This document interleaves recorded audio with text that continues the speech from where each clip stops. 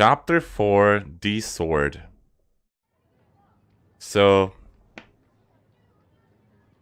Science City was a pair of buildings located to the near south of Shibuya's pedestrian scramble. There was a small plaza at the East Tower's first floor entrance, which neighbored the station, while it may not have been as popular as the area by the statue of Hachiko, people often used it as a meeting spot. People now, 10 or so people were glaring at their cell phones while waiting for some appointed time. Only one among them wore a strangely harsh expression as she stood in place. She was a high school student, Aoi Sena, from the descending escalator that came down from the Inokashira line station, which was found on the second floor of Science City. She leaned against a white column nearby and scrupulously scanned the area. Yet for some reason, and never mind the reason, the season, she was nibbling on a popsicle, which completely contrasted with the sharpness of her gaze, making her appear intensely amusing. Yeah, I can imagine that. Yeah, you see such a strange character, and then she's just eating a just popsicle, you know. In fact, she was not waiting for anyone, but instead she was quietly observing the people going to and fro. From right where she stood, one could see all the way to the Jumbotron located by the Scramble Crossing. A famous singer's PV video was slowly drifting there. On the other portion of the screen, information about the so-called new gen cases ran in a continuous ribbon. There wasn't a day without new gen related news. TV, newspaper, the internet, weekly publications, even the jumbotrons along the street and electric sports scoreboards. Senna had absolutely no interest in those sources of information, but walk around Shibuya and one would often pass people talking about such topics. Those eyes. How those eyes? Over the past few days, she had begun to spot people with those words printed on the front of their t-shirts. In Shibuya, the phrase had become wildly popular as an underground meme and was beginning to develop legs of its own. Kind of like Helga. People on the streets spoke, smiling, of how related goods were selling pretty well at Harajuku's souvenir shops, providing proof positive that human beings have zero interest in anyone besides themselves. Senna snorted quietly as though to show her contempt, finished the last mouthful of her popsicle, and lightly closed her eyes without changing her severe expression. She does seem cute though. And to be honest, I have seen some talking about Mio and how she's similar to her, to Senna. At least from the appearance, yeah, I see that there are a lot of parallels. But I kind of do fancy that appearance. And Mio wears a lab coat in some pictures, so that's always a bonus, you know. She listened closely to the noise of the city. A wide range of noises overflowed through the Sunday Plaza. The rumble of trains... Give me a sec. Number of trains reaching the platform, taxis honking, people chatting as they walked, big GM leaking from the Jumbotron, and from the inside shops the announcement from the escalator explaining how to ride it safely. The sounds never died out. Before one ended, the next would manifest, and they went on to play a multi-layered and discordant noise. In the midst of that noise, Senna had only paid attention to people's voices. Her brain blocked out all other sounds, and she came to hear the words clearly. 結局全部同じ犯人なのかな。言ってたぞ。手口が違いすぎるって。なんとかっつうバンドの歌詞と一緒。おめえファンタズムなめんな。お前あのバンドキモくねえよ。私あの曲の歌詞にマジ共感したんだけど。知らないなんてさ。じゃあ CD 貸せよ。遅れてるよな。ほら。これ見てくれよ。何これ超ウケるんだよ。この前買ってきた。これ普通に売ってたんだな。超ウケる。マジで来てるやつ初めて見た。でもあれじゃね。これってニュージェネの犯人に殺してくださいってアピールしてるようなもんじゃ。俺もいよいよ全国デビューが。That is a lot of... 最近渋谷超怖くない？怖い怖い。マジうざいんだけど4一人人なんじゃない？そういう人がとっくに殺されてますよ。うっせえおじさん同じ女だしキモい男とかだけ殺してほしいよね。もしそうなら私マジ応援する。That is a lot of information. Senna gave a small click of her tongue. She soon ceased listening. She hadn't found anything worthwhile in any of the noise. Ultimately, noise was no more than noise. この視線の感覚、気のせいか。She looked around one more time. Since some time before, she had felt a horror akin to having cold fingers caress her back. A gaze thrown at her by someone unknown, but she couldn't seek out its true form. Senna pushed herself away from the pillar against which she was leaning. And then, as if she had only just remembered it, stared down at the popsicle stick remaining in her hand. 外れか。Knitting her eyebrows, as if her mood was growing worse and worse, she quickly walked off towards the station plaza.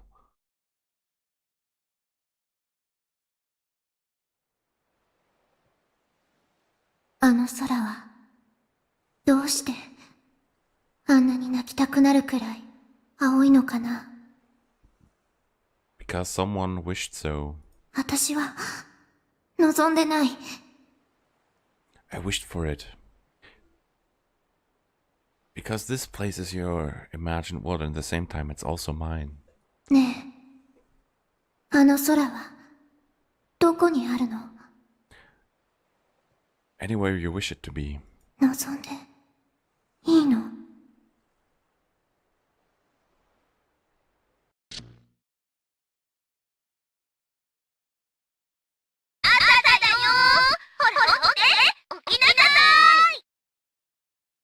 ？Seiratan was calling me. Borachu was great yesterday. Seiratan played a huge role, and there'd been a sexy kissing scene. The Sakuga quality was way up there, though, too.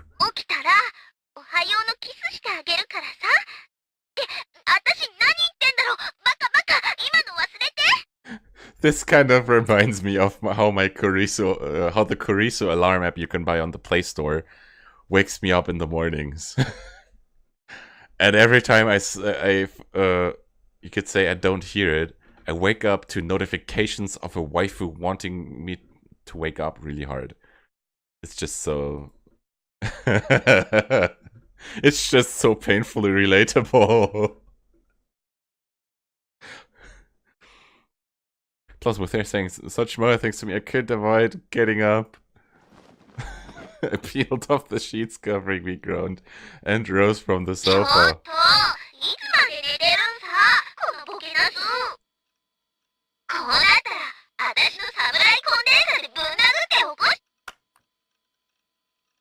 When I switched off the alarm clock, Seratan's voice got cut off in the middle of resounding through my room. This really is, you could say, the Kurisu alarm app in a nutshell. Just with Kurisu instead of Seratan. And it's kind of strange to think about it that way. That I also use this alarm app. Ohayo, Sera. When you see like a Neat doing that, and then you see yourself doing that, and then... Yeah. My Sarah voice clock came in quite handy. If I didn't turn it off, the voice would get louder and louder before finally turning into a meaningless buzzer. Because I wanted to greet the morning after having been woken up by Seratan, I had trained myself to hit the switch before the buzzer started ringing. The fun thing is, I oftentimes just, you could say, don't hear my Kurisu alarm app, and whenever I'm at a friend's house for a sleepover, I forget to turn off this alarm app. And Kurisu wakes up my friend, and I just don't wake up. And my friend's like, dude, you have this waifu waking you up in the morning. What is that? Why didn't you wake up? Up until now, I'd only failed at it twice. This was so easy to wake up with Seraton's help. No, in actuality, it usually felt pretty awful from playing games till dawn or from how comfortable the sofa was.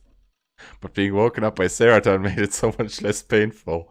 I had school today since I skipped a day last week. My minimum attendance shift chart was starting to get a little warped. It would have been okay for me to go only twice this week, but now I was compelled to be at school 3 days in order to make up for the gap. But I didn't want to go. It'd be bad if I didn't. If I stayed home any more than this, I wouldn't be able to graduate. Not that failing to graduate would change anything about me. I had dreamt of Remy. It was an odd dream. It seemed terribly nostalgic. It seemed terribly lonely. It seemed terribly sad. And it seemed terribly distant. Would Remy come to school today? I had constantly kept thinking about what happened the day before yesterday. I thought about it on, and to the point of neglecting ESO. Well, that's an indicator that he's neglecting ESO. Not about Shogun having appeared or the illusion of everyone disappearing from Shibuya. I didn't attach tremendous significance to those things. Those must have been my delusions, and I certainly wouldn't believe Shogun was an old man like that. And thinking back over it, there were simply too many impossibilities involved in people vanishing from Shibuya. It had been a delusion that particularly felt real, but I was ashamed of myself for being so quick to believe in a situation so far removed from reality. Or more than any of that, Remy. That girl I had called a demon until very recently. My memories of being in that place were surreal and malleable, as in a dream. And the one thing I still recalled clearly was the feeling of Remy embracing me. If she hadn't done that for me, I might have become deranged and lost sight of myself. Why had Remy saved me? I wondered if it was because, as she'd said, we were friends. I had not a single memory of things like hers being in my class since freshman year, or of us going to a movie with Misumi-kun. But with the altitude with which she made contact with me was clearly one of a close friend. Remy had been a little close to crying when she held me. At the very least, I didn't think it was an act. She was the first girl to ever worry and cry about a gross otaku like me. When she acted like that toward me, it instantly blew away all my previous dread and suspicion. More than that, it made me feel like I was on the verge of falling for her. No, but as you might expect, I was keeping myself carefully reined in. Confusion took up most of the space in my heart. How should I act around Remy from now on? Is Remy my ally or enemy? Is Remy the new gen criminal? It is a fact that she had saved me, but it is also a fact that I had seen her standing still, drenched in blood, at the scene of the staking. I stopped by Shoto Park on the way to school. So I'm gonna just put a save point here.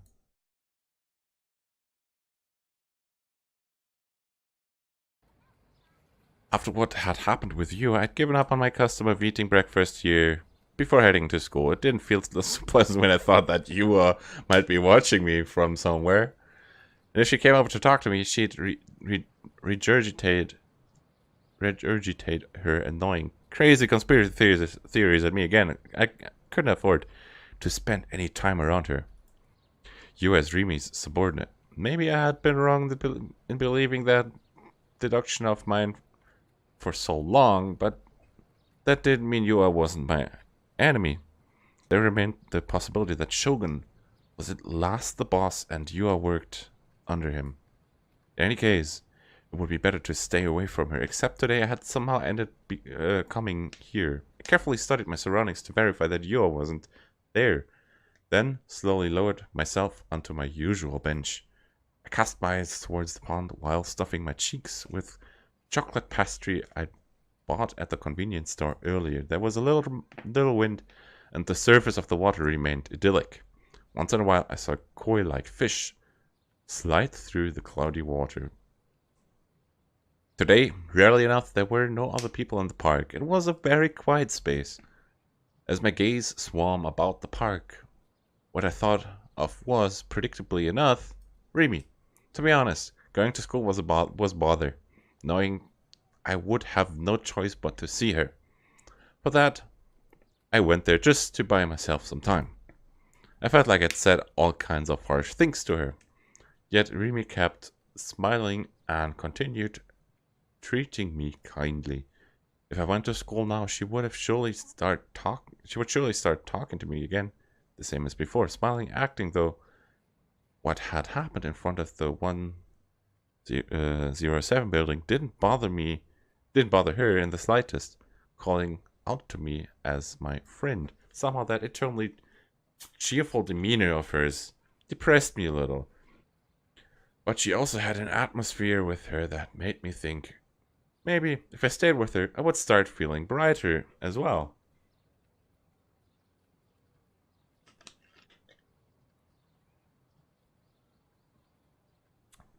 With what kind of expression should I go meet her? I definitely didn't think of Remy as a demon anymore. But I didn't think of her as a friend either. Miss Mikun had said that Remy and I got along well as classmates for the past year and a half. I had no memory of anything of the sort. Perhaps something was going wrong with the person behind me after all. But it was possible for my memories of Remy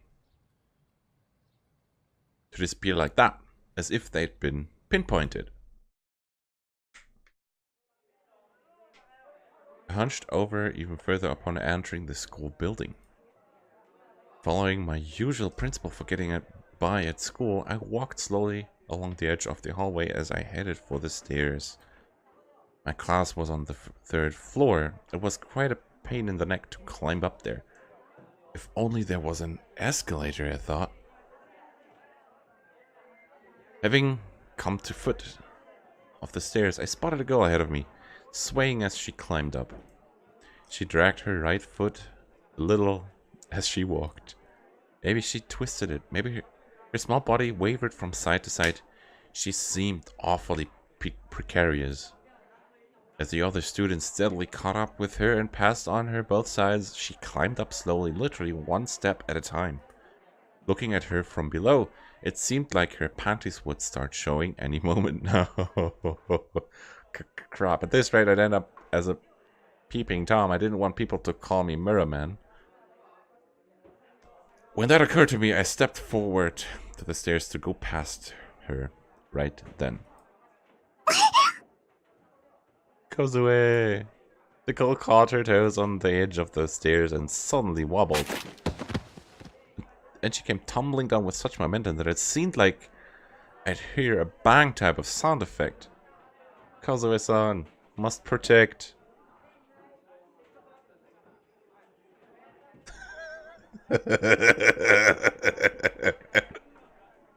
It's my fault. I'm happy about it.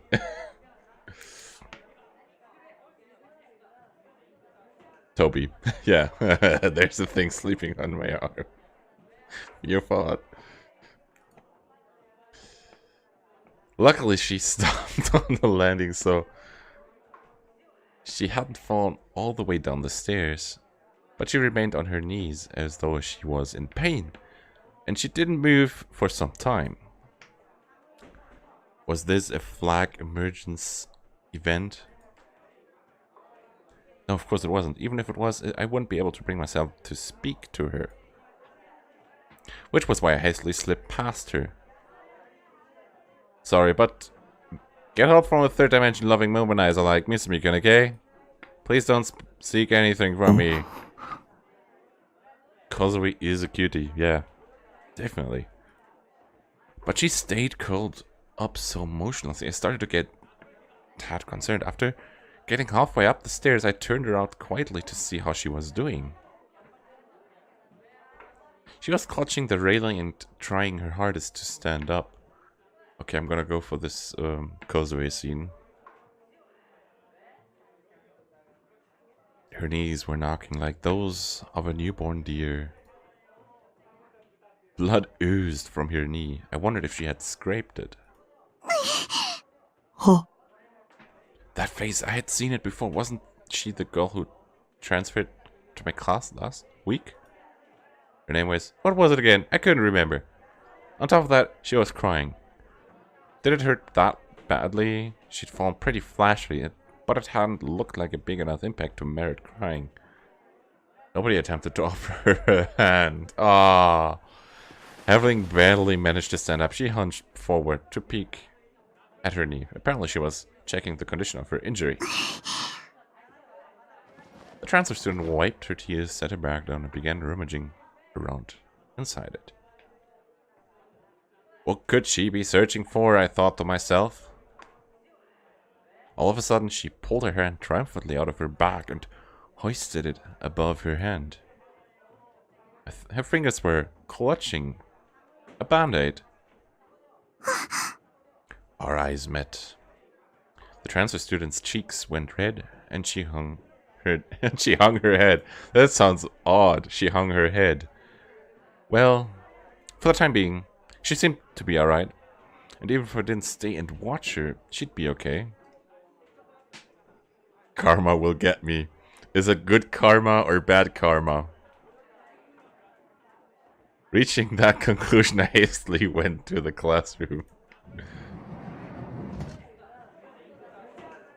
I lowered my head, as I always did, fixing my gaze on the ends of my toes. I silently took to my seat. Come to think of it, I seem to remember that transfer student saying something to me on the day she transferred in. Something about being glad we were in the same class. Rimi had soon made me forget all about it, but I wondered what those words had meant.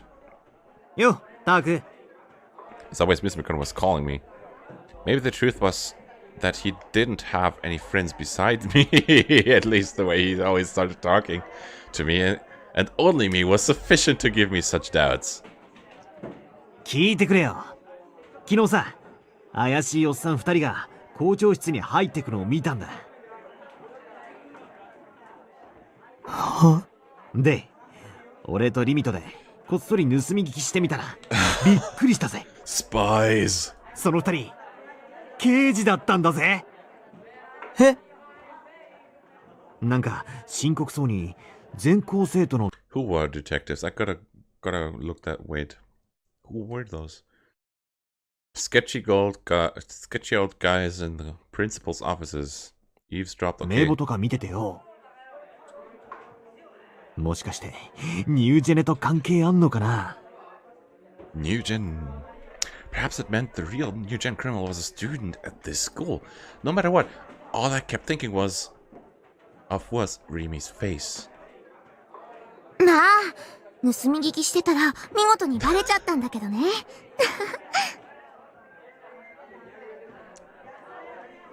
I jumped. Speak of the devil, or whatever they say at times like this. When I heard Rimi's voice burst in on us, I felt my heart rate leap. I couldn't look up. I was tense. I was utterly different. It was an utterly different kind of tension from what I had felt up until last week. あれはお前がドア勝手に開けたせいだぞ。分かってんのか？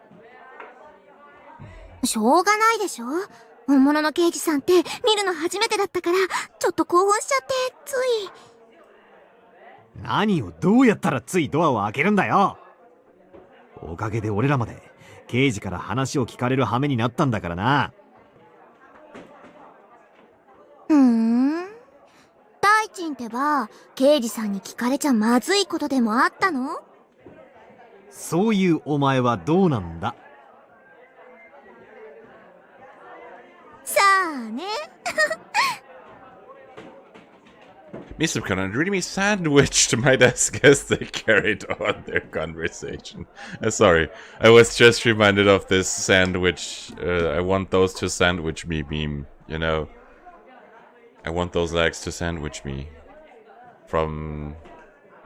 what was it called? The Bunny Girl Senpai thing. I haven't watched it yet.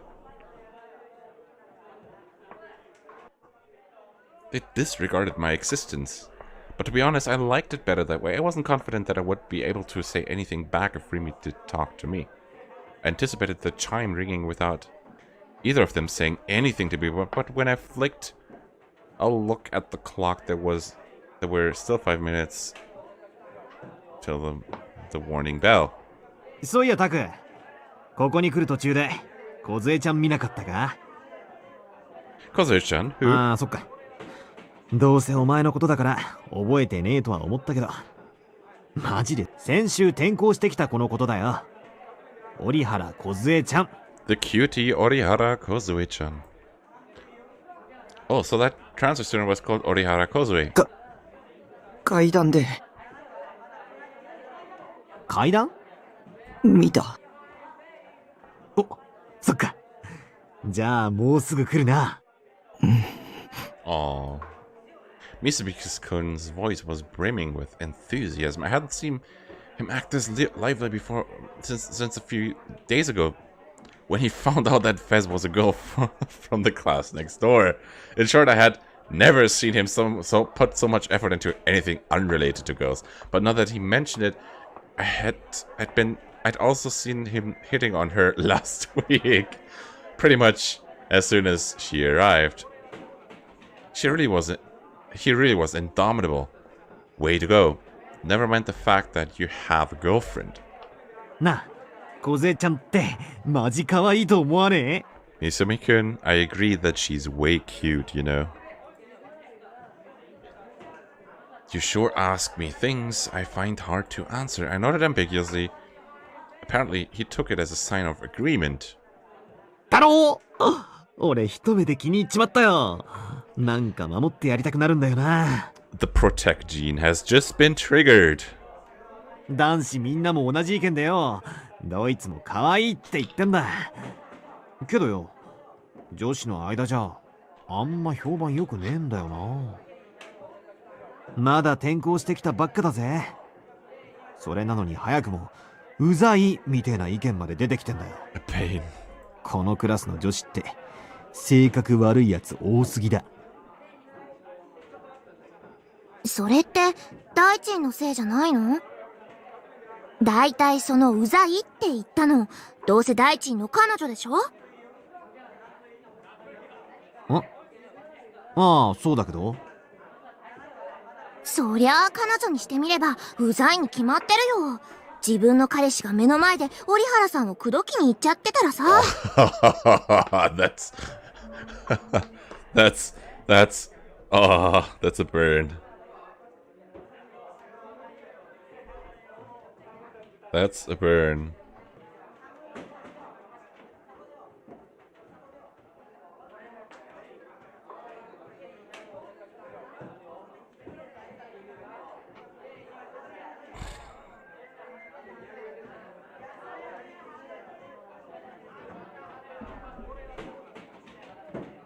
私でさえよく喧嘩売られるんだから、大輔くんに近寄らないでって。しかも一人じゃなくて何人かから言われた。マジ？自覚なしか。少しは反省したら？いやー、モテる男は辛いぜ。これだよ。さすが女の敵。もう私フォローしてあげないからね。あ、折原さん来た。So, this conversation, you could say this emphasizes what we have seen in the mid-chapter 3 delusion, and from the last stream, where Misumi-kun and Rimi already knew each other, which seems to be the truth at this point at least. So Misumi had more friends than just our Takumi, I guess. So they なんか怪我してるみたいじゃね？ほんとだ。どうしたんだろう。 that was what she'd gotten when she tripped on the stairs earlier. Of course, I didn't feel like telling these two about it, but for now, at any rate, I wanted to avoid talking to Rimi as much as I could. 俺、ちょっと言ってくれ。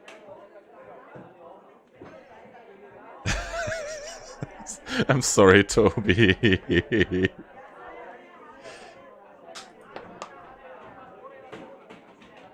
Misumi-kun dashed up to the transfer student. Thanks to his departure, Rimi was the only person left nearby my seat. Nah, please don't leave me, Misumi-kun. Trigger! We'll go for red first.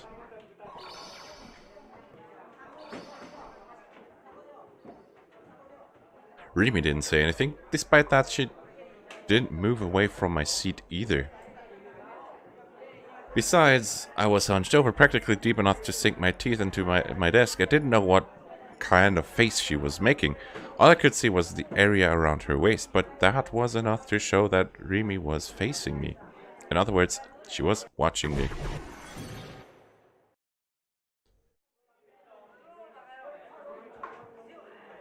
I've got to say something. I've got to spit it out. But what should I say? Awkward silence. The more I thought about it, the more I drove myself into a corner as my mind went blank.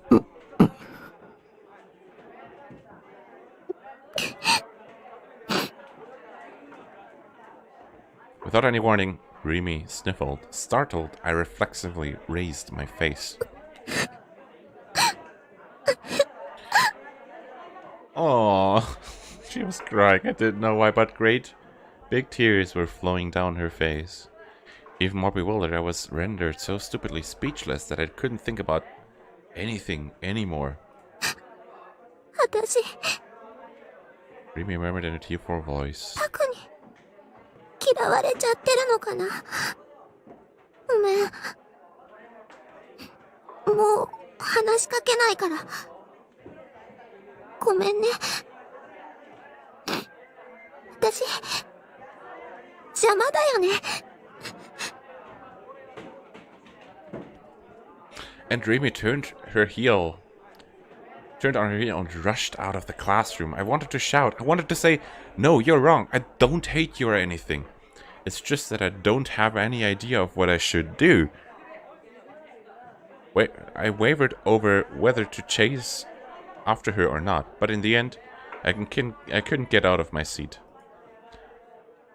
If I did catch up with her, what would I say to her? Could I say anything? Would it be alright if I told her I like you? Would it be alright if I told her we're friends? Don't give her the friend zone, Takumi. Don't! Impossible. I didn't know Rimi. It was undeniable that she had saved me, but to me she was still a mysterious figure who had suddenly ended up in front of me, appearing out of nowhere. Even if she said, "Maybe you had me," I had no means of responding to her, because I had no memories by which to judge whether I liked or disliked her.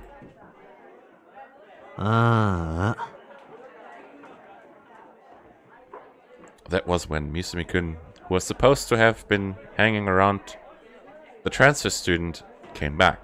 He looked at me with pitying eyes. 泣かせちまったな。あいつ、前に俺に相談してきてたんだぜ。タクのことが好きなんだけど全然気づいてもらえないって。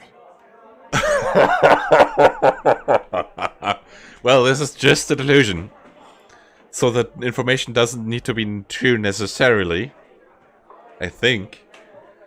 But still, this is an interesting prospect.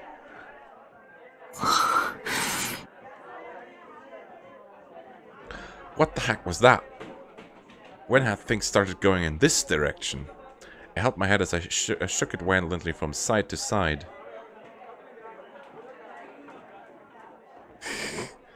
だって、わからないんだ。さっぱりわからないんだよ。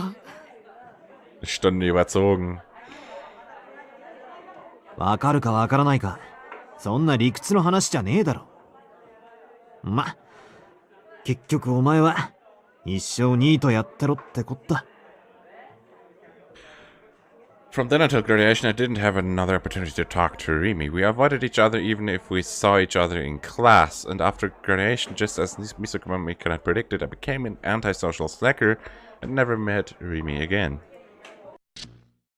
So, the illusion has ended. That perhaps would be the bad end, which was sad enough in itself, but it was the fact that I didn't understand Rimi. When you got down to it, my real opinion was to stay still and silent. Taku? Rimi, who had kept her mouth shut up but now began speaking to me at last in a somewhat timid tone. So... then... we're going for the green one right now. And then after the green one, we'll check out how the neutral route would look like. The neutral choice. Rimi didn't say anything. Despite that, she didn't move away from my seat either. Because I was hunched over, practically deep enough to sink my teeth into my desk, I didn't know what kind of face she was making. All I could see was the area around her waist. But that was enough to show me that Rimi was facing me. In other words, she was watching me.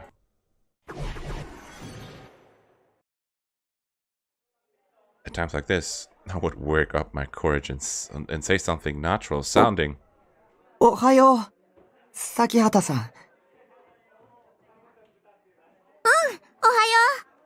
Ohayo! Right on. Our first point of contact had gone well. As soon as I let myself become relieved, Rimi made a reluctant face and tilted her head.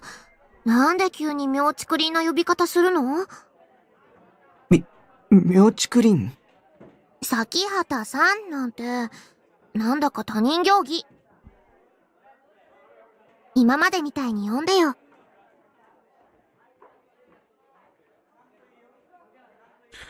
Good night, Toby. I'm just gonna finish this delusion and then I'm gonna wrap up as well. So, this delusion, the green delusion, then the neutral choice, and then I'm gonna end for today. So, the way I always have, huh? I wasn't really sure what that meant, but... じゃあ、リミ。お、なんだい、タク。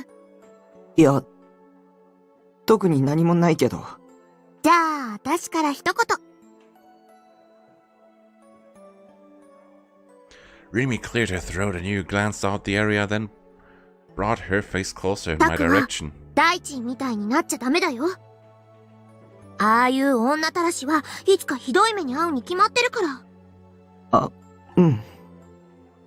肝に銘じておくよ。うんうん。タクのそういう素直なところ、私好きだな。Like, hold on. From Rimi's perspective, I was an honest kind of character. そもそも私、大臣のことで一つだけどうしても許せないことがあるんだよね。あれだけあちこちの女子に声かけてるのに、私には全く見向きもしないってこと。ひどいと思わない？え？三角くんに口説かれたいの？Well, that made sense. It was a pretty boy and it was pretty interesting to talk to, even if you subtracted points for being a playboy. Maybe he was someone a girl would still want to go out with. What was what I thought, but Rimi grimaced and shook her head. 冗談きついよ。大臣に口説かれるなんて想像しただけで鳥肌立っちゃう。Oh.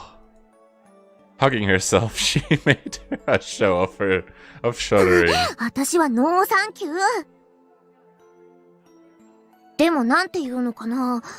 女としてのプライドっていうものがあるわけじゃない？ねえ、タくから見て、私ってどう？魅力ある？どう？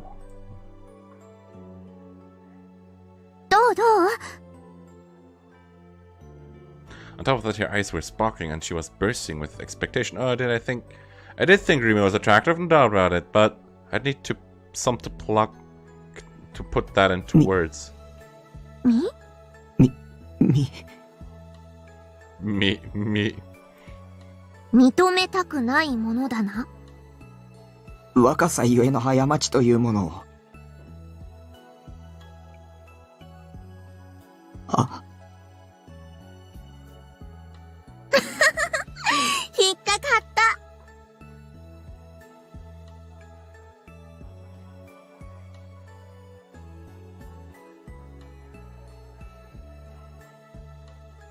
Oh, somehow, even though it was a trivial conversation, it was amazingly fun. Before now, I'd almost never had this kind of conversation with a girl. I didn't know why, but I had the feeling that I'd get along well with Rimi. That was why I found myself able to voice those words as if there were nothing odd about it whatsoever. Rimi wa... So you're attractive, Rimi, huh? Rimi reeled back exaggeratedly, her face becoming visibly redder with each passing moment. 面と向かって言われると恥ずかしい。でも、ありがとう。タクにそう言ってもらえるとすごく嬉しい。大臣に口説かれるより1億兆倍嬉しい。1億兆なんて桁はないけど。なんとなくニュアンスで分かってよ。それだけスケールの大きい嬉しさってこと。So, this delusion is now over. Ah, herein lies the true meaning of youth. If I could exchange these words of conversations with her every day, surely my day-to-day life would be fun and fulfilling, and I'd come to see the world in a whole new light. But when all was said and done, that was merely an illusion. In reality, I couldn't meet Rimi's eyes. The only thing I went on doing was holding my silence, keeping my head lowered. I detested my own cowardice. What a drag. Taku? Rimi, who had kept her mouth shut up until now, began speaking to me at last in a somewhat timid tone. But it came out of the blue, leaving me unable to show any reaction. If I were in Rimi's shoes, I'd probably feel like I was being ignored. In my heart, I knew things shouldn't go on like this, but in the end, I couldn't do anything. This time I don't know desperately. It may have made me seem pretty suspicious. Yumi's voice was gentle. I could hardly believe this was happening, but it seemed like she was going to stay with me, patient, even in the face of my silence. "You're alright," she said. I suddenly wanted to ask her. That time, when Ruby came across me in front of 107, how had I looked to her? Considering that she didn't make any reference to them, I had to think she didn't know anything about having temporarily vanished from Shibuya. Or the wheelchair riding Shogun, which in other words suggested that it had all been a delusion of mine, as I might have expected. I wanted to ask Rimi about it, but I really didn't feel up to lifting my face and questioning her. In any case, I wouldn't do it today. I wasn't mentally prepared enough. So, next time, I'll ask her the next time I come to school. That's what I'll do. Until then, I'll start organizing all the things I need to ask her about. So, we're going back to the delusion trigger and we will choose something different. No. We're gonna choose neutral here. Rimi didn't say anything. But despite that, we didn't move away from my seat. She didn't move. Despite that, she didn't move away from my seat either. Because I was hunched over, practically deep enough to sink my teeth into my desk, I didn't know what kind of face she was making. All I could see was the area around her waist. But that was enough to show me that Rimi was facing me. In other words, she was watching me. Maybe I ought to say something. Some type of half-hearted greeting. But normally I didn't greet anyone in the first place. If I suddenly started saying hello here, it would be conversely unnatural. What about raising the subject to the transfer student? But normally I didn't chat with Rimi in the first place. If I suddenly started chatting to her here, it would be conversely unnatural. You're repeating yourself, buddy. What about thanking her for the day before yesterday? No, before that, I should apologize for being mean to her after she went out of her way to help me. Or should I ask her why she had been there at that time? Or I could ask her if she'd hugged me because she's into me? Or else. Or could I ask about why she'd been at the staking crime scene? No. None of them were the kind of topic you could easily start a conversation with.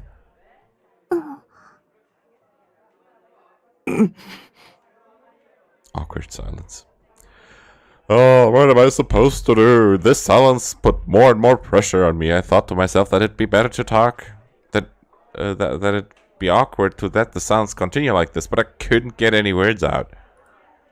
Oh, I can't stand the third dimension after all.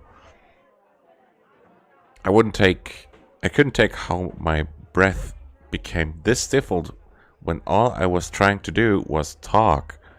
I want to rush home and comfort myself with Seiratan. Rimi finally let out her voice. I jerked a little in surprise, trembling. I still couldn't raise my head.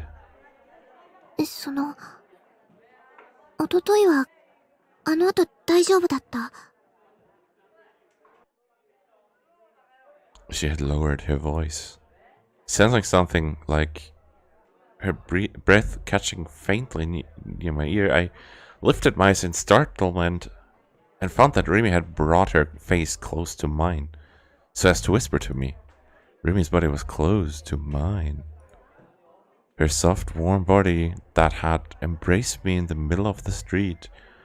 Only the sensation of her came back to me, and the inside of my head went pure white.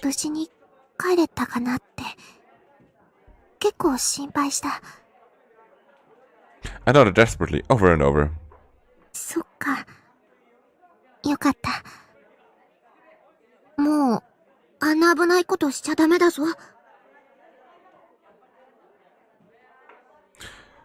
Saying only that to me, Rimi began to leave. I suddenly wanted to ask her. Rimi had said something that dangerous. How had that situation looked through her eyes? Considering that she didn't make any reference to them, I had to think she didn't know anything about everyone having temporarily vanished from Shibuya, or about the wheelchair-riding shogun. Which, in other words, suggested that it had been a delusion of mine, as I might have expected. In other words, I wanted to ask Rimi about it, but really I didn't feel up to lifting my face and questioning her. In any case, I couldn't do it today. I wasn't mentally prepared enough. So next time, I'll ask her the next time I come to school. That's what I'll do. Until then, I start organizing all the things I need to ask her about. Are?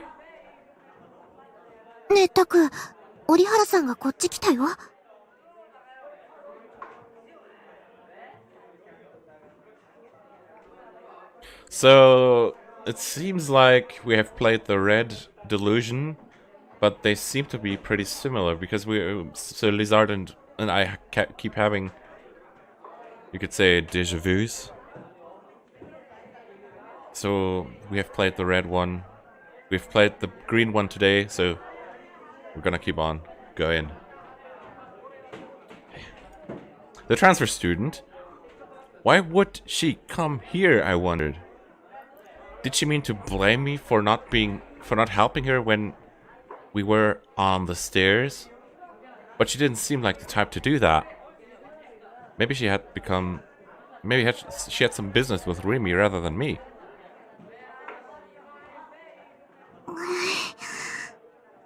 The transfer student stopped once she had come up to Rimi's side. She didn't say a thing.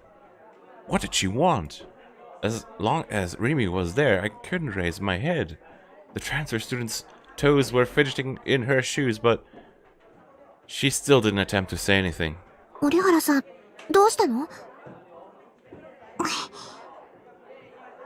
For some reason, the transfer student had left a band-aid on the edge of my desk. It was a fancy bandage, but one with an absurd-looking character, a Garo Froggy, depicted on it. Huh? Was she trying to give this to me? I was at a loss for how to react. This Orihara Koze girl was kind of weird.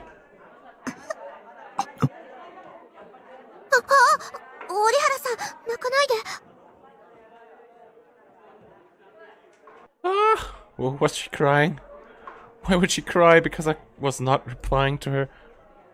But she wasn't saying anything either. Yeah, I don't think Taku's mad at you. He's just unable to communicate properly. It's... Rimi followed up for me. Somehow, it gave me an indescribable feeling. I knew almost nothing about Rimi, but she knew me well. あまり人と目を合わせようとしないの。引っ込み思案ってやつ。だから、そんなにガチガチに緊張しなくても、ね。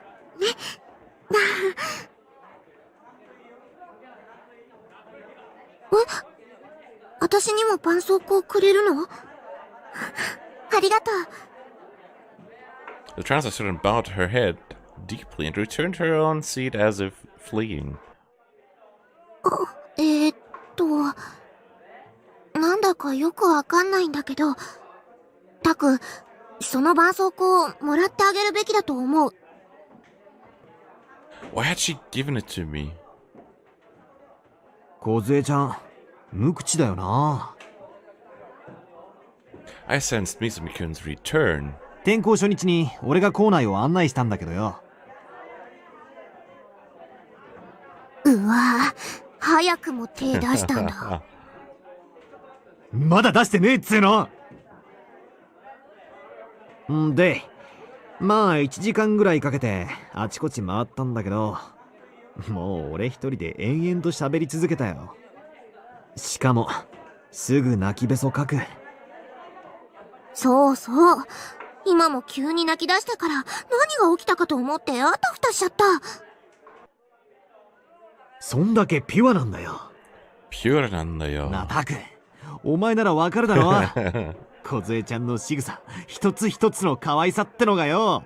Yeah, the attacker inside of him. お前流に言うなら萌えってやつだ。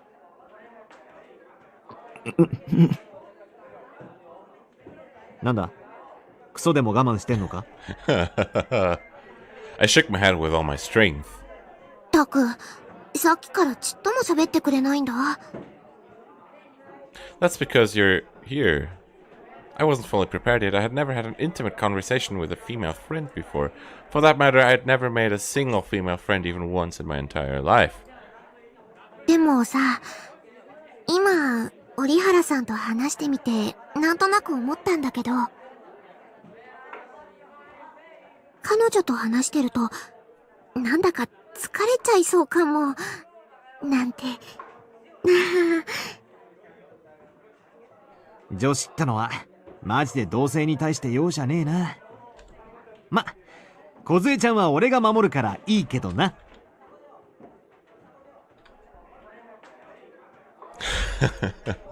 ほんの数十秒前に大地も相手するの疲れたって言ってなかった？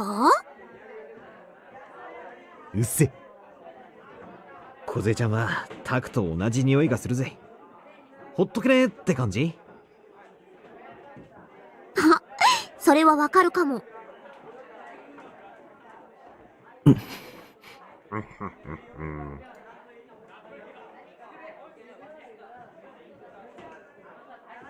And she said something similar. この人、似てる。同じクラスでよかった。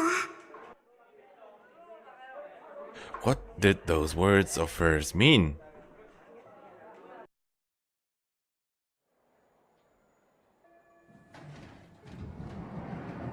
The sound of the bell informed us that all of today's classes were over. With that, I got my things together and left the classroom. The subtle, uncertain sense of distance between me and Rimi made me anxious not to stay, and I wanted to disappear from the classroom as soon as possible. Besides, I needed to stop by Manga Daraka today, In the end, I hadn't been able to say a single word to Rimi.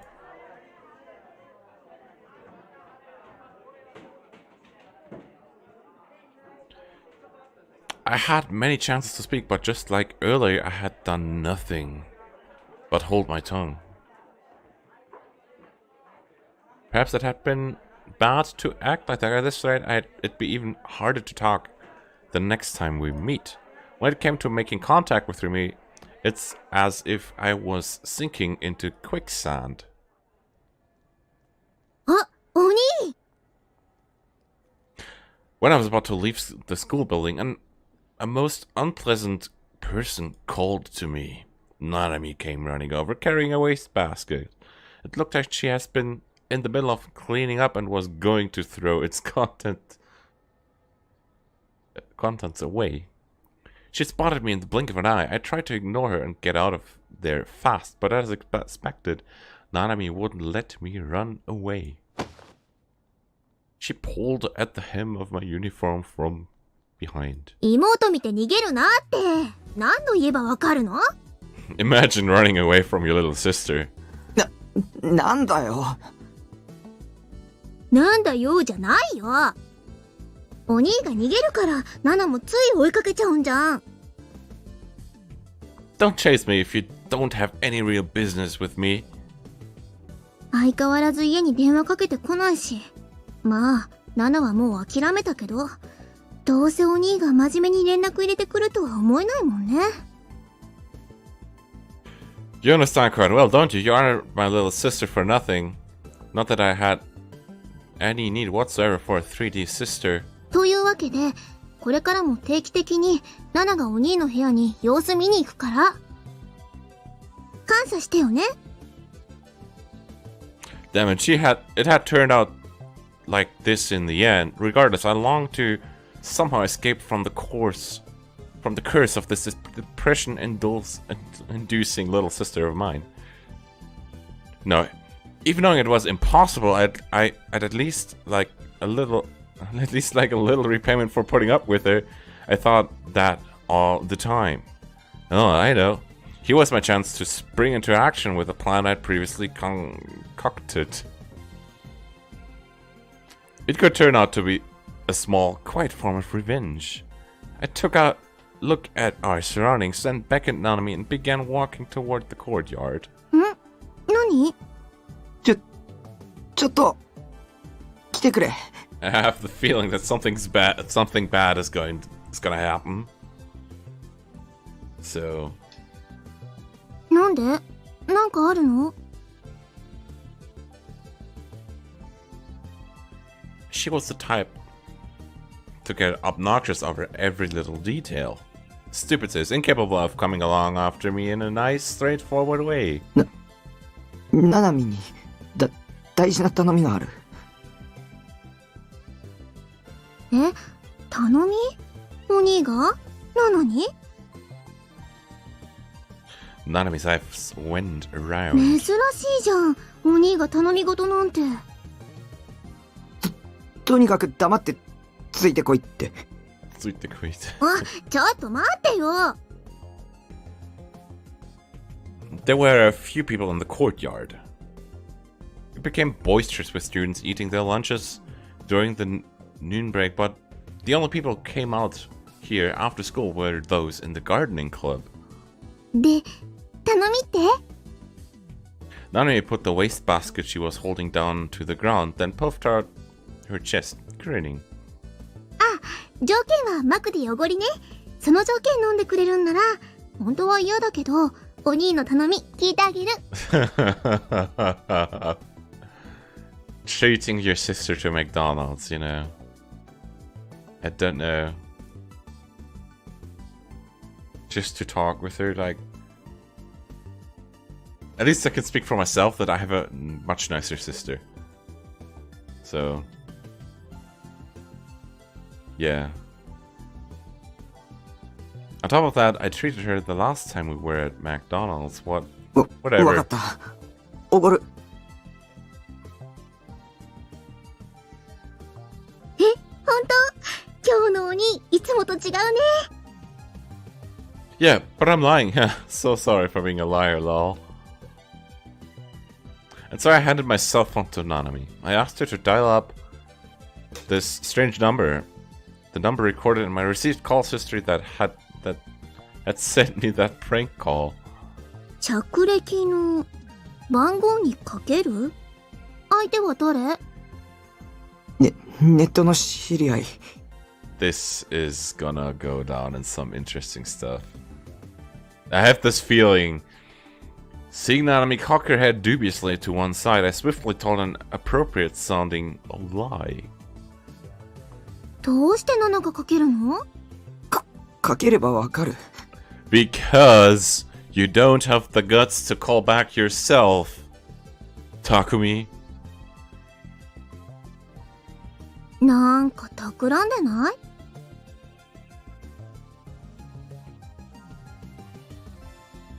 All I've got to do is shove out and do as I say. If you can't, go home. I've got no need for you. じゃあもうお前には頼まない。I made as if to swipe back my cell phone, but Nanami yanked her hand away, dodging me. あ、わかったって。かけるよ。かければいいんでしょ？ほんと、わがままなお兄だな。Wagamama no ini. I don't want to hear it from you. I forced on my anger. I held my breath and watched Nanami dialing the number. As Nanami dialed the aforementioned number. The clueless Nanami put her phone to her ear with a carefree look on her face, waiting for the person on the other end to pick up.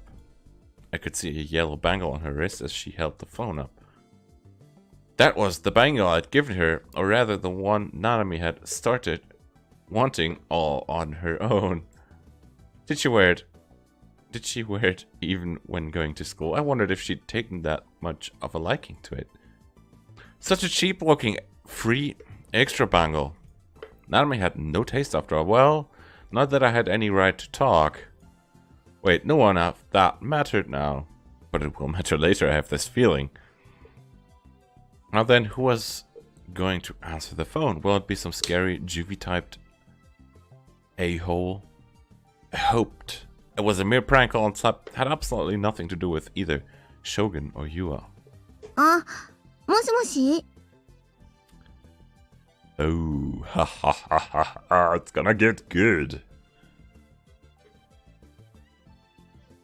It seemed that the call had gone through. Nanami cupped her hand around the receiver as she spoke into it. But she soon knitted her eyebrows together and stuck the cell phone out in my direction. お兄。なんだなんだじゃないよ。現在使われてませんって言ってるよ。え Huh? What? I snatched the phone back from Nanami and put it up against my ear. What I heard was... おかけになった電話番号は現在使われておりません。 She was right, which might mean that it had been a plain old prank call after all.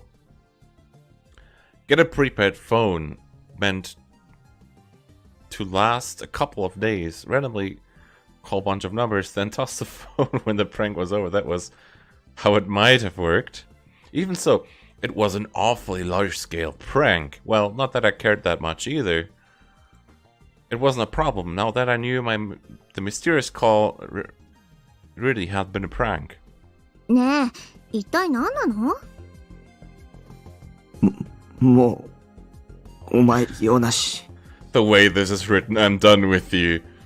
Sounds like a breakup, but it's just that's just her sister that he's saying this to. That sounds yeah, wrong somehow. I walked off, leaving Nanami behind, but she soon caught up with me. どういうことか説明してよ。 Yeah, explain, dude. You're such a お前 bother. 掃除中だろ。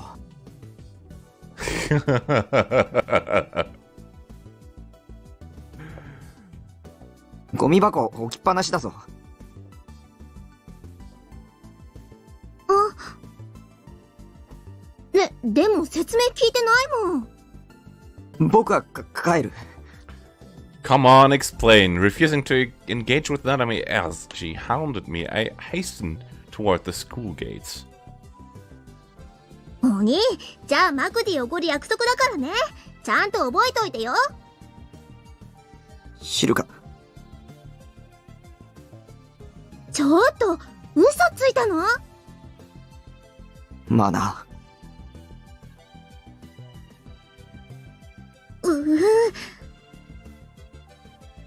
Infuriated, Nanami stopped in place.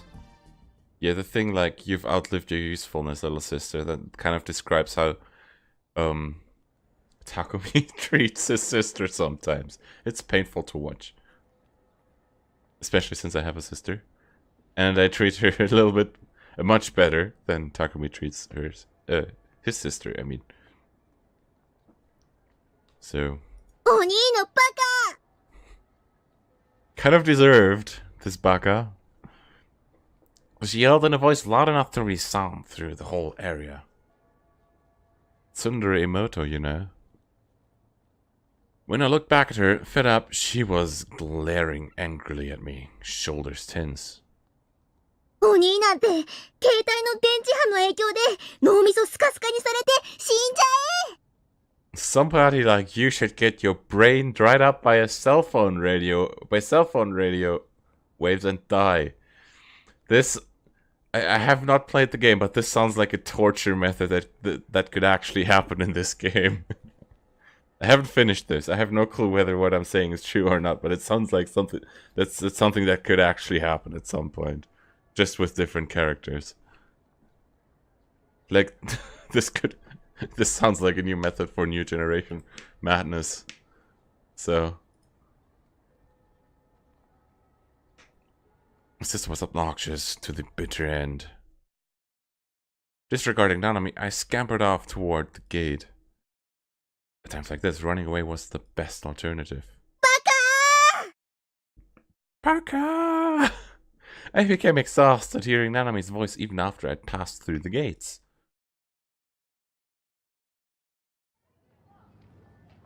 Mangararake. I really liked an artist named Azuma Matasema. Azuma Matasema was a really famous artist, and long, snaking lines invariably formed at all the events his doujin circle participated in. The Barachi doujin he had released this summer had sold out in the blink of an eye. I'd wanted to go myself, but market events were all alike being packed with people, making it impossible for me. It made me cry inside, but I had to give up. I'd been naive to think that it'd be okay, since stores like Mangararake would sell some on consignment. Sure enough, they had it for sale, but it all had all but disappeared instantaneously. In online auctions, it came at a premium price, around tens of thousands of yen. Damn scalpers. In any case, with things looking like this, I figured it was probably impossible for me to get my hands on it. But yesterday, I'd happened to see it mentioned on at a channeler that Mangararake had recently restocked his new publication, which led to my heading over there immediately. 神様、奇跡を起こしたまえ。 After praying to the heavens unbeknownst to anyone, I stormed into the store. I kept my eyes peeled and searched for the doujinshi corner. I made countless round trips and looked again and again just in case. But I couldn't find it. So disappointing. Maybe it had already sold out. I mindlessly surveyed the register. The cashier was a girl. She wasn't that cute, but she seemed friendly enough. I had never used a super high level technique like asking a clerk if a product was in stock, not even once.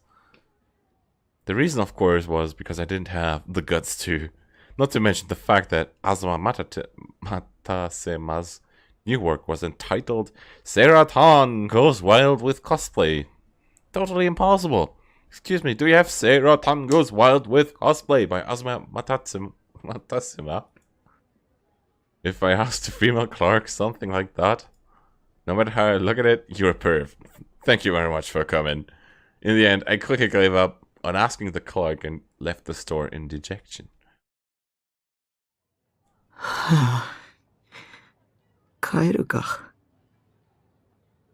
Yeah, imagine asking a clerk for some perv manga. I don't think you would feel particularly good at that point. Particularly comfortable, I mean. Or maybe I'd go to a cafe. As I walked in torn, a familiar sword grazed the edge of my field of vision. With a unique shape and forked blade, it was the one girl B, Senna, she'd called herself, had been walking around with before. In the midst of the crowded shopping district, I saw the tip of that sword stick out above the heads of the people going along the street. Because she was coming this way, I hastily retreated into a nearby arcade. When I hid away in the shadows and peeped out to see what was happening, Senna herself soon appeared with her sword resting on her shoulder. Wearing the same frightening face as ever, she swiftly made for the station. Whatever the case, she didn't seem to have noticed I was there. Even so, I had to admire how unapologetically she walked along, because I'd also undergone the humiliation of going around with a D-sword in hand. Wasn't she mortified to be carrying around such a huge sword? Rather, the police must have taken her in for questioning at least once. No doubt about it. As I continued on that train of thought, Senna's form went steadily into the distance. Where did they sell badass D-swords like the one she had? Personally, I wasn't that satisfied with the one I'd acquired, but which didn't have a cool shape or radiate light. Senna's sword, in comparison, demonstrated fascinatingly good design sense. I'd got my hands on a D-sword in hopes of using it as a kind of protective charm. At the time, trembling in fear, I had sought a means of support for my heart. I was much more stable now after the stuff were through me, but despite that, the situation surrounding me hadn't undergone much improvement. I still had many enemies like Shogun and Yua. It was precisely because of this that I possessed the desire to obtain a much stronger looking D-sword. Of course, it was also due in part to my collector's mentality as an otaku, but drawn along by the sight of Senna's D-sword, I floated all the way over to the pedestrian scramble before I realized what I was doing. Crap, I thought, biting my lip. I hadn't wanted to come to the plaza. I reluctantly went to the shopping district and school because I had things to accomplish there, but so far as it was impossible, I wanted to avoid going near them. When I realized that there were tons of people standing around me like this, it gave me the illusion that all my escape routes had been stolen, and it became hard for me to keep breathing. As expected, the station plaza was full of people today as well. Feeling sicker and sicker, I hunched over a little while, folding in my nausea. Because of that, the next time I'd raised my face, I'd lost sight of that eye-catching D-sword. It looked as though she had walked in the direction of the Hachiko statue, but right then the lights of the scramble crossing turned green. Huge numbers of people rushed into the crossing in all directions. It became a little chaotic. I thought it was kind of amazing that all these people could go in whichever direction they wanted without bumping into each other. Seeing this, I became well aware of how unrealistic my delusion of the empty pedestrian scramble had been. The one from 2 days ago. It might be the case that over the course of a whole year, there wasn't 1 second of time when this place became vacant. Besides, what had I intended to accomplish by chasing after Senna? I couldn't do so much as ask a Mangadaraki clerk about whether a product was in stock, much less start up a conversation with that unsociable and scary-looking Senna. Besides, she might be my enemy. I had no idea what could end up happening to me if I merely trailed after someone like her. Defenseless. What was wrong with me? I'd better go back. Having to come to that conclusion, I started to turn on my heel. I noticed a white chain lying on the pavement. This is quite random, just a chain lying on the pavement. Plus, through the people's legs concealed... Though the people's legs concealed the place it led to, it seemed to extend from almost exactly where I was standing to the opposite side of the pedestrian scramble. What could it be? It was a remarkably long chain. Was it being used in some sort of construction? But I couldn't detect any other traces of construction work. I didn't think they'd leave just this one chain lying around. A prop from a location shoot for a movie or a TV drama? No. They couldn't use it for at least for that at a time when there were so many people there. If so, had someone thrown it away? A chain that is so long. It'd be hard enough to simply bring it here. Whatever the answer, it was definitely going to impede the progress of cars and pedestrians. I craned my neck to see how those around me were reacting. I thought it'd be dangerous if someone happened to trip over it, but I didn't see a single person paying the slightest attention to it. Maybe my eyes were playing a trick on me, I figured, so I rubbed them before squinting at it again. But the chain was lying there as I thought before. Also, it was too eerie for me to work up the courage to touch it. Rather than being cheapish looking and made from plastic, it was a very sturdy looking metal type. Metal. I wondered how long it had been left alone here.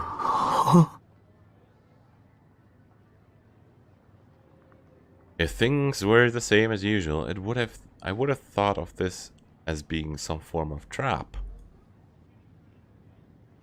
I would have fled in fear at the thought. Maybe at the end of this chain something horrifying was lying in wait for me. But for some reason my current self was helplessly interested in where this chain led, in what it was connected to. My heart was controlled by the mysterious illusion that I needed to trace my way along it. Jostling against passers-by again and again, I crossed the pedestrian scramble before the signal turned red. The chain continued toward an old deep green streetcar that had been set a little to the side of the Hachiko statue. I called it a streetcar, but because its wheels had been removed, it was actually closer to a kind of monument or exhibition. It should be possible to freely enter it. As I'd guessed, the white chain went up to the streetcar's open door and extended inside its compartment. There were many people waiting around by Hachiko, but no one of them paid any heed to the chain. It didn't show the faintest indication of noticing it. Besides, I didn't sense anyone's presence inside the streetcar. I swallowed anxiously and took a peek inside. Is this some... Yeah, you see the chain here, leading up to Senna's legs. Nice legs, by the way. That instant I came to the understanding that this had been a trap. Couldn't believe myself for not having felt at least a bit of doubt up until now.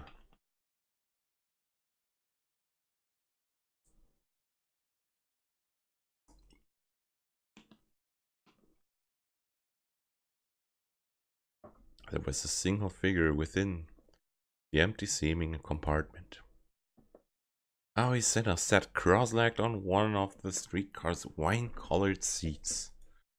Her sharp gaze captured me firmly. In her hand she was holding a popsicle. That blue popsicle was Crunchy-kun, wasn't it? Crunchy-kun! No, Crunchy-kun didn't matter in the slightest right now. More importantly, I found it strange that I couldn't spot her giant D-sword anywhere. Where had she managed to stow it away? Where had she managed to stow away something so big? In place of her sword, the white chain lay coiled at her feet. Trigger time. Red.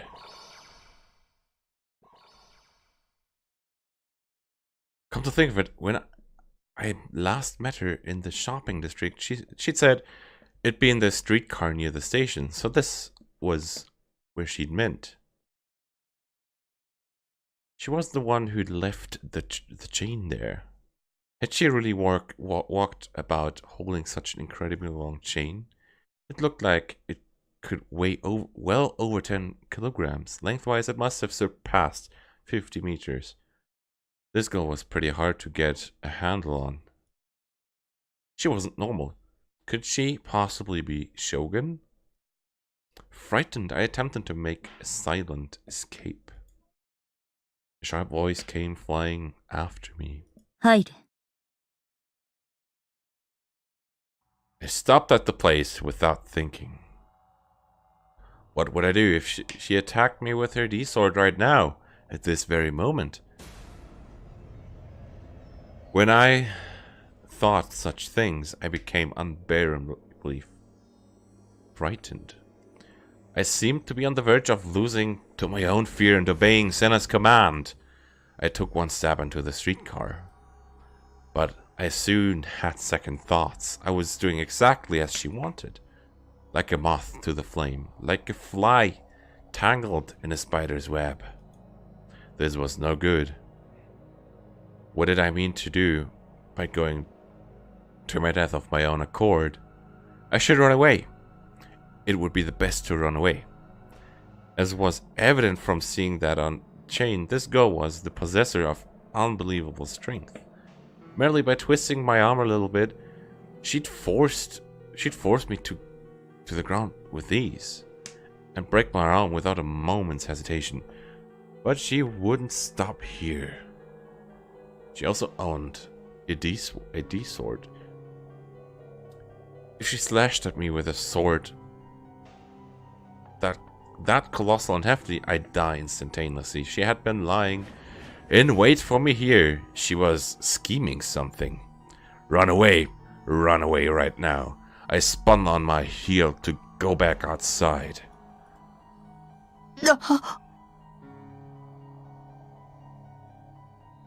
At some point, the door at the entrance had closed. I'd come in through it a few moments ago. Only a few moments had passed since then, yet soundlessly, undetectably, even pitilessly, the door had shut. I stood riveted in place. I couldn't comprehend what had happened right away. When had this door closed? Who had closed it? I didn't think it was the kind to open and shut automatically. Besides, even automatic doors make some kind of noise when they close. Senna still settled down in her seat, didn't budge an inch, which meant she wasn't the one who had closed it. Naturally, I hadn't closed it either. My hands hadn't so much as touched it. I thought, well, maybe this streetcar's custodian was somewhere nearby, but I didn't spot anyone of the sort I saw at the window. No, at this point it didn't matter who had closed it. I shifted my line of sight to the other door at the back of the compartment. That door, too, was closed. I was trapped. Senna and I were the only ones in here. What did that signify? A whole range of negative fantasies swirled around in my head until I was on the brink of screaming. Still carrying me Senna そ spoke こに突っ again. 立っているつもりだ。 I had nowhere to run. My legs were shaking. If I made a scene, the people outside might notice, but Senna would surely beat me to a pulp before I got away. For the time being, it would be the best to do as she said without resisting. I resigned myself and went to stand before her. She's having her popsicle here. It's like, yeah, kind of out of place for creating a spooky setting, just nipping on a popsicle, but okay. I suddenly noticed the bundled up chain that had been piled up at Senna's feet up until hardly had a second ago had completely vanished. I figured out she must have moved it somewhere, but I hadn't heard any noise, and Senna was still sitting down in the same place. For starters, where would she able to move it? I didn't spot the chain anywhere in the compartment. エラーはどこにあった？ Utterly disregarding my confusion, Senna asked me another incomprehensible question. だから私をつけてきたんじゃないのか？ When I shook my head, baffled, Senna's expression became even harsher. When I shook my head, that sounds odd. At least, averting her eyes from me, she let out a small sigh and bit into her popsicle, released from her gaze, which had given me the impression that she just might be capable of murder. I felt like I was about to flop down in place. If possible, I'd have preferred to sit in one of the seats, but when I thought about whether she might pick a bone with me if I did, I found myself unable to act on what I wanted. お前は何者なんだ？見えているみたいだけど。 It seems like you can see. は？ Senna cast a brief look at me before jerking her chin out the view beyond my この window. 窓の外に何が見える？ Outside the window,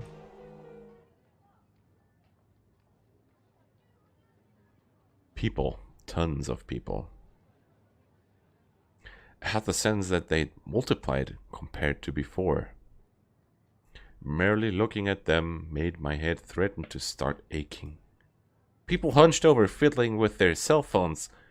People wearing smiles as they talked on the phone. People gazing blankly at the flow of the crowd.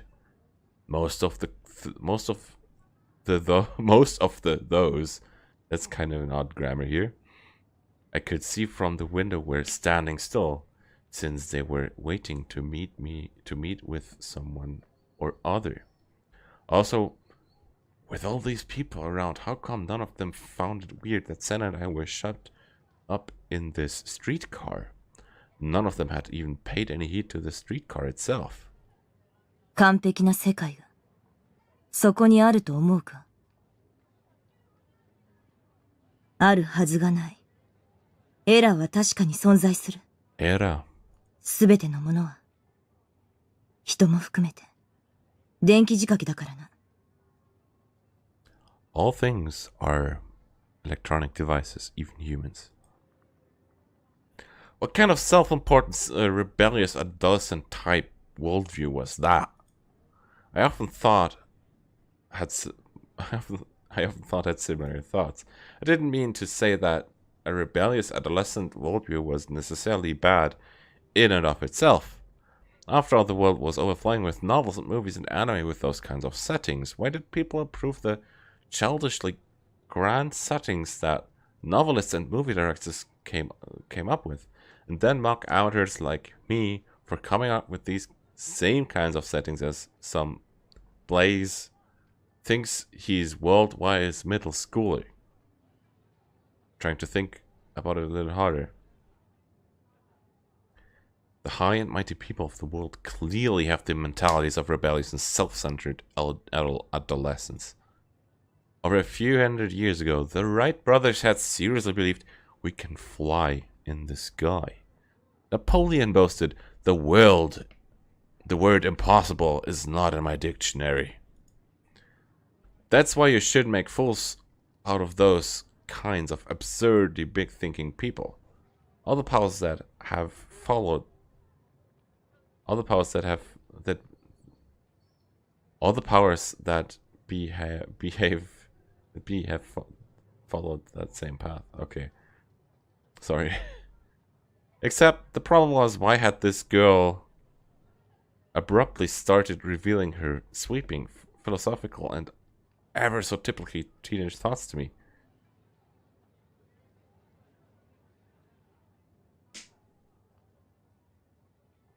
Well, we don't get blood and we don't know where the delusion stops. Yeah, so... we're not quite sure where the delusion started. 人は体の外からの情報を五感によって得ているけど、その受け取る情報のおよそ 80% は視覚から入ってくるんだ。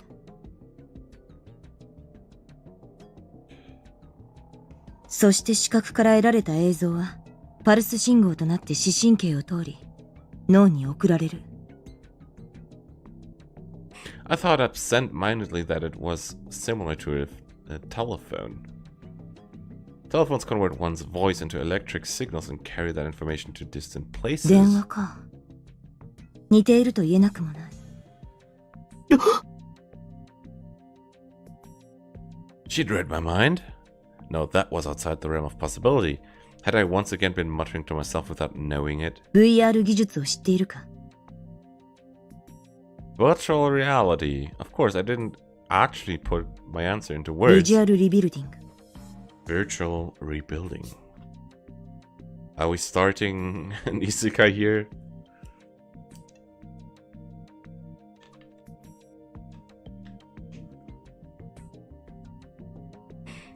Well, I'd been wrong. I'd never heard of that before. アメリカの精神生理学分野で研究が行われている技術だ。生まれながらに目が不自由な人でも目の前にある景色がちゃんと見えるようになる。ビデオカメラのような映像機器を介してな。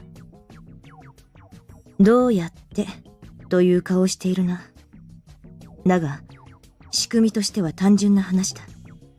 ビデオカメラが映した映像も脳を流れる神経パルスもどちらも突き詰めれば電気による信号なんだぞ。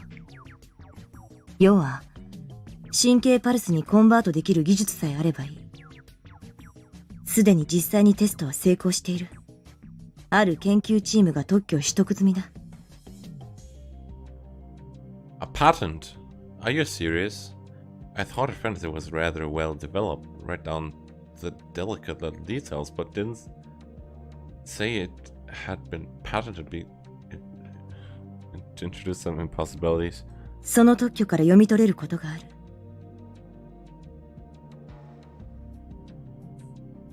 Sana, who'd been looking out the window the whole time, turned back in my direction. She slowly crossed her legs. ある意図的な情報を神経パルスへコンバートすることが可能なら。If it's possible to deliberately convert certain information to neural pulses. 人の五感すべて、さらには人の意志そのものもコントロールできるんじゃないか。This kind of goes into the direction of Steins Gate Zero's Amadeus, I think. Like, we had this thing at Mitochondria University in Steins Gate Zero, where they researched artificial intelligence. Hey Troll 1997, welcome to the party. So she's discussing the virtual reality technology, and you could say proposing the thesis that these things, though those virtual reality things that they within the game are apparently starting to develop, may also be used to alter people's senses to control all of the people's five senses as well as their free will. So there was some research done at Mitochondria University in Steins Gate Zero that led to the creation of Amadeus, which is clearly, I think, a parallel to what we're reading right now.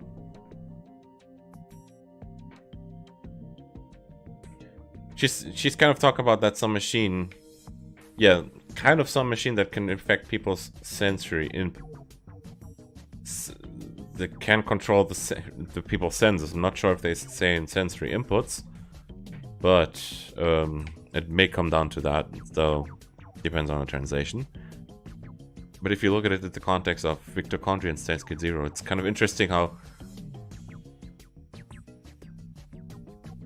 in Steins Gate they have researched, in Steins Gate Zero they have researched that within, they have researched at least capturing brainwaves and stuff for the sake of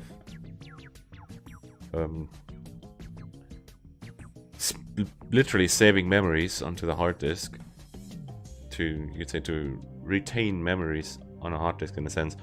But the same thing was also used in Steins Gate already, but we just weren't introduced into Mitochondria at that point. We just knew Carissa was able to catch brainwaves and get the memories out of the brain and save them.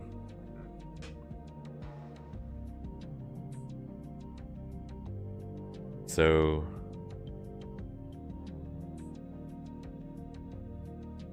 Sir Lizard's saying on Twitch, even what Carissa based the time leap machine in original Steins Gate is something she based on this actually. Okay, she based it on what we're seeing. It. Carissa based that stuff on what we're seeing right now. Carissa hijacked one of the committee members without even knowing it. Okay.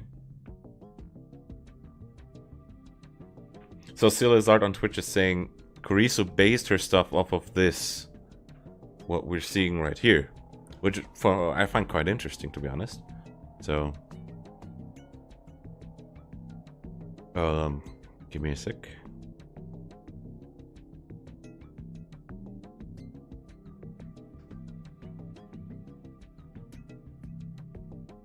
Okay, she got it somehow off a committee of 300 plan. I guess so.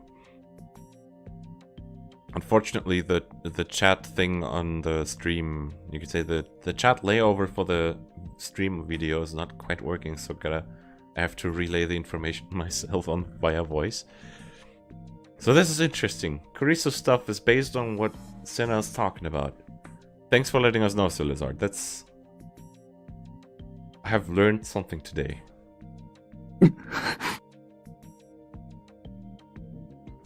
Though Shibuya Station was right there before my eyes, the inside of the streetcar was peculiarly quiet. It felt as if all sound were being blocked out. It was an illusion, of course, but I couldn't help remembering my delusion of an empty Shibuya from several days earlier. And I couldn't take my eyes off the crowd moving outside the window.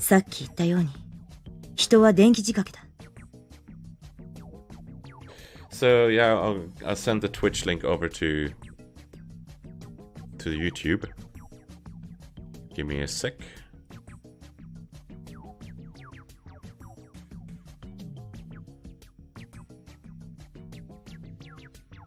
脳だけじゃなく、全身に張り巡らされている神経にも電気が通っている。Electricity travels not merely through their brains, but also through all the nerves stretching throughout their bodies. Which is true. I think that's proved science that she's stating there. つまり、肉体的な動きまでも操れるということになるんだ。理論的にはな。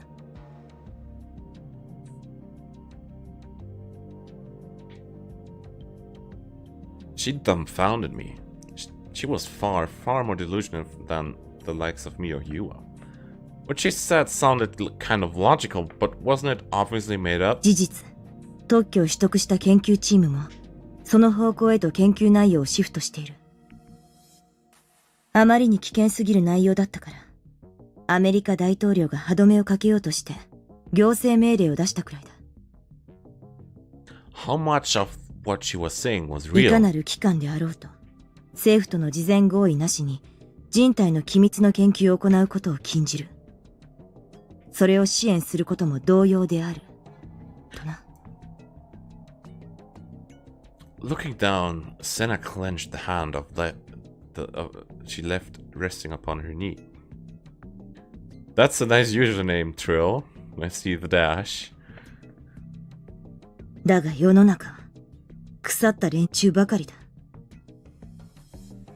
倫理を無視して自分の利益のためだけに他者を平気で犠牲にするような連中がな。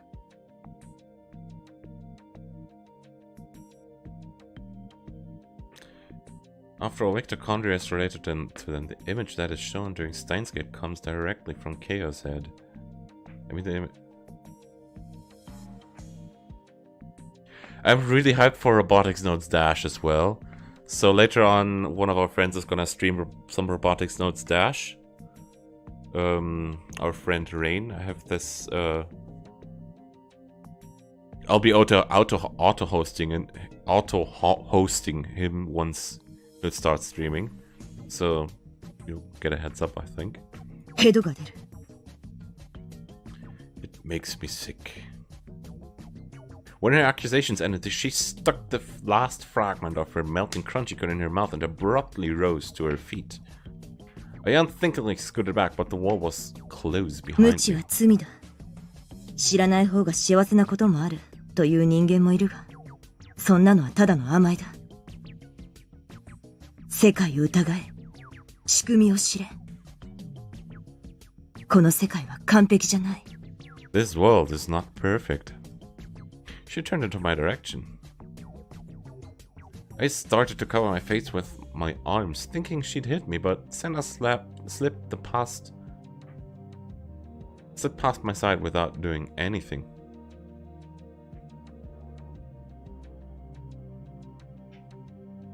I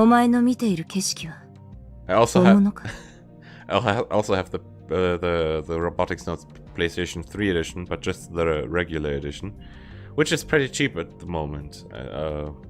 Also, I think the limited edition is also quite cheap at this point.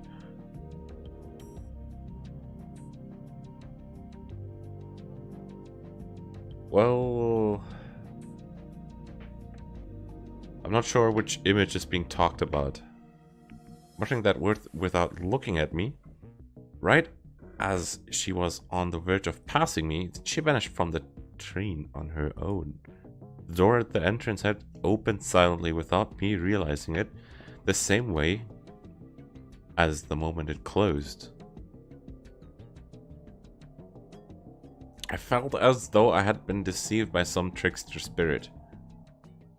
Through the window, I dazedly watched Senna from behind as she left. She swiftly vanished into the waves of people without turning around even once. In the end, I hadn't been able to understand what she was trying to say, and the most I could grasp was that she hated the world. Indeed, it was an archetypical form of adolescent rebellion.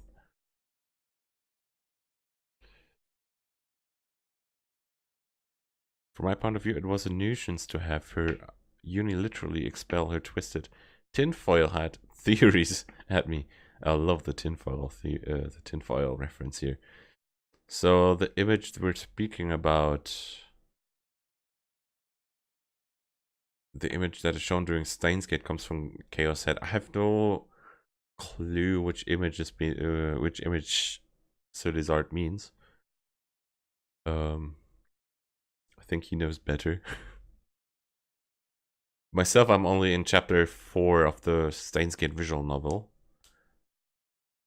I have finished the Steins Gate 0 visual novel, but there wasn't something that stood out to me in regards of ChäoS heads so far. There are a couple cross references to, you could say, the earthquake in Shibuya and the Gero Froggies in Steins Gate. But that's all I noticed.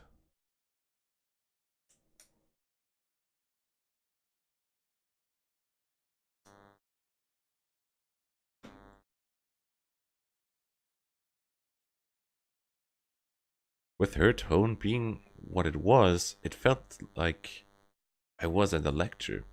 what manner of speech would be viable as a Mo element in the second dimension, but all it did IRL was emphasize that no good delinquent air of hers. But I was relieved that she hadn't attacked me. Somehow, something about her gave me the sense that she was likely to go around beating people without caring who they are. Wanting to take a breather, I settled down into the seat Senna had occupied earlier. Immediately after, a delinquent-looking couple abruptly entered the compartment. And after them followed a trio of obviously delinquent Kogols. And then an aging older man, even a young suit-wearing salaryman. In practically an instant, the streetcar became cramped. What was this all of a sudden? No one had attempted to enter before Senna left. The delinquent couple and the Kogols were too noisy for me, and I got out of there in a hurry, repeatedly hissing "die" in my head.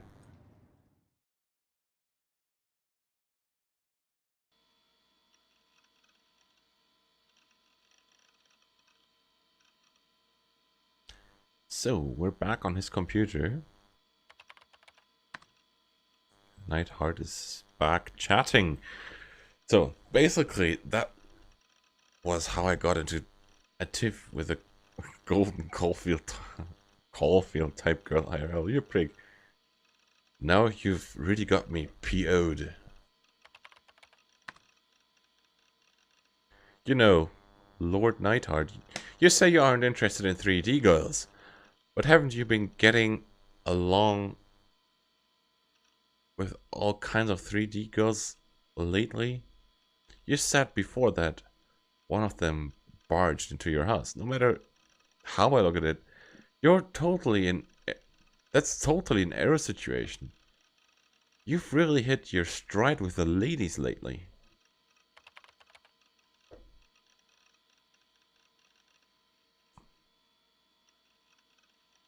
Okay, listen up, says Nightheart.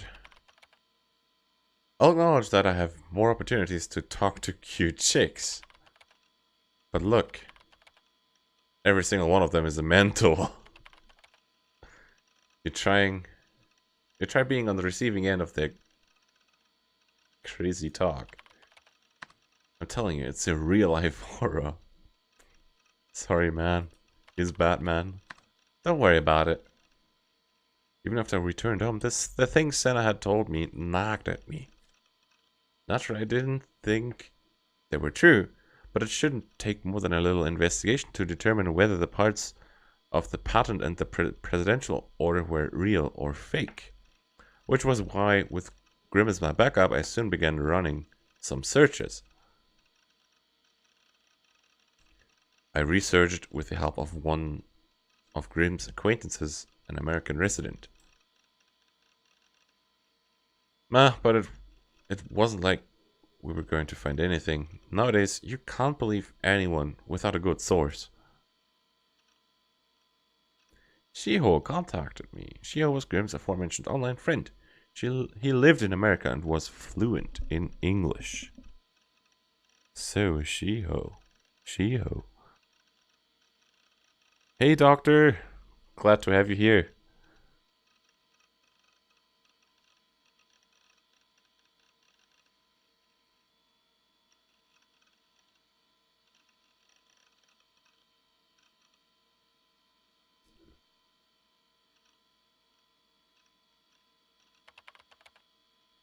It's nonsense, right? Says Nightheart. That psycho.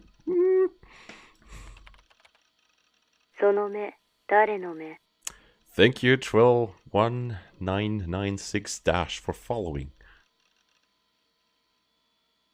She must have been making a fool out of me, thinking I would have no English anyhow, says Nightheart. Your phone wave arrived yesterday, and you can finally do the mod. That's interesting. So, I don't think people can post... Yeah, people can post links of their stuff. So if you feel like it, you can post a link to your to a photo of your soon-to-be phone wave. Mine's just in this corner. It's kind of out of service right now, since it has a little technical glitch at the moment.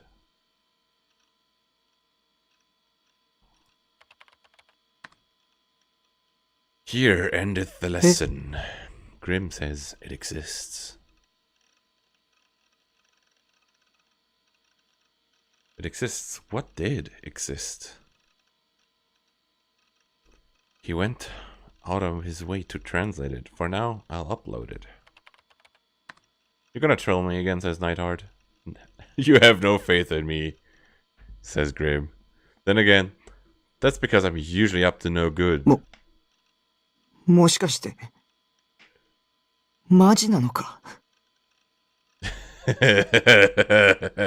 Yeah, we're probably,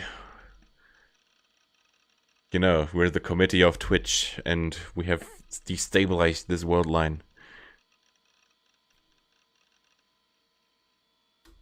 Should I go invite Shiho here?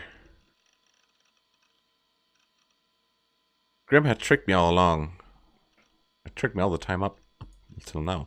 If I trusted him like usual here, I'd end up seeing something mind-breakingly nasty, but he had a source and he wasn't even saying he'd invite Shiho.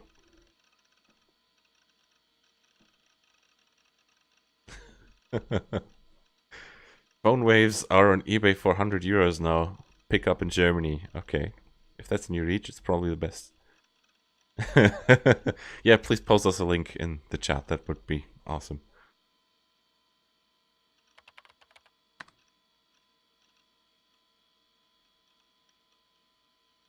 How very self-confident. It might be okay to trust him with this time around. そう。僕はなんてお人よしなんだ。I think with phone waves, he means microwaves that look a lot like the phone wave. I have carried out a microwave modification on, you could say, a regular kitchen-style microwave. But they don't really look like phone waves, the phone wave of Steinsgate. The industrial, you could say, the industrial microwaves for example, restaurants, they look a lot more like the Steinsgate phone wave. As I have seen on the internet after Dr. Y pointed this out to me.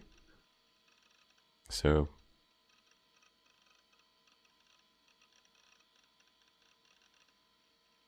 damn it, it's such an easy mark, believe me. Just this once. Heart beating a little faster, I clicked the link while narrowing my eyes to keep from seeing anything clearly all at once. なんだこれ? なんだこれ? So, this is an interesting thing. Because now we can see some... For those who have seen the Robotics Notes anime, this may sound somewhat familiar, at least with the satellite stuff.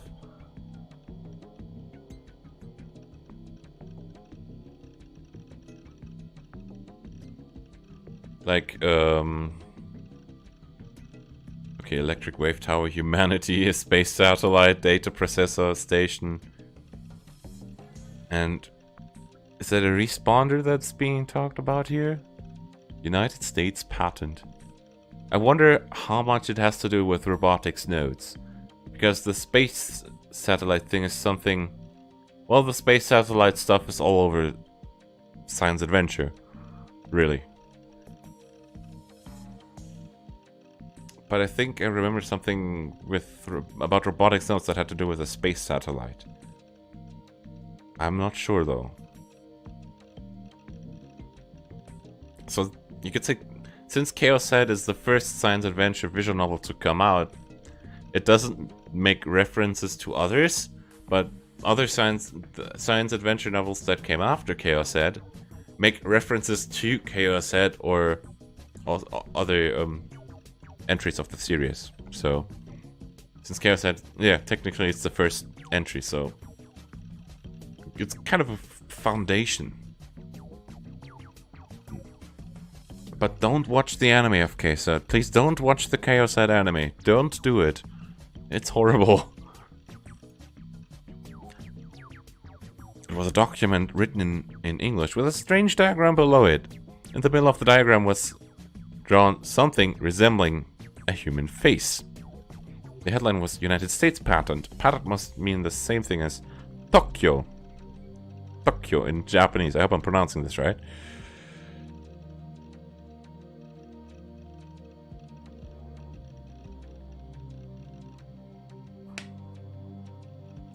In other words, this was... America no Tokyo. I'm sorry, Trill. You saw both animes. That must have hurt. I have seen the ChäoS anime too, but that was a long time ago.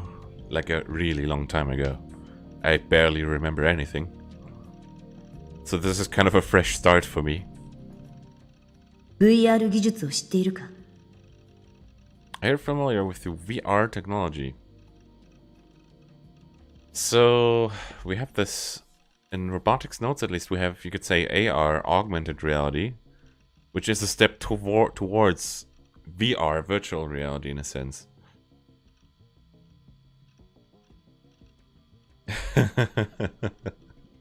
I'm great.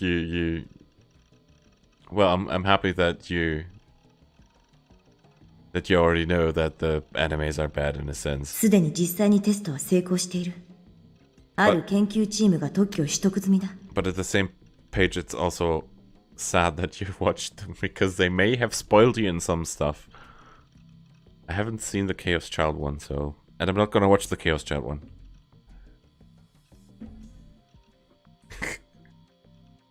Yeah, according to a friend of mine, who is a bit much more well versed in science adventure, they took the dice swords and made a sword anime out of it, sword fighting anime out of it, in ChäoS for ChäoS Ed, which is not what the visual novel is. It's already succeeded in an actual test, and certain stream of research has finished obtaining a patent for it.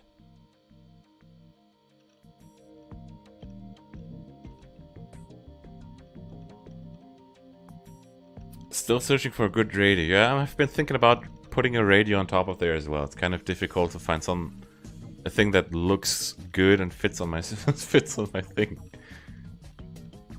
You could say one of those those radio enthusiasts things. I think it's called, at least for Germans, it's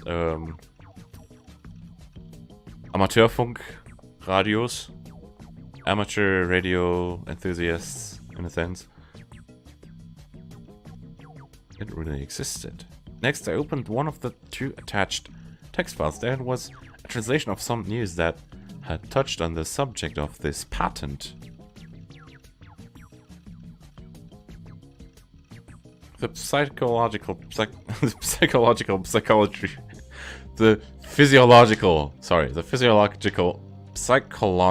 psychology research of... Okay, we'll try this again. The physiological psychology research of Laboratory of America's Victor Condria University, which is currently active in research, has come up with a groundbreaking invention that called visual rebuilding technology. Here we go. Here's the Victor Condria thing, which is basically also all over science adventure. Just Steins Gate, the original, doesn't mention it as such, but Steins Gate 0 does. Victor Condria University. Physiological psychology research, that's how it's pronounced. So, we're with you could say the visual rebuilding technology, and in a sense like virtual reality or augmented reality. Kind of it seems like a mixture of both. As it was undertaken with healthcare in mind, this research has drawn the attention of blind people throughout the world.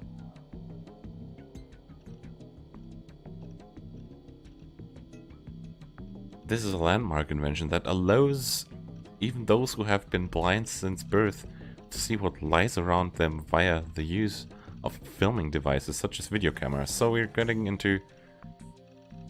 Well... Enjoy your food, Trill, so... Saying, provide a simple explanation of the technique involved in this, the camera signals composing the images of the scenery recorded by the video camera are converted to action potentials, the one type of electrical signal that the brain is capable of recognizing, and then are connected to the optic nerve, which continues to the brain. It has already met with success in tests, and they have also acquired a patent. 本当に認められてる。The things Senna told me hadn't simply been adolescent delusions. I gulped and opened the other text file. American government White House announcement issued on March 27th, 1997. The strengthening of protections against classified human experimentations. The strengthening of protections against classified human experimentation, so...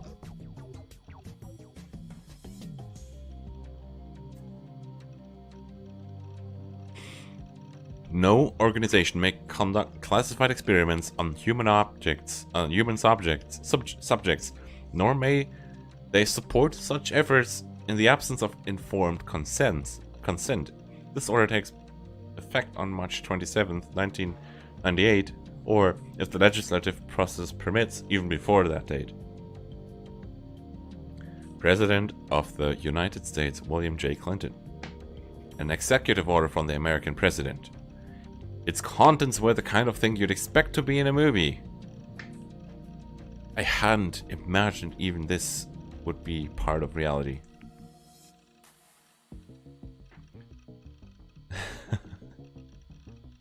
I tried following the linked URL just in case. Even I can read English text in spite of my appearance. I'm way smarter than those slackers who attend school every day. But the contents actually written there were indeed the same as translated text. Senna's words reverberated at the back of my head. ある意図的な情報を神経パルスへコンバートすることが可能なら It is, if it's possible to deliberately convert certain information to neural pulses. 人の五感すべて、さらには人の意志そのものもコントロールできるんじゃないか。Yeah. Control all of people's five senses. It was pretty difficult. It was a pretty difficult subject to process, but what Senna had told me and the online sources that backed her up made my spine go cold. I had the feeling that something fearsome was hiding in there. What concerned me more than anything else, Senna's intentions to deliberately saying these things to me. You didn't see the green delusion. And, I'm kind of aware of this. Yeah. But I think we're at this, in a really good reading flow at the moment, so I'm gonna kind of skip the green delusion for now. I may do that on the next stream in the beginning. And then catch up to the next... to where we've left off in a sense. So in ChäoS hat there's this delusion trigger system, where you could say two dots pop up here on top of the screen. I'm gonna explain,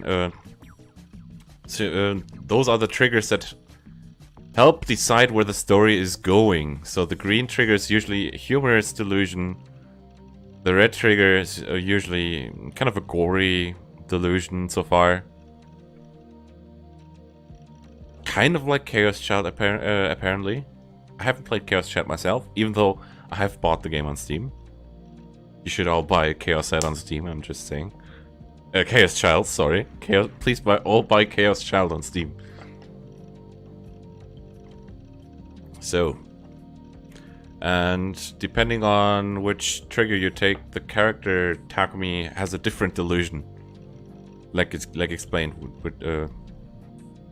You can also take a neutral, you could say, route by not reacting to the trigger at all. Frankly, the part about being able to control people's free will didn't merely seem like someone else's problem.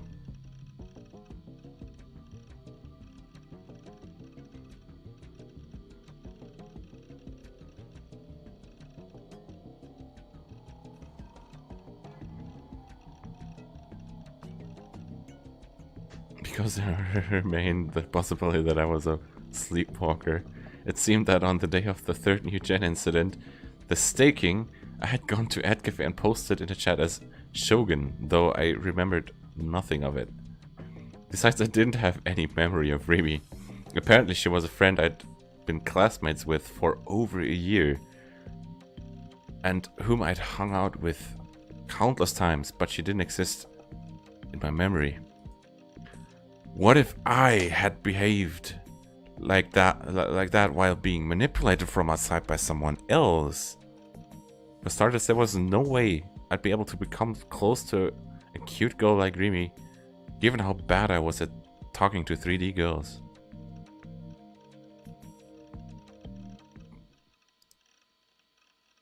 No, you're overthinking it. At least the part about the chat was purely US fantasy. Shogun existed separately, and all he'd done was try to entrap me, setting aside the matter of whether his real identity was the elderly man who had appeared in front of the 107 building in a wheelchair. What if Senna too were an associate of Shogun? Maybe she was attempting to mislead me. Don't sell her without a grain of salt. Don't believe a suspicious and unfamiliar girl like her. Senna and Yua were birds of a feather. We're birds of a feather? I would say we're feathers of a bird. Although other way around it wouldn't make sense. It'll be okay this way, right, Seiratan? The post-awakening Seiratan looked at me sorrowfully. She must have been worried sick about me, haha.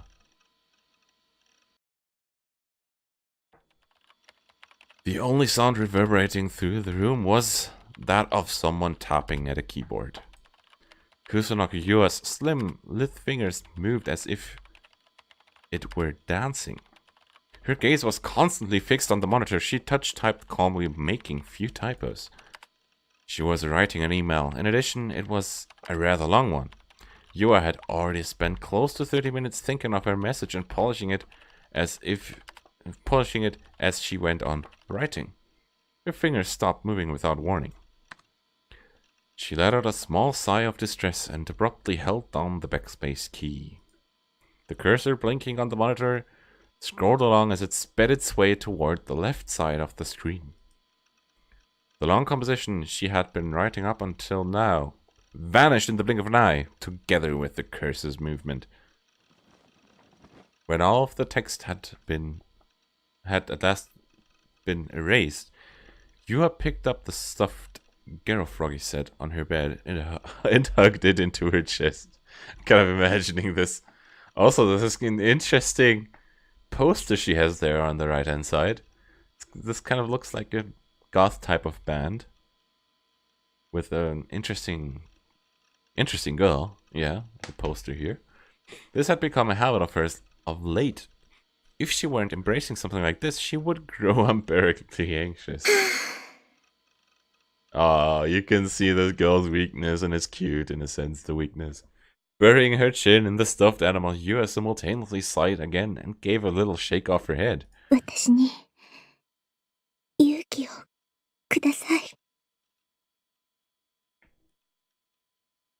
Yua's expression was strained as she murmured quietly to no one in particular. With the stuffed animal resting atop her knees, she turned her hands to the keyboard. One after another, the monitor displayed characters she typed with graceful gestures. When she had written that far, Yua's hands paused. It was exceedingly short and simple compared to the text she had previously erased. After some hesitation, Yua went ahead and clicked the send icon. Okutsata. she can be adorable. For me personally, I don't particularly like Yua. But that's just my personal taste. Oops. The mail finished sending without giving her a chance to stop it. Yua embraced the Garofrogi on her knees again, harder. From then on, she continued staring at her monitor for over an hour. Though she hadn't expected much of an answer from the recipient, there was absolutely no indication that one was coming.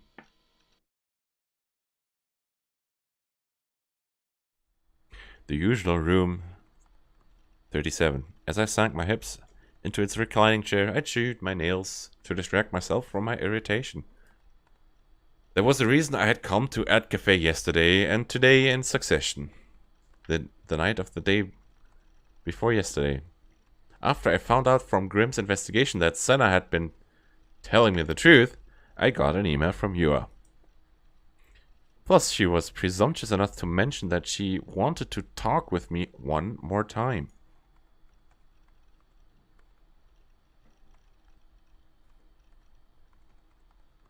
But an hour? Wow. And this is Takumi thinking, "Don't fuck around with me." I'd like to say to her, "What's with saying I want to talk with you after deceiving me? There's nothing you could possibly have to tell me." Anyway, she must have come up with some new plan to entrap me or something. I'm not gonna play along with her. Yes, I wasn't used to conversing with girls. As a result, I'd been totally taken in when Yua made a play for me. She, seeing me like that, she'd been secretly mocking me. And then there were her incomprehensible delusions. I have plenty of delusions myself, but mine doesn't cause any inconvenience to other people.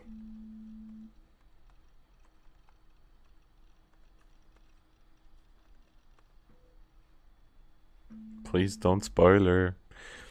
But she'd regurgitated her theories at me in a way that almost made it seem like I was the new gen criminal. I'd never forgive her, and so I'd ignored her email. But one thing still concerned me. In the email, Yua had written that she was going to my base. Indeed, she did know my address, which was why I'd taken refuge in Ad Cafe, even though today wasn't a school day for me. If possible, I'd have liked to bring my D-sword for good luck. But unlike Senna, I didn't have the guts to walk around the shopping district carrying it with me. No worries, Trill. After that aside, it was pretty tiring to spend almost half the day at a net cafe. The reclining seat was comfortable and the store interior even came equipped with showers, but I certainly couldn't make myself feel as at home as in my base. Besides, the biggest problem was Seratan's absence. Spending these past 2 days shut up in Ad Cafe had really made me see just how vital Seratan's existence was to me. I wanted to return to my base fast, but I had decided to go home late at night after one day changed to the next. Also, notice those animes icon stuff here on the right. By that time, the last train would have run, and I didn't think even Yua would be lying in wait for me. I had another 4 hours to kill before midnight. I'd go quickly if I played ESO. It'd go by quickly if I played ESO, but I shifted my gaze to the PC monitor. My secondary character, Liselotte, was standing there with nothing to do. お前の見ている景色は本物か? Is the view you see the real thing?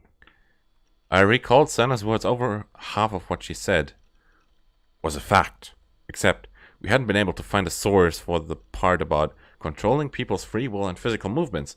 Maybe that aspect of it was purely in Senna's head, because mixing the truth with a tiny bit of a lie was particularly skillful and effective method by which to threaten someone. Oh man, that's sad, Meepo. Physical copy of robotics notes said delivery got delayed. I feel with you. Though I understood that with my reason, the unexplainable phenomena that had occurred to me over these past few weeks kept flitting across my brain, and they remained terrifying no matter what I did.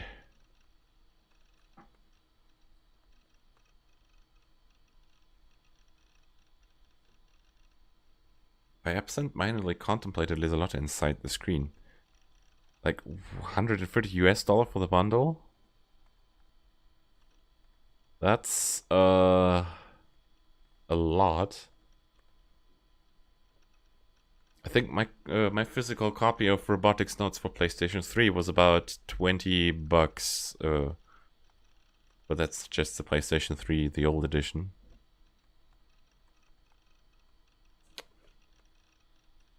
Okay, shipping drives the price up in a sense, yeah. Absent-mindedly contemplated Liselotte with inside the screen. リーゼロって、お前の見ている景色は本物か。This scene reminds me of one of the first scenes within Steins Gate. You know, where Okabe's talking to his TV, talking to what was the name of the thing again? The software thing. Hold on. Alpaca, the Alpaca software thing. Alpaca Man, I think it was. Where Okabe talked with Alpaca Man with the Alpaca Man on TV, and the audience was in the, you could say, looking from the viewpoint of Alpaca Man, and it's just like, you are not real. Thank you, Mr. Ever 3D, for hosting me.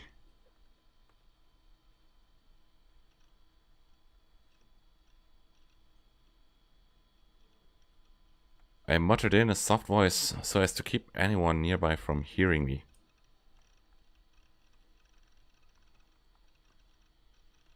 So, Mr. Forever 3D's stream is on in about 10 minutes. I had pondered something similar before. The world that I was currently looking at, Liselotte's world, Baselard, might have been the real thing to Liselotte, but to me, it was artificial. This is basically the conversation that the audience is having with Steins Gate within the first couple moments when we get introduced into the lab. Just the ChäoS hat version. I did not know this. This is kind of cool. So, I do have to make a screenshot of that. Just give me a sec. This is cool. This is legitimately cool to, when you like remember stuff from Steins Gate that is clearly a reference to ChäoS hat, and then you see the reference yourself. So, give me a sec. I just want to save this screenshot of this is pretty awesome. This is rad.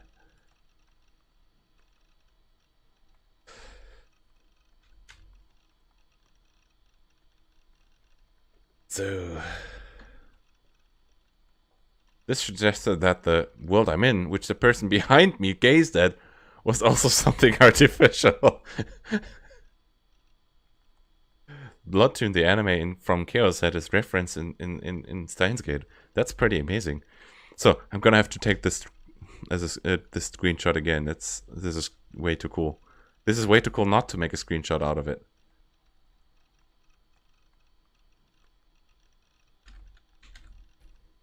So give me a sec. And the next line.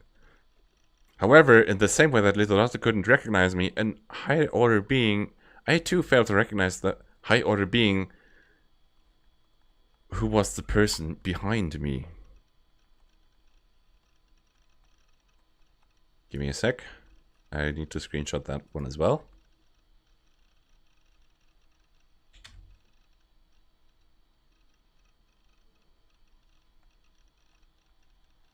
I wondered if Lieselotte was thinking the same kind of thing as me. At least without my intervention, she wouldn't have even be able to move under her own power.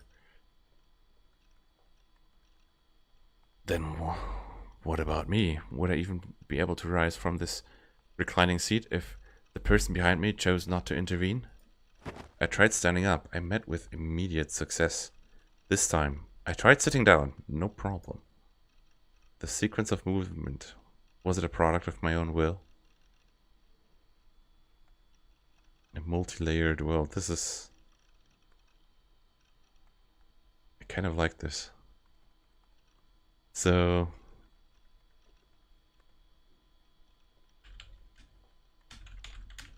Give me a sec.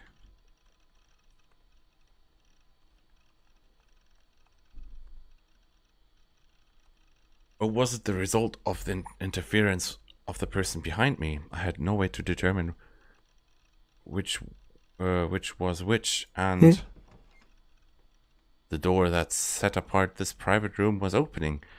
I heard it at my back. I simultaneously sensed someone enter. Startled, I turned. Kusanagi! Yua! She's here. She is here. Ha ha ha. Ha ha ha. Just give me a brief sec. So...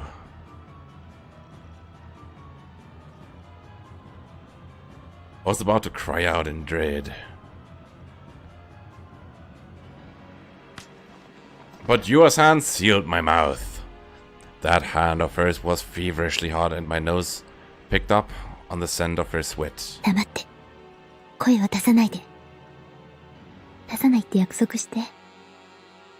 約束してくれるよね。しないなんて言わないよね。約束して。約束して。するでしょ。するでしょ？するの。お願い。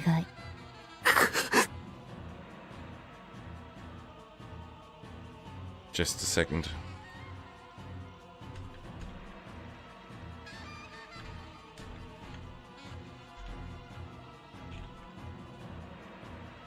Give me a sec.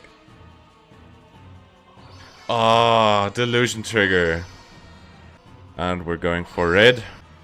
Before I knew it, Yua had pressed down on my shoulders with stunning strength, and I couldn't get up from my chair either. Yua's gaze pierced me coldly at point blank range. When I averted my eyes, unable to endure it, I saw the 3 Gero froggies attached to the bag hanging from her shoulder. Thank you, Operator Salami, for following. Yua slowly lifted her hand away. Teskete. As soon as I tried to shout, she covered my mouth again. It was hard to breathe. 約束したのに、したよね。したって言って。したでしょ。したよ。You had an abnormally strong grip. At the same time that she sealed my mouth, she clenched my jaw until it creaked. My terror reached its zenith and my knees started shivering. All I could do was desperately nod an answer to Yua's quite emotional words. At that, Yua finally relaxed her grip on my jaw, but she didn't take her hand away like before. Shit, she was a genuine stalker. I'd never dreamed she would show up here. No, I would have been able to predict this if I'd thought about it more carefully. If I'd only remembered just now, but I spotted Yua from here on the first day we met. She'd been scoping me out from the next door in room 36. There had been no meaning in taking refuge here. I'd acted unbelievably careless. ごめんなさい。When Yua whispered in a low voice, as though to keep anyone nearby from hearing, her tone had reverted to its usual timidity. It was like she had multiple personalities. She was seriously ill. 驚かせちゃいましたよね。So this is kind of Ah. でも、西条くんとお話しするには、こうするしかなかったんです。Her expression was truly apologetic. So much so that it almost made me start to feel guilty. She was quite the actress. あなたの家に行ったんですけど、いませんでしたよね。夜まで待ってたんですけど。うん。でも、私を避けようとする西条くんの気持ちは、よくわかります。私、西条くんのこと騙してたわけだし。騙してる? If you understand that much, please don't have anything to do with me anymore. Oh, that sounds mean. You understand that much?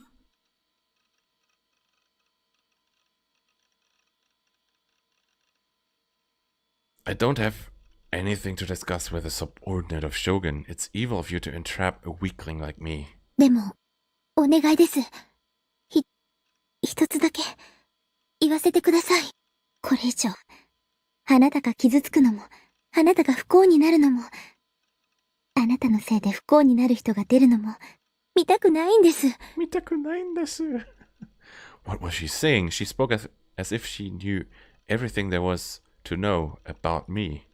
Though all the time I had spent with her wouldn't even fill 24 hours. What about me did she claim to understand?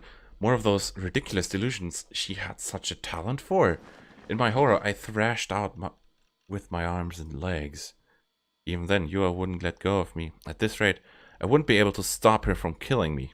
Had Shogun given up on tricking me and sent Yua over to assassinate me. I don't want to die. I don't want to die. I don't want to die. ごめんなさい。お願いだから静かにしてください。The last two red delusions were kind of unimpressive, in a sense. 話はすぐ終わりますから。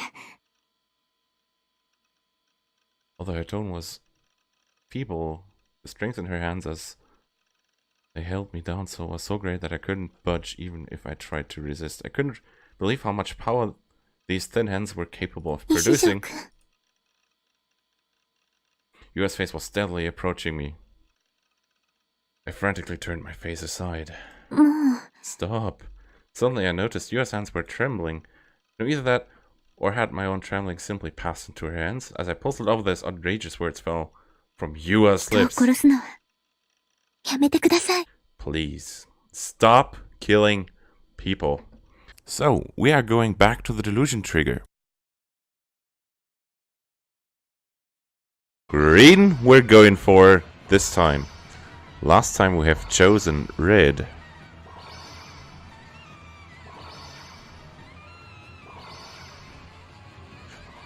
Green delusion. This small private room, Yua blocked off my escape route. Before I knew it, Yua had pressed down on my shoulders with stunning strength, and I couldn't get up from my chair either. Yua's gaze pierced me coldly at point-blank range. When I averted my eyes, unable to endure it, I saw 3 Gero froggies attached to the bag hanging from her shoulder. Don't make a sound. I had the feeling that she'd kill me if I fought back, thus, unresisting, I simply nodded at everything Yua said. どうしても伝えたかった。好き。That's one surprise. 好きなの。分かって。大好き。大好き。分かってよ。私のものになって。お願い。お願い。I had thought a confession of love would be more romantic, more heartrending, more joyful. But this was different, terrifying. My back went cold. Though she should have been confessing her love to me, it felt as if I were receiving a death sentence. had no choice but to turn her down. Here now, she's merely a stalker. At this rate, things really would go past the point of no return. I forcibly shook off Yua's hands.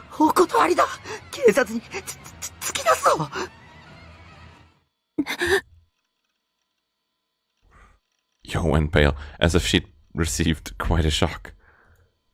She hung her head, growing more timid with every passing moment. そんなに嫌われてたなんて。ごめんなさい。もう、付きまといません。さようなら、西条くん。Nishizo-kun. Pulling away from me, she turned her back to me with sagging shoulders. She left the room with faltering footsteps. I'd say it. I'd say it. Seeing Yua was, on the contrary, rather refreshing. Seeing Yua cry. It made me helplessly happy to think that I had finally been freed from my stalker. Alone, I unconsciously started striking macho poses.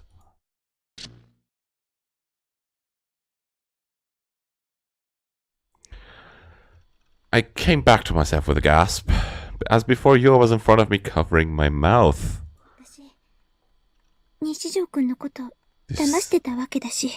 She was murmuring something in a low voice. I couldn't hear a thing of what she was saying. I'd fled from reality. How wonderful it would be if the delusion I had just had were real. There was no chance of my wish coming to fruition, and Yua still went on speaking. でも、お願いです。一つだけ。これ以上、あなたが傷つくのも、あなたが不幸になるのも、あなたのせいで不幸になる人が出るのも見たくないんです。What was she saying? She spoke as if she knew everything there was to know about me. Though all the time I had spent with her wouldn't even fill 24 hours, what about me did she claim to understand? More of those ridiculous solutions she had such a talent for? In my horror, I thrashed out with my arms and legs. Even then, Yua wouldn't let go of me. So I'm gonna save this here. And we will load the delusion again and choose nothing. Choose the neutral route and see where we end off. So, yes.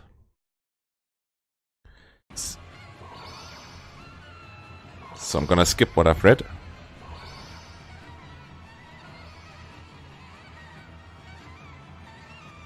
Okay, don't make a sound. What should I do?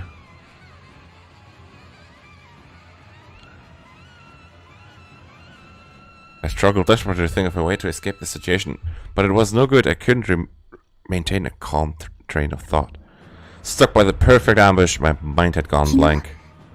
あなたの家に行ったんですけど、夜まで待ってたんですけど、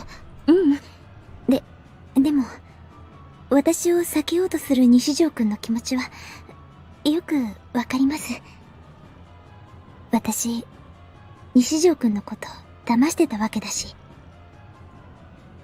If you understand that much, please don't have anything to do with me anymore. I don't have anything to discuss with a subordinate of Shogun. It's evil of you to entrap a weakling like me. Yua lowered her eyes once, then showed some brief gestures of hesitation, and then she distinctly murmured a single phrase. その目、誰の目？知ってますよね。知らないなんて言わせません。ヴァンパイアのダイイングメッセージです。ネットで公表されたことで、渋谷で大流行中の言葉。でも、私、流行る前から知ってました。ヴァンパイアより前に、この言葉を使っている人がいたから。将軍。Shogun. 前に見せましたよね。ナイトハルト。西条くんと将軍のチャットログ。そこで、将軍が書き込んでました。Where? その目、誰の目って。そして。Yua's face drew closer and closer to mine. Her voice was tranquil, but the eyes that glittered behind her glasses were frigid. She looked at me unwaveringly. I turned my eyes away. あなた。つまり。 In short, what? お願いです、西条くん。もう。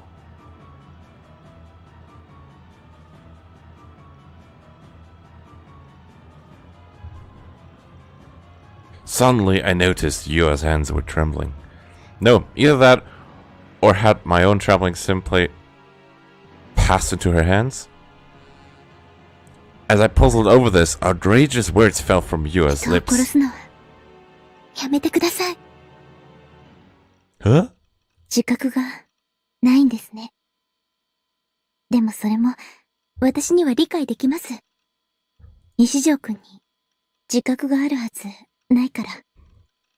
Of what? あなたは Pity colored Yua's eyes. Though she had stared without movement at me up until then, she abruptly lowered her gaze. DID 多重人格なんです。 I have multiple personalities, you say? 最初はあなたのこと警察に突き出すつもりでした。 Indifferently to my bafflement, Yua continued それが無理 speaking. ならこの手でとも思ってました。 With your own hands, what you're planning to do? だけどあなたのこと調べていくうちにあなたも苦しんでるんだって分かって。 Suffering of what? In the depths of her glasses, Yua's eyes once again settled on me. They made it look as if she were appealing to me. That attitude of hers, which appeared to be one of concern for me, no matter how I looked at it, made my bones freeze. 私あなたを助けたい。 Her delusions were going out of control. The things she was saying totally contradicted each other. Really? Was it really self-contradictory? だから病院に行きましょう。 I did understand myself very well. I'd posted in chats under the handle of Shogun without knowing it. Though I had no recollection of it, at some point I'd become friends with a girl named Remy. I wasn't a somnambulist. There was no higher order existence manipulating me. Maybe the person behind me had literally been inside my heart. A me who wasn't me. A personality that wasn't me. Multiple personalities. My heart ached. A piercing pain as if someone were stabbing my temples. It couldn't be. That scenario was pure nonsense. Who would believe such a thing? This, too, was Yua's fantasy. She was my enemy. She got in my way. She tried to fool me. She tried to break my heart. My achy, breaky heart. And Shogun had influence over the hospital. Dr. Takashi, the one person I could rely on, has gone away all too suddenly and unnaturally.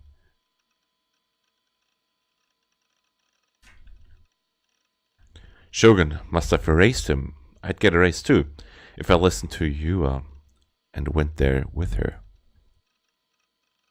I won't believe her. Won't believe her, won't believe her, won't believe her, I won't believe her, I won't believe her, I won't believe her, I won't believe her, I won't believe, I won't believe. Won't believe her, won't believe her, won't believe her, won't believe her, won't believe. Wow. That's one. I was in a trance. I shoved Yua away with all my strength. Slamming onto the wooden dividing door closed behind her, Yua slid the floor, face twisting. Having finally freed myself from Yua's hands, I grabbed my bag, stepped over her, and went out into the corridor. Crouching, Yua seized my ankle. Her hair was disheveled, and she made no effort to adjust her sliding down glasses And as she clung desperately to me, that form of hers invoked nothing but fear in me. A pathetic shriek leaked from my mouth. She was my enemy. She worked under Shogun. I won't let you fool me. I'll never let you fool me again. When I yelled, you immediately let go of me. I took advantage of that gap to dash out of the store. Faced with the flabbergasted clerk at the front desk, I whipped a 5,000 yen bill out of my wallet and threw it down on the counter. I got into the elevator leading outside without waiting to take my change. I burst out of the elevator, tumbling my way outside. The sun was already setting. I looked around. There were a lot of people. Run away. For the time being, run away somewhere. It was dangerous to go back to my base. She'd chase after me. I went on running without any idea of where to head. When I thought that even now Yua might descend from a different elevator and come to threaten me with that cold voice of hers, I became unable to stay there for so much as a second.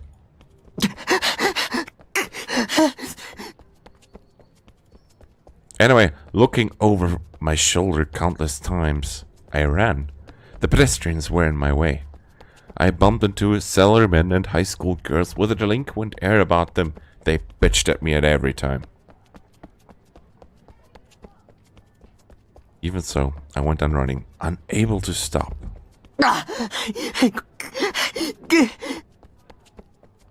I could hardly breathe. I picked random roads as I escaped, and I didn't have a very good idea of where I was running to. I paused to collect my breath. I checked the view from the place where I was standing.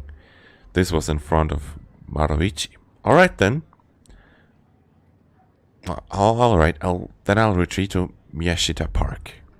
I'd take a brief break there, then flee away even further.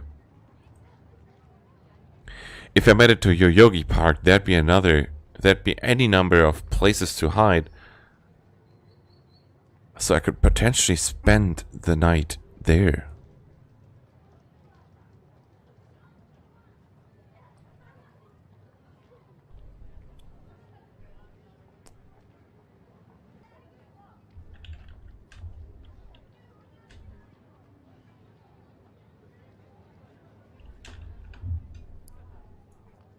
I couldn't help worrying about what was behind me. I couldn't spot Yua anywhere. But it wouldn't be strange if she appeared before me at this very moment, speaking in an expression akin to that of a no mask.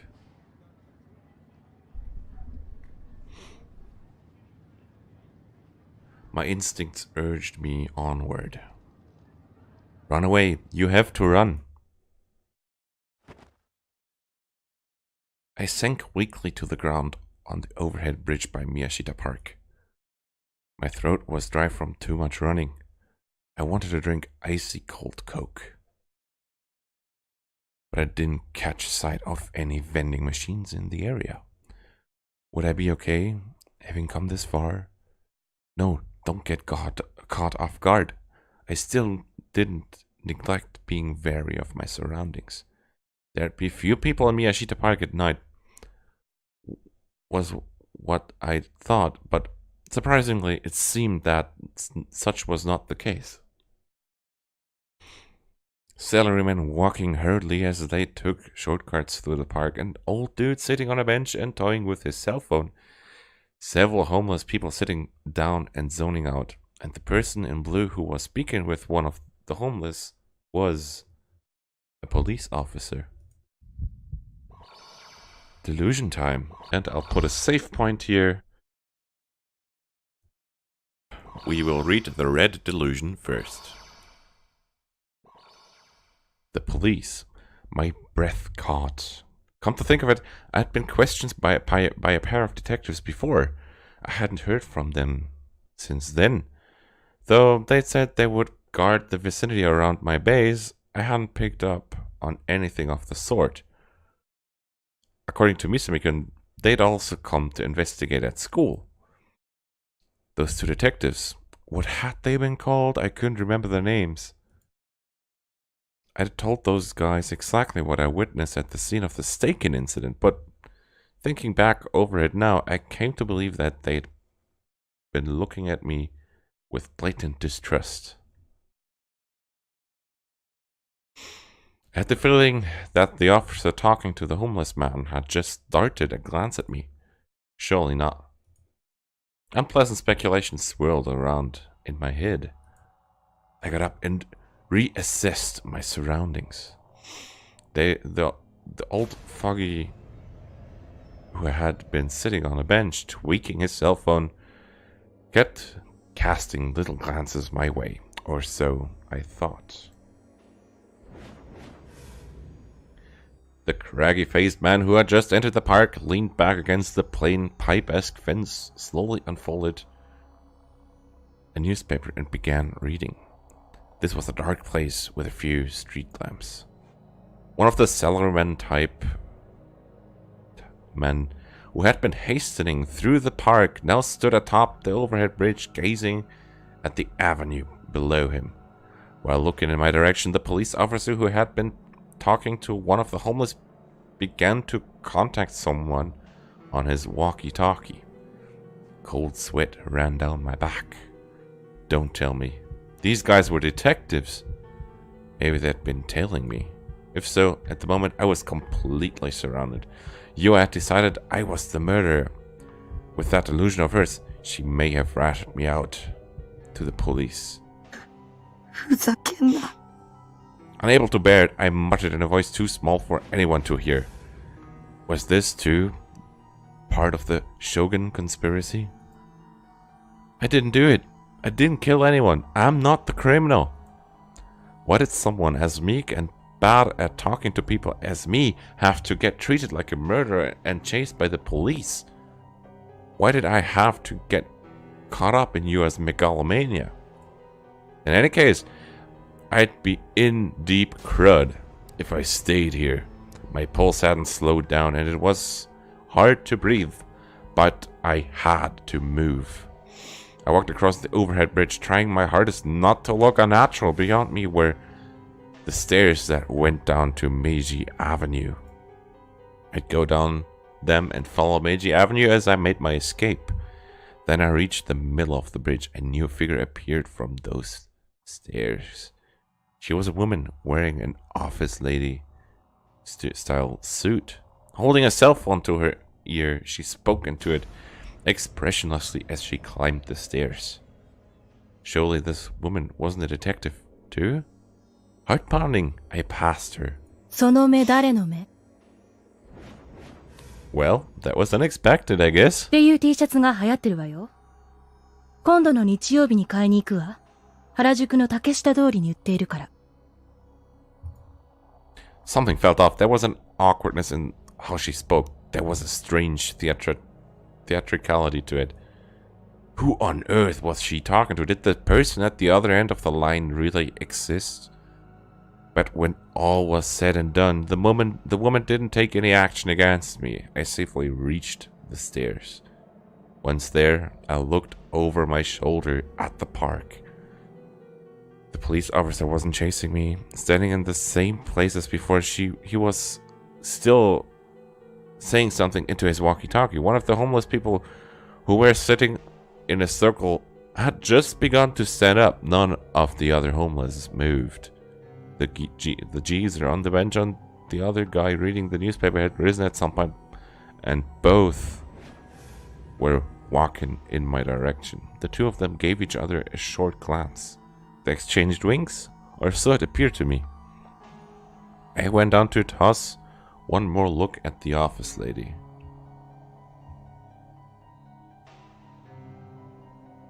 One more look at the office lady.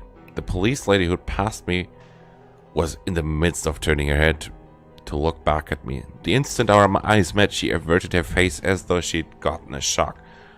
Her phone remained pressed to her ear, but she wasn't chatting anymore.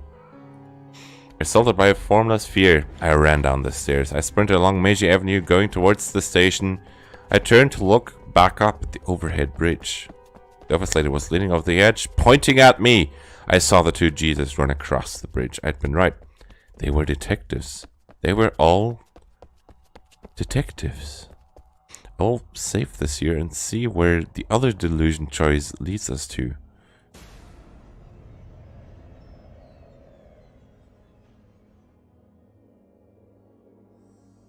Yes.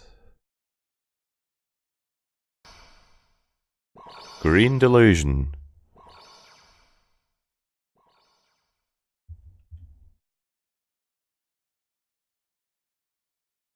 So as soon as I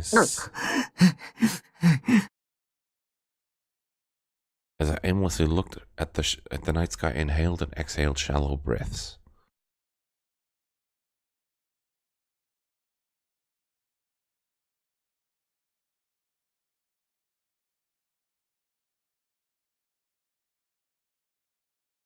So these officers looked at him, and there are you could say detectives or officers at this scene at this point. We're on the green delusion, and now this is where it starts to diverge. So we haven't gotten like a delusion visual effect yet. So we're gonna have to figure out where this stuff merges by ourselves. I didn't see any stars. The man-made lights blazing above ground made it seem as though Shibuya's skies were covered in a thin veil. It blocked out the starlight that had traveled for decades or centuries to get here, transforming the night sky into a faceless blackness. What a cheap-looking sky. It was normal for Shibuya, but to me, someone living in Shibuya, this was my sky. I turned my line of sight to the police officer. Doing so gave me a start. The officer was walking over this way. I'd better be careful not to meet his eyes. Standing as I took a look at the road under the overhead bridge. Footsteps steadily approached me. In my heart, I prayed for him to pass by me, but... Kimi. He spoke. He was clearly referring to me. My heartbeat, which had been working on reining in the whole time, went wild again. This time because of my tension. So Sure. Why had he spoken to me? I listed the possible reasons in my head. Because I'm alone in a place like this at night. First, or second, because I seem like a suspicious character. 3, because he's questioning everyone he comes across in the line of duty. 4, because the police view me as the suspect in the new gen cases. 身分を証明するもの。そうだな。生徒手帳を見せてくれないか? Damn it, I didn't have the time to go along with this. I had to hide somewhere less conspicuous as soon as possible, otherwise Yua would find me again. But if I ran away from the officer, I might get arrested for obstruction of justice.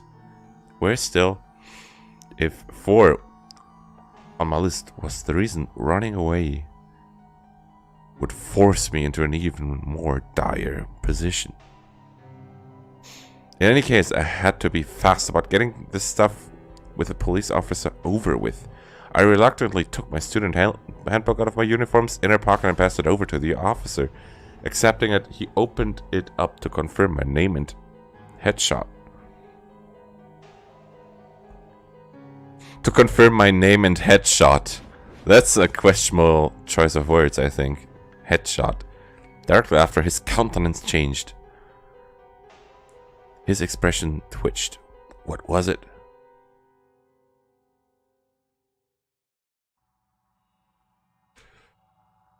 Why had he reacted like this?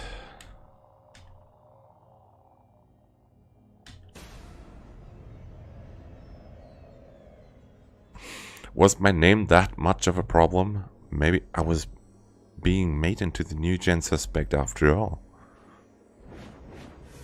But that was the whole police misunderstanding. I I hadn't done it. You had decided I was the murderer. I simply wasn't aware of it myself. Impossible. I'm not a sleepwalker. I don't have multiple personalities. I've had enough of people screwing around with me. Unexpectedly, the police officer returned my student handbook right away. And swiftly, as though he were fleeing me, he headed back towards the park. There was something suggestive about his attitude. I had an amazingly bad feeling about this. Was I really an object of suspicion? I stared at the officer from behind. He gave me a little nod to the older man. He gave a little nod to the older man sitting on the bench, or so it appeared. Strange. Was I imagining things? But he had definitely looked in the direction of the guy on the other bench. I couldn't determine whether he had actually lowered his head or had simply seemed to do so. The police officer went on his way out of the park. The geezer on the bench went on messing with his cell phone, or so it appeared. But his fingers weren't moving, or at least they appeared not to be. It was dark, so making it hard to tell either way. Normally, the phone's LCD would give off some light, but the old guy's hands remained shadowed. Something was strange. I began paying careful attention to the other people in the park. One of the homeless men was sitting apart from the rest at the base of a big tree. He didn't move an inch.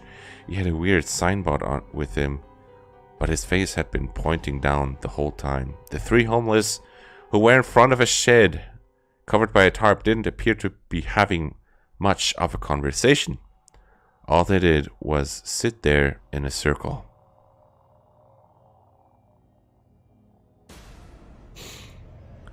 One of them put a hand to his mouth. He covered his mouth with the end of his sleeve and his hand in a manner that it looked almost deliberate, or so it appeared.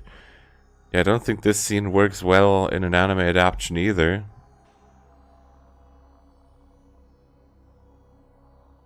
I couldn't tell for sure, but it was strange. A peculiar sensation floated in the air of this park, though even that might have been a figment of my imagination. Don't tell me every single person here is an undercover detective or something. I shuddered when that vision rose in my head. I desperately told myself that in the end it was only a delusion. But in any case, I didn't want to stay here any longer. I'll escape. I started running. I crossed the bridge, reaching the stairs that led down to Meiji Avenue. I stopped right in front of them and looked back at the park. An older man from the bench had stood up. None of the others were moving. The Jesus body was facing my direction, but he had turned his face off to the side. He was beginning to walk this way. I sensed that this pace seemed a little fast. ChäoS Child has been adapted into an anime. Do never watch this anime. It's bad.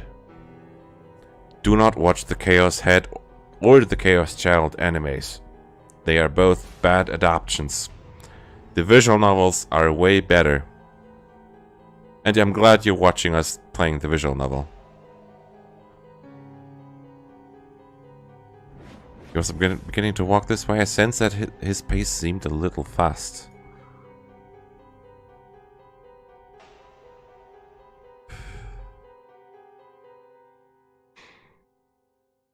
He was chasing me. That geezer was a detective.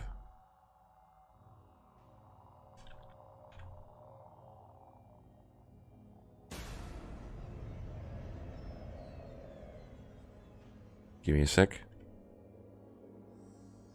A little technical bug is... So my computer froze, which is not cool.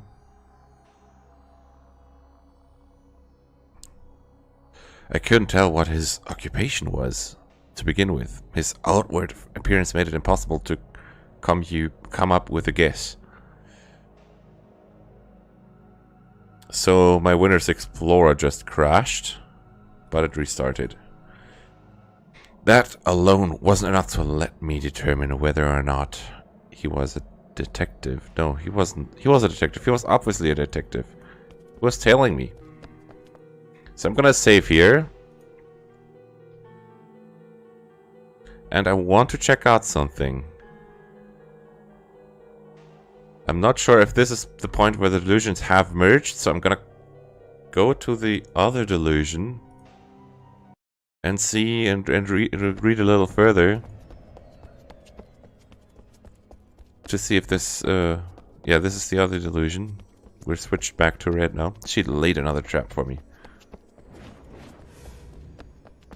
Should I assert my innocence? But the fact of the matter was that I was fleeing the police right now. Besides, the police would probably come up with some random reasons to attach a crime to my name anyway. They wouldn't believe a creepy attacker like me.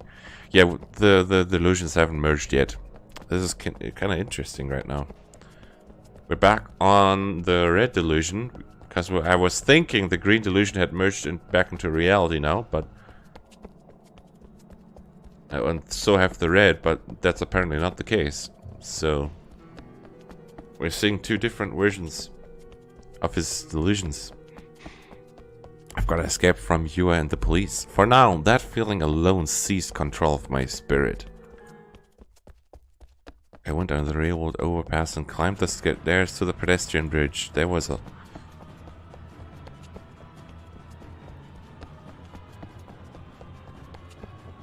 a lot of people everywhere I went, blocking my path. It nearly made me think they were hostile toward me, that they were getting in my way on purpose. Everyone started to look like a detective. I was on the brink of panicking. When I turned around, I spotted someone running after me. I caught glimpses of a figure cutting its way through the crowd in the same way as I had. It was one of the guys from the park. I didn't know which. Anyhow, they were chasing me. The thought of it made me go cold.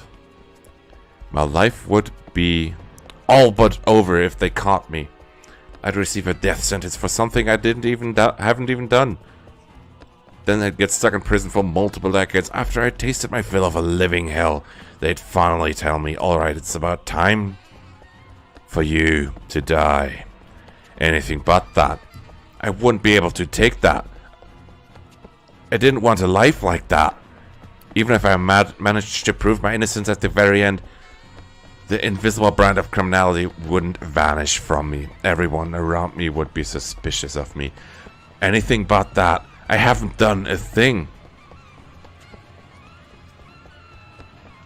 Upon entering the small road with virtually no other pedestrian traffic, I ran even more frantically.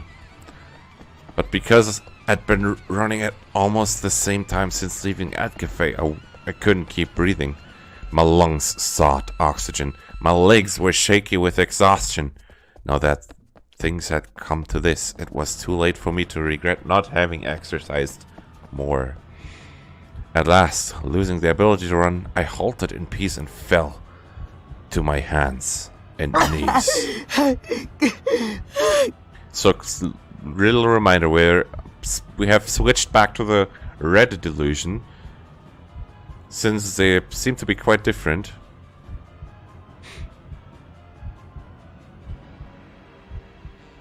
I was in a familiar place.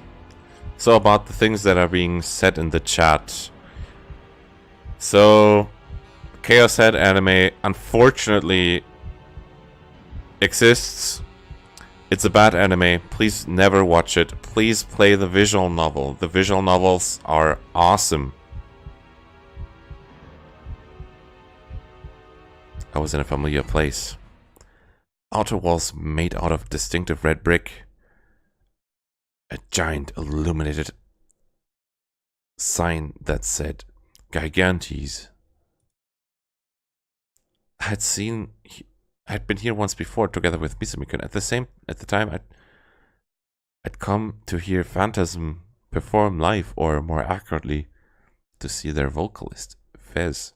Now it was utterly quiet and empty of a human presence, and the only light of the vending machine in front of the building feebly illuminated the area. Irritated at how my breathing refused to go back to normal, I looked over my shoulder at the street I'd run down. A dim, narrow road. A train to the Tokyo-Yokohama line decelerated as it passed close overhead, and the light spilling from its windows was particularly eye-catching. But even that illumination failed to reach the road directly below it. I squinted at the end of the street. Had I managed to shake off the police and Yua, it was too dark for me to tell. Also, for those who are listening, there is, you could say, a spiritual successor to ChäoS Head called ChäoS Child, and it's on Steam. You can buy it on Steam. It has been released not too long ago. I urge you to please go and buy ChäoS Child on Steam, the English official version. 私についてきて。A female voice that brushed my ear without warning made me scream pathetically and whirl around. So, I have this feeling this is where the delusions may merge. So I'm gonna save it here, save on save point 41, and go back to save 40, which is the green delusion, and see where we end up and where the stuff merges into the same reality. And we're running out of save pages. Shit. To think that I'd be chased not just by you, but also the police. On top of that, it wasn't my fault. I hadn't done anything. Should I assert my innocence? But the fact of the matter was... Okay, this is already where they merge. I got it. I'll skip through it quickly and see.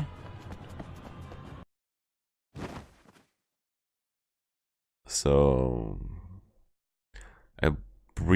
So the routes have merged already. So we're gonna go back to the old save then. Interesting. So I just missed the point of merging by a couple lines. So this is where the green delusion and the red delusion end up in the same story, and where they end, and you could say where they become the same story again. So we're back into normal life again, on Takumi's normal life, I think.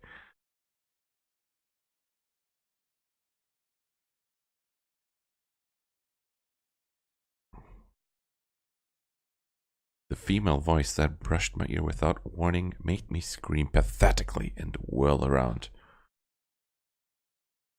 The one standing there was Fez, garbled in the flashy clothes meant for her live shows. As she stood quietly in the darkness looking at me, her form lacked the erupting power it held on stage, and instead appeared epithermal. Since it was dim, I couldn't scope out her expression. While I remained stupefied by surprise, Fez quietly extended a hand toward me.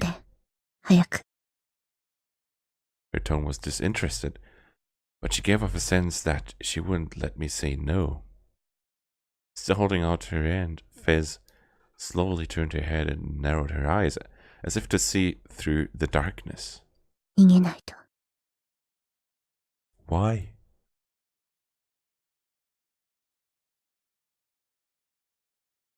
I was wary of her for a second, but right now, she was literally offering me a helping hand.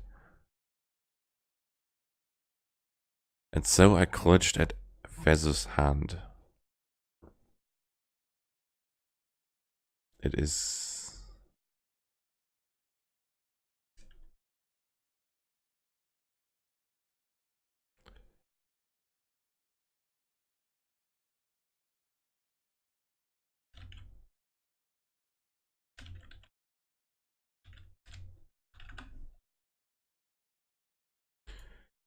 It was cool to the touch.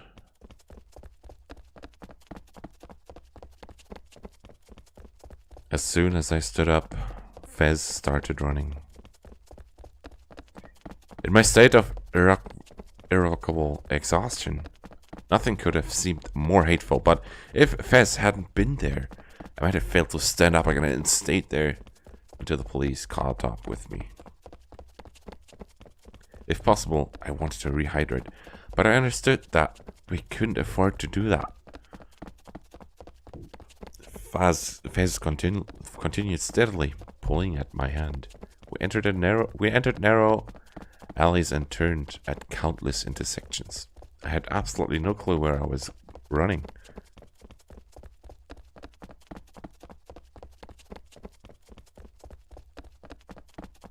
Even under normal circumstances, I had little knowledge of the lay of the land in Shibuya.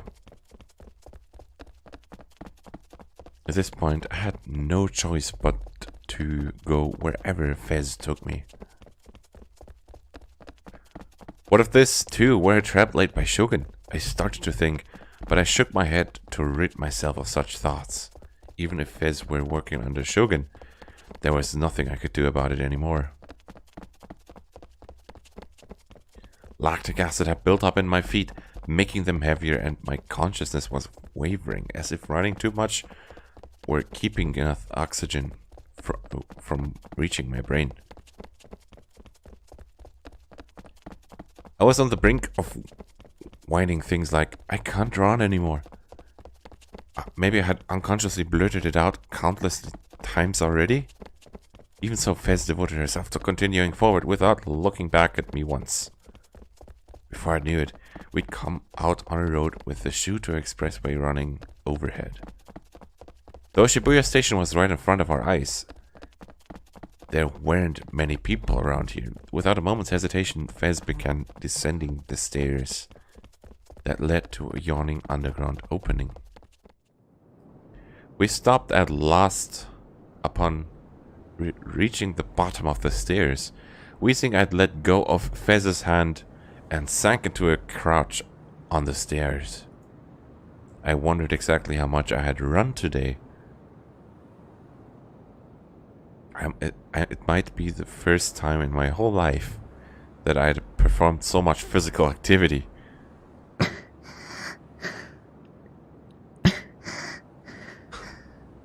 Fez is completely out of breath, it seems like. The way she supports herself with her arms. It's kind of odd to draw this just like this in the visual novel, I think. It's like, how is this even possible? Yeah, it's kind of a weird pose. So it looks like she's doing a pose like this, just I'm doing it the other way around. Which is, I don't know, in which situation would you do this pose? For some time, all that could be heard in the dim subway, with its melancholy ambience, was the sound of Fez and I breathing. I looked up in the direction of the entrance we'd come down from, but I couldn't detect any pursuers. Did that mean we somehow managed to escape them? Even so, it was the first time I'd heard of this part of the subway. Plus, it should have been pretty close to the train station, but there wasn't a single person passing through. One of the fluorescent lights illuminating the tunnel was on the verge of dying out, and it busily blinked on and off. A smell like raw garbage rotting floated faintly in the air. It was the sort of place that symbolized Shibuya's underside. If someone attacked me here, my voice might not reach outside. No matter how much I shouted, it wasn't a place I'd want to visit alone. As I went on, breathing even harder, I took a peek at Fez's profile. Another delusion trigger right here. Save point number 42. Green delusion. The charismatic diva of the indie music scene, who even now was making the young people of Shibuya go crazy about her. A person they called a prophetess. That Fez was together with a gross otaku bastard like me, it felt kind of strange somehow.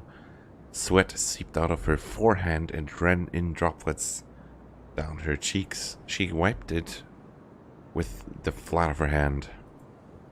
Each time she breathed, her chest rose and fell, peeking out of her camisole.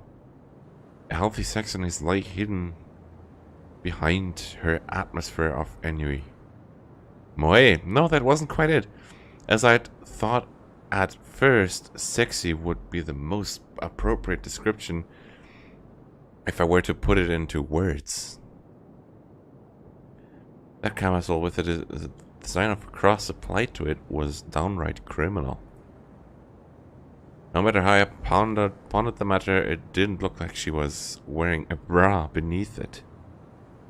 Could she be braless? Oh yes, she could. I wondered if that kind of lingerie Fez... I wondered what kind of lingerie Fez normally wore. Probably the sexy type, black or red maybe. But personally, I'd want to see her wearing something white and therefore neat and clean looking. Hey, what kind of moronic stuff am I thinking about at a time like this? 追われてたわね。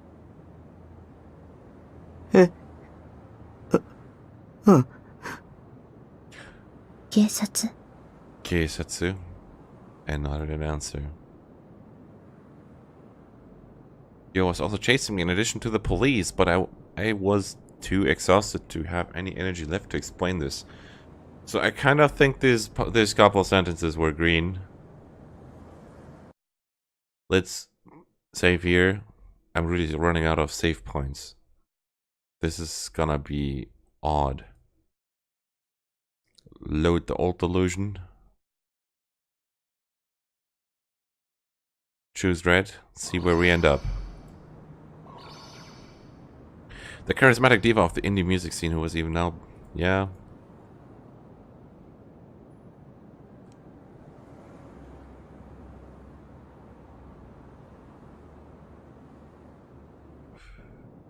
Okay, here it changes. Misabuken had said this to me before, but Fess had a great sense of style.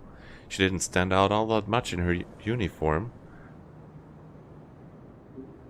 But I really got it when I saw her in close-fitting clothes like this camisole. And she was tall, and she had a nice moderate bust and an amazingly narrow waist. Most important of all were the legs jutting out of her miniskirt. Sleek and long, slender and firm, like those of a model. A racing swimsuit would really suit a stylish girl like her. Indeed it would. I have to agree, Takumi. No, but wait a sec. A school swimsuit might work unexpectedly well, too. To see the cool Fez wear a school swimsuit? The gap between the two would push me over the edge, huh? Hey, what kind of moronic stuff am I thinking about at a time like this?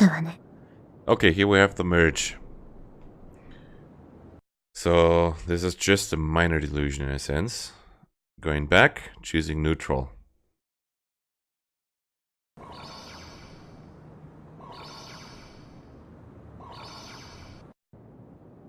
So this little audio pause kind of marked the start of the beginning. It was just a small audio pause.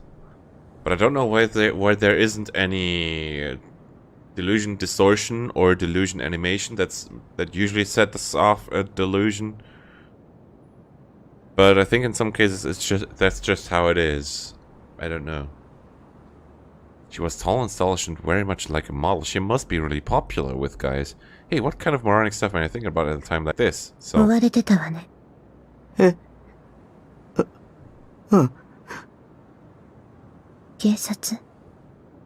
nodded an answer. Yo was also chasing me in addition to the police, but I was too exhausted to have any energy left to explain this. Yeah, they're both being chased. What was that supposed to mean?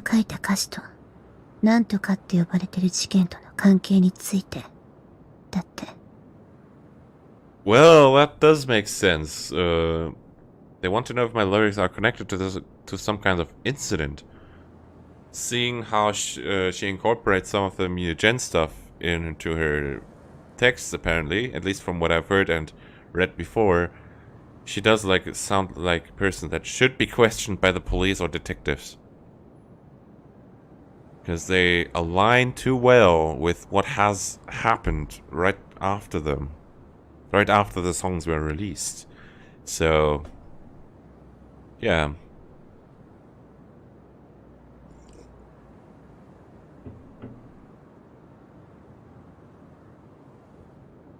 So Silazard says that Takumi mentioned red clothes and also a swimsuit and others. White clothes and swimsuit and others. And other versions of this delusion. Thank you for letting us know. They kept asking me about it. New Gen. The lyrics Fez had written and content of the sequence of cases matched up almost perfectly, which was why her friends were shouting these rumors from the rooftops that Fez was a prophetess. As a New Gen criminal, I'd been the same at the first time I saw Phantasma's lyrics, to the point that I'd wondered if Fez were Shogun. But when I thought about the fact that she'd saved me, it made me guess that maybe things were a little different. Even so, why had Fez been there? Her saving me had just been coincidental. Yeah, that's right. Considering that the club she performed at had been right in front of my eyes, she must have had a show today as well, after all. 君が追われてるのは何か悪いことでもしたの？作られた。あの女、僕のこと作ったんだ。ニュージェネの犯人にされる。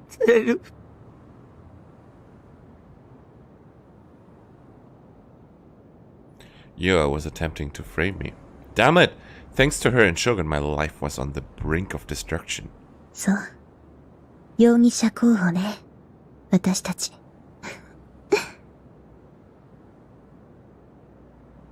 How can you laugh about it?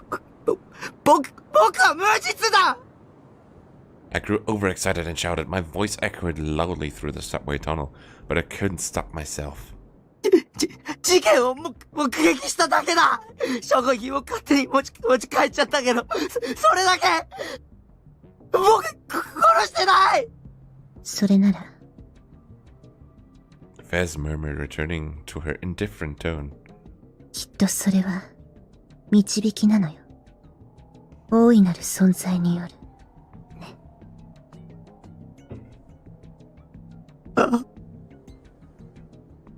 Another mental patient, another Holden 君 Caulfield. が見たものが事実だったか幻だったかは些細なこと。That brutal spectacle had been an illusion. Was that even a possibility? It had seemed so very real. 君が今抱いている苦しみや怒りは必要なものだったということよ。What was she saying? How disappointing. I'd sort of sensed it when I went to her concert, but Fez really was quite the tinfoil hat type. She said geniuses and lovers are just a hair's width away from madness. But... だから、早く見つけて、剣を見つけて。My breath caught before this. When we met at school, Fez had said to me, "Finding your sword will save you." Fez had said the same thing before. What scared me far more than the police were Shogun and his underlings. I didn't know why, but they were clearly and maliciously attempting to set me up. What I needed to save myself from their menace was... What I needed to protect myself was... 理想度。そうよ。Fez's lips contorted in the shape of a smile. 勉強したみたいね。それなら手に入れた。僕は理想度も持ってる。今家に。知ってるわ。Shiteru. She knew? How did she 見 know? たから。君が渋谷のど真ん中を歩いていたの。大きなおもちゃを抱きしめて恥ずかしそうにしてたわね。She was talking about that I had bought the D sword. I think that Fez had seen me. No, hold on a second. What had Fez just said? おもちゃ。 The smile had already vanished from her Fez's face. She gave me a short glance, then let out a light sigh. Her attitude was so listless, it started to make me feel insecure. 偽物だと思うわ。あなたの買った剣は。I wasn't all that surprised. I could have predicted it. Compared to Senna's sword, the one I had bought was simply too cheap, and it didn't shine. Anyway, given that it was a sword so amazing that Fez had claimed it would bring me salvation, the prospect of finding it being sold for 10,000 yen along with other toys for grown-ups was far too lacking in romance. Which was why I wasn't surprised. Why I wasn't surprised. Instead, a tumultuous fury surged inside me. Fury at the glum-looking female Clark who had deceived me. Fury at the pathetic self for being deceived. Fury at Fez for insinuating this and that without giving me clear answers. じゃあ I stood up and drew closer to Fez. Something in my normal self would never have been capable of. But right now, I was desperate. Until a short while ago, I'd been exposed to the overwhelming terror of being pursued by Yua and the police.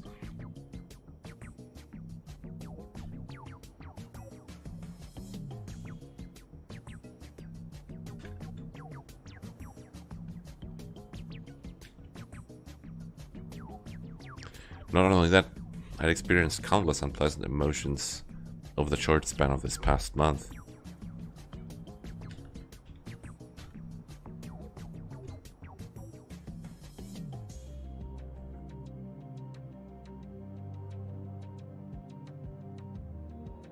Not only that, I'd had more than enough in order to return to my peaceful lifestyle. I had to get my hands on a sword, no matter what. 教えてよ理想度はどうやって手に入れるのか Her expression stiffening, Fez turned to face me again and said, "Watch." She deliberately thrust her right palm out in front of my eyes, stopping me from coming any nearer. She curled her right hand into a fist. When she swung it all the way behind her, together with a sword akin to that of a glass shattering, cracks broke their way through empty space. My eyes went wide. I was speechless. Fez focused on me without the slightest change in expression. A deep darkness spread out in the depths of the fissures in the broken space. This time, Fez whipped out the hand that lay buried between those fissures.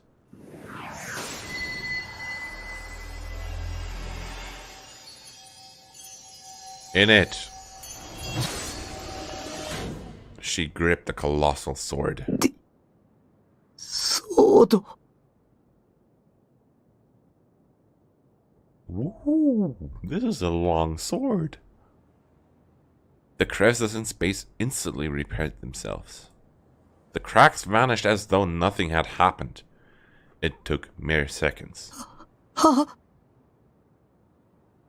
Was this sleight of hand or another one delusion? It was too distant from reality. I couldn't believe what had just occurred right before my eyes. This was pure fantasy. Something from an anime. この剣は命運を握るもの。That sword was what Faz had slashed around during her show. What I had mistaken for a mic stand, and its shape was almost reminiscent of a sci-fi anime battleship. この剣は嘆きを収束させたもの。This sword was born by gathering lamentations. It possessed not a single straight line, yet it brimmed with a sense of sharpness, and was lovely and sinister. この剣は超越した場所に干渉するためのもの。It seemed as though my fingers would be vividly sliced off if I touched it. 超越した場所って。Fez's D sword, it fascinated me, and so I asked her without thinking. 異空間のようなもの。A parallel world, things were finally taking a firm turn around the 同 anime 一次元上にあるもう一つの可能性。あるいは妄想。a 言い delusion. 方にあんまり意味はないわ。唯一確かなのは。この剣もその領域に存在しているということ。So, in other words, the D sword was the product of Fez's delusions. The paranormal phenomenon I'd witnessed earlier had also been delusionary. It wasn't present in reality. そんなの、ありえない。そう。If it were a delusion, how come I could see Fez's sword right 言 now? 葉に引きずられてはダメよ。後ろを振り返ってみて。Bewildered by Fez's abrupt demand, I obeyed her. Behind me were the stairs, and there Fez stood there, wearing a school uniform.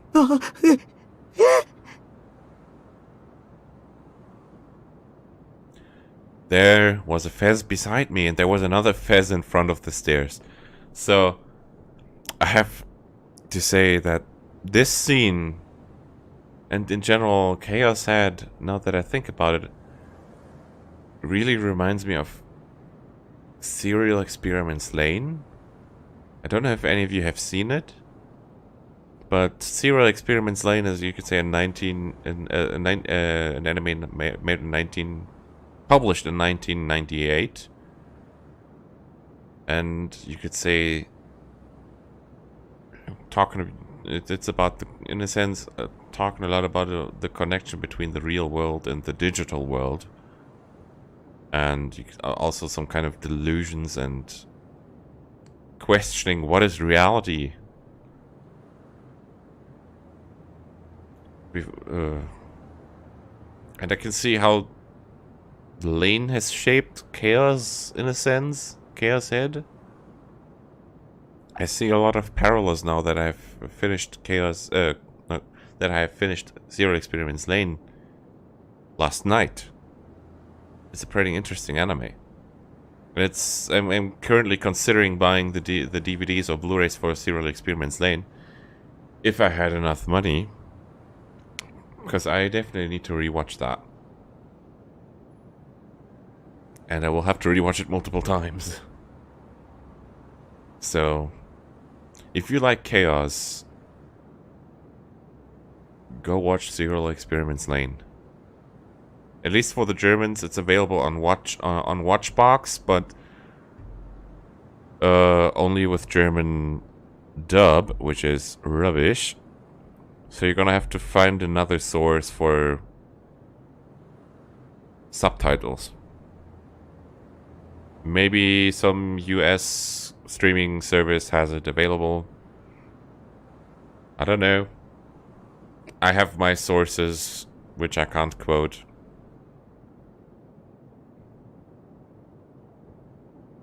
There was Fez beside me. There was another Fez in front of the stairs.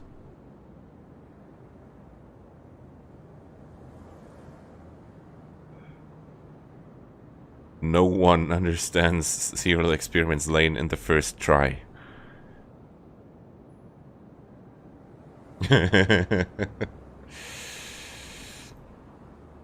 But there, within the first, you could say within my first attempt of watching Serial Experiments Lane, I understood a lot of the concepts that they were using. And it's one of the animes that makes you think in order to understand the show. It's not a straight show that delivers questions and answers and that delivers all the explanations. You've got to put the puzzle, you've got to puzzle it, well, how to put it in English. You've got to piece the pieces together yourselves. But I think most of the information you need to solve the puzzles are delivered in the anime. And things you probably, and there may be some things that maybe are not delivered in the anime, but you could guess from real life technology and philosophy and stuff, and piece stuff together this way. It's interesting. I really recommend it. But it's, you could say, you really need to be, you could say, sober and focused when you watch that anime, because there's a lot of stuff going on. Serial Experiments Lane, good stuff. Reminds me a lot of ChäoS Head. Or ChäoS Head reminds me a lot of Serial Experiments Lane. The other way around, since Lane is around a lot longer. It's been around a lot longer, I mean.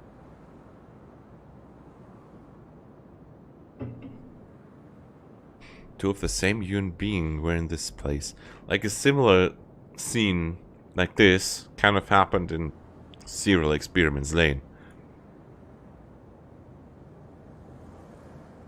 Becoming completely flustered, I looked back and forth between the two Fezes over and over. From the shape of their faces to their statue and even their hairstyle, they were exactly the same. The only difference between them was their clothing and the fact that they only bore a sword. It wasn't at the level where you could mistake them for twins. They didn't merely resemble each other, they were one and the same. Both Fez spoke at the same time. I could feel a headache coming on. What the hell was happening there?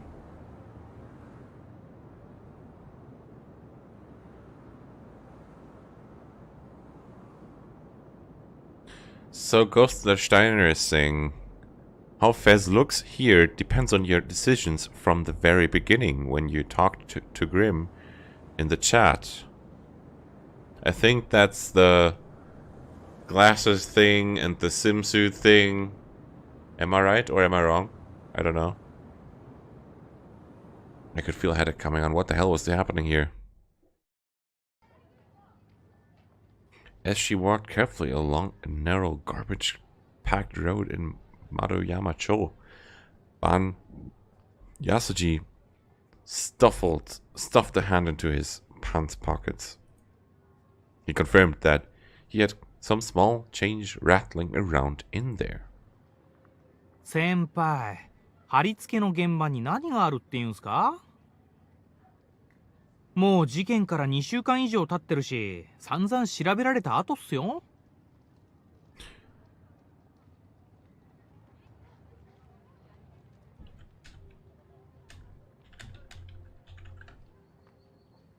It's been over 2 weeks since it happened. We've already investigated the area pretty thoroughly, you know. 新しい証拠なんて出てきませんって。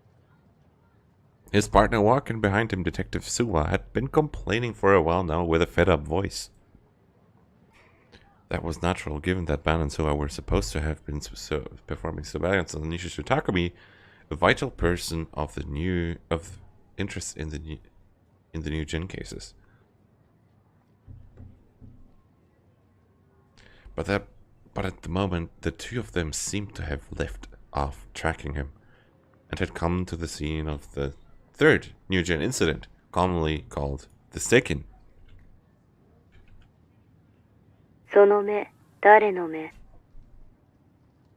Ban had unilaterally decided to shove their original duty, tailing Nishizu Takumi, off on another district detective. The newbie Suwa found this rather unsettling. やっぱまずいっすよ。尾行に戻りましょう。From the point of view of a new detective, it wasn't easy to put up with how his senior had led him around by the nose without the slightest explanation. And so he had been spending all this time persistently trying to persuade Ban otherwise, but the key person, Ban himself, said,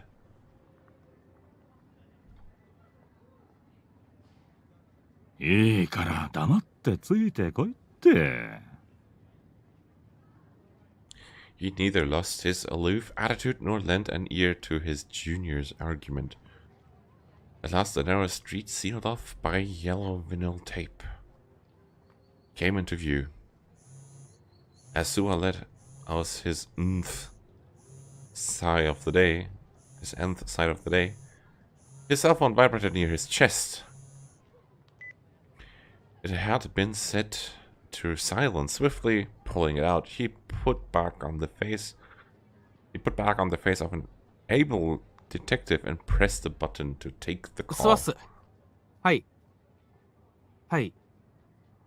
Listening to Suwa speaking at his back, Ban stood before the vinyl tape. Behind it lay the crime scene. A deep darkness had settled down there in the same manner as when their crime took place. Now there were no longer any traces indicating that something had happened there. 女か。やられたっすね。とりあえず、深センの家に戻ってほしいっす。はい。張り込んでてください。いやいや、大丈夫っすよ。責任はバン警部補が取るっすから。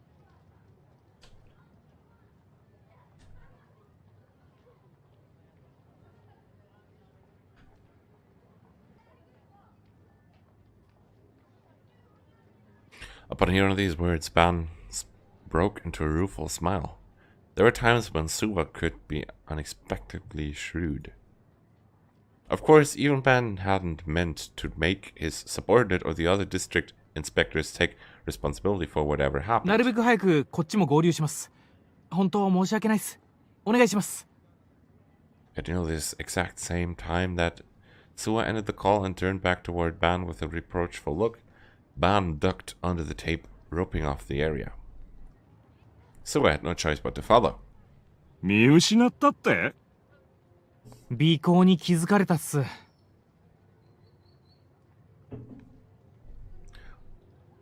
Why does this guy look somewhat like someone from Fate? Suwa. 直前にネットカフェで人騒動あったみたいっすし。女っての？岸本綾瀬っす。岸本お騒がせバンドの嬢ちゃんか。つながりは？同じ学校の同じ学年っすね。他は今のところ特に。クラスメートでもないっす。Ban put a hand to his jaw and briefly relished on the sensation of his raw, unshaven chin.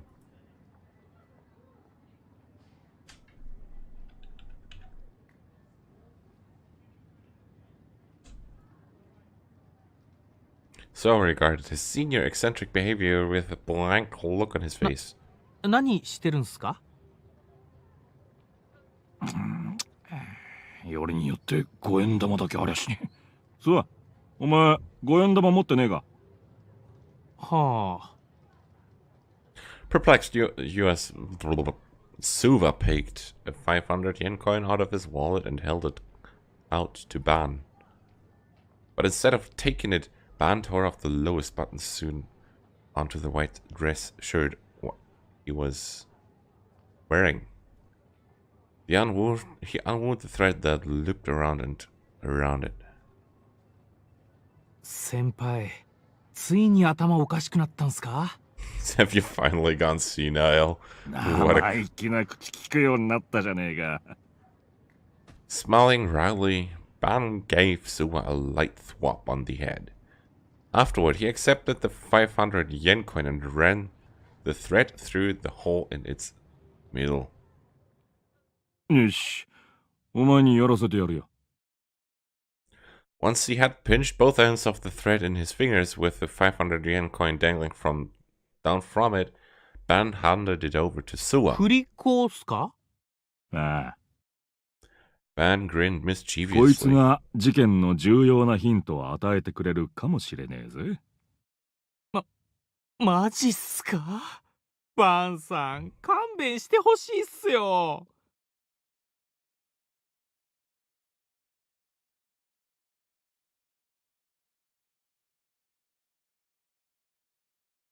Give me his...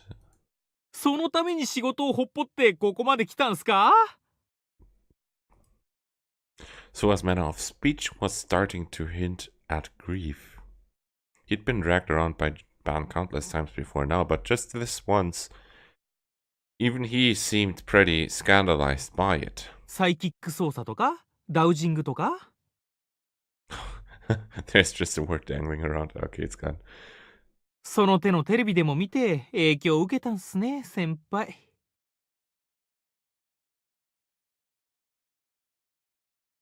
そういうお前も詳しいじゃねえの。いや、まあ、自分も見たは見たっすよ。先週のユーリ・ブライトマン。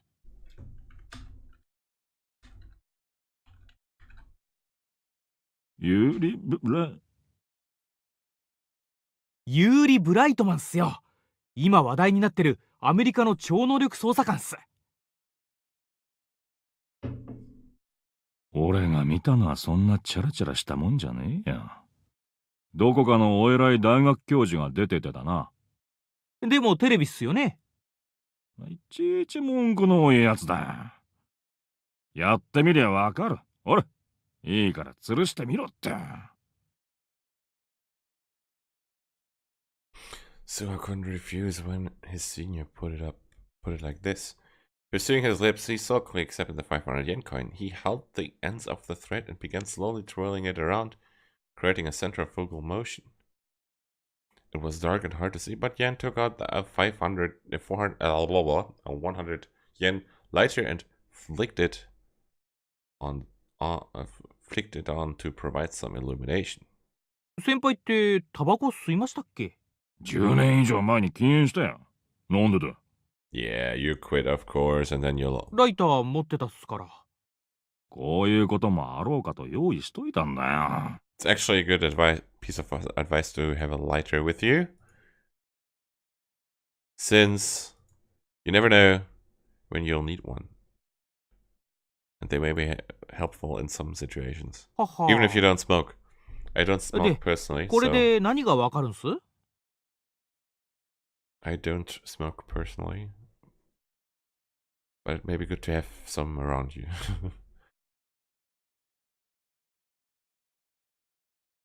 もっといろいろ動かしたり止めたりしてみろ。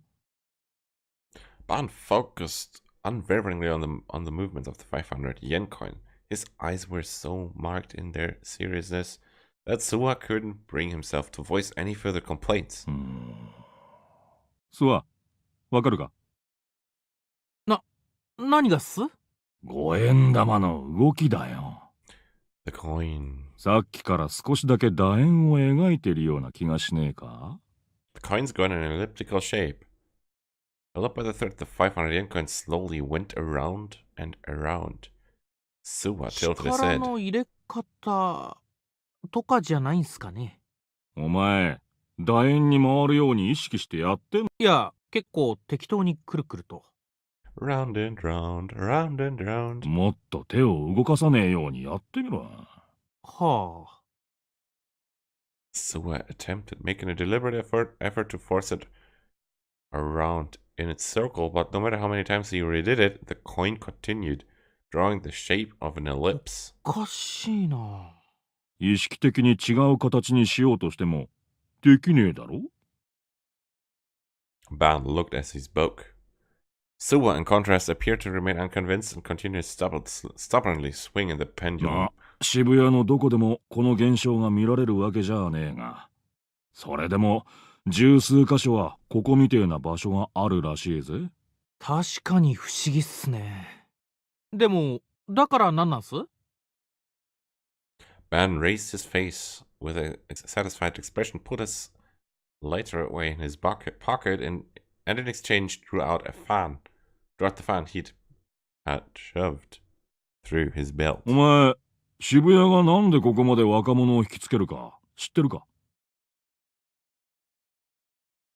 Do you know why so many youngsters are drawn to Shibuya? 5円玉が楕円を描くからっすか？ Suwa had meant it as a joke, but Ban gave a prompt nod as he fanned himself leisurely. There was a coin animation supposed to pop up. I don't know what happened with it. It did not show up. I don't know.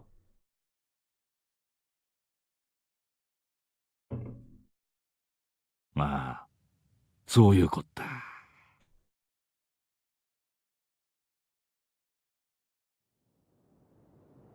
なぜこの渋谷という場所は若者たちをこんなにも引きつけると思う？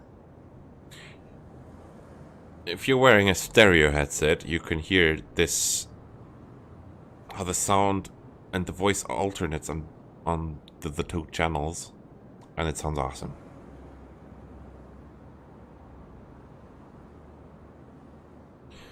So apparently there should be a video of the coin spinning, but my ChäoS head is suffering off the videos don't play bug, even though I have the D-patch 2.5 installed, as well as the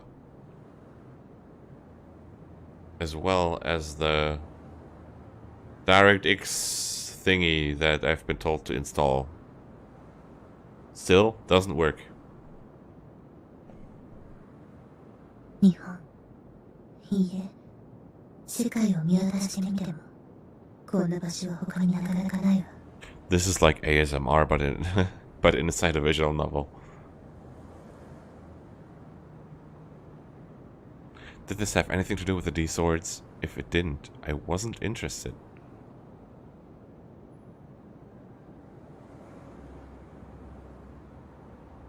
I had to find some way of asking Fez how to acquire a real.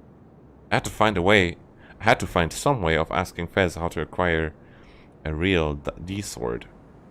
新宿でも池袋でもなくて、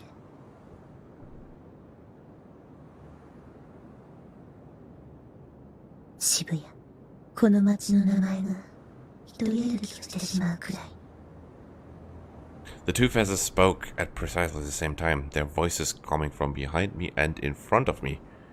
Impeccable synchronization.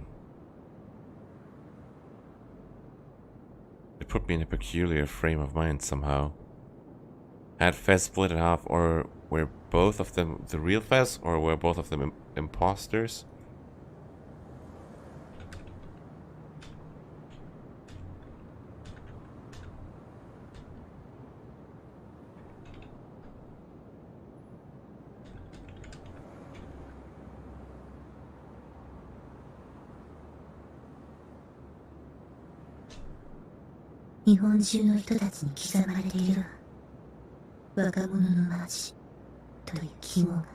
Ah, this is ASMR in a visual novel. Why did you ask? Because I didn't care either way. Because it's a fashionable town. 流行の発信者から、よくテレビに映るから。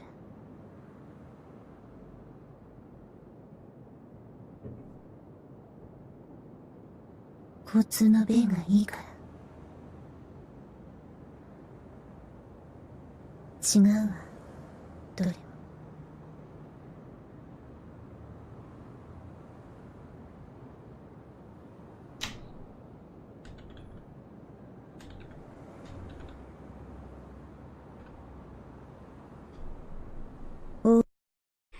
I grew uncomfortable at the thought that they were watching me from both sides, from both the front of the back, from the front and the back. 大いなる意志よ。法治存在。もっとわかりやすく言えば、神による意志なの。This is bad, my reason warned me. Could this mean maybe she was trying to lure me into a sketchy cult religion? I started to panic. Maybe it would be better to run away.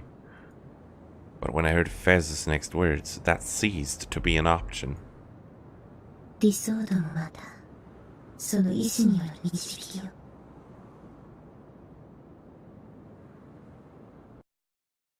引力ってあるだろ？あるだろ? Ban returned to the main road from the alley and began walking in the direction of Shibuya Station. Suwa, who had assumed they were going to Shinsen next, grimaced as he followed in Ban's wake. 万有引力のことっすか？よく知ってるじゃねえの。さすがいい大学出てるだけあるな。Suwa grew downcast at Ban's faintly jesting tone. あいにく大学じゃオカルトは勉強しなかったっすけどね。オカルトじゃねえ。世界には引力がアンバランス化してる地域ってのが何か所かある。アンバランス化っすか。振り子が楕円を描いたのもその影響ってこった。GE レートって呼ぶらしい。The GE レート。GE レート。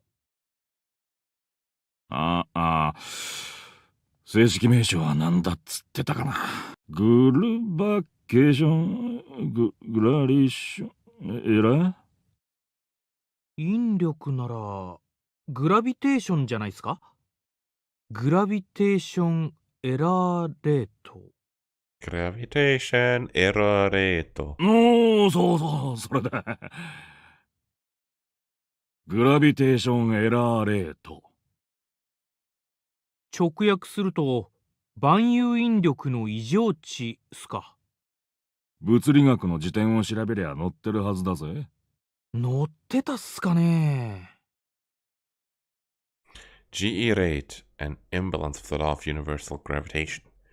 Discovered by Isaac Newton, the law of universal gravitation is a fundamental force of nature that works between all substances and forms of energy, etc., which contain mass. A number of strata found layered upon the Earth's surface are said to powerfully influence this law of universal gravitation. Lava beds are a representative example of places that induce local irregularities. The vast sea of trees that lies at the front of Mount Fuji is such a distinctive instance of this that compasses to sea's function there. Wait. The vast sea of trees that lies at the foot of Mount Fuji is such a distinctive distance that compasses to see its function there. Okay. Interesting stuff. Researchers have already determined that fossil beds, which contain particularly high levels of iron and calcium, are another type of stratum wherein magnetism rebounds. Also, magnetite has an especially strong effect on gravitation. If naturally produced magnetite, an ore that crystallizes into regular octahedrons, were to be found beneath the earth in a large enough quantity to merit recognition as a geological dike, such a scenario would indeed equate to the ground itself being formed of magnetite, resulting in an extremely high chance that trace deviations in gravitation would develop there. GE rate refers to the twisted local gravitational values found in areas containing the aforementioned strata. Around the time when Ban's When Bond's explanation reached the stopping point, the two of them came out on the street by Dogan Hill.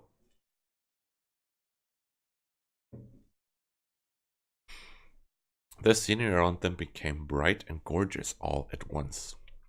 渋谷の平均 GE レートは世界でもトップクラスらしいぜ。地面に置いたボールが一人でに坂を登っていくようなケースもあるらしい。マジっすか?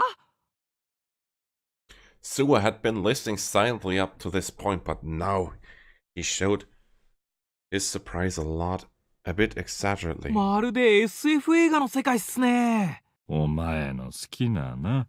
自分は小難しいのは嫌いっすよ。壮大なスケールの映画がいいっす。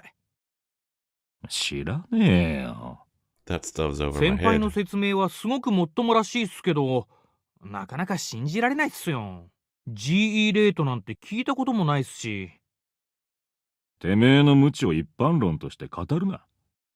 デカに必要なのは事実を客観視することだぞ。はあ。でも。As Suwa said, research pertaining to GE rates was fairly minor in scale, and one certainly wouldn't hear of it simply by graduating from a normal university. Ban himself hadn't known of it until a few weeks ago. そもそもまだ肝心の答えを聞いてないっすよ。渋谷の重力がアンバランスだとなんで若者が引きつけられるんすか？引力と人間ってのは意外と因果関係があるってことだよ。お前、生き物のバイオリズムは月の引力に関係してるっての知ってたか？潮の満ち引きだけじゃねえんだぜ。ウミガメの産卵には月の影響があるらしいってのはどっかで耳にしたことがあるっす。ああ、必ず満月の夜に産卵するってやつだな。だがウミガメだけじゃねえ。他に有名なのだとサンゴが産卵するのも満月の夜だ。ああ、海の中が雪降ってるみたいになるやつっすね。満月の夜は引力も強くなってるって科学的に実証されてんだ。当然人間にもその影響は及んでる。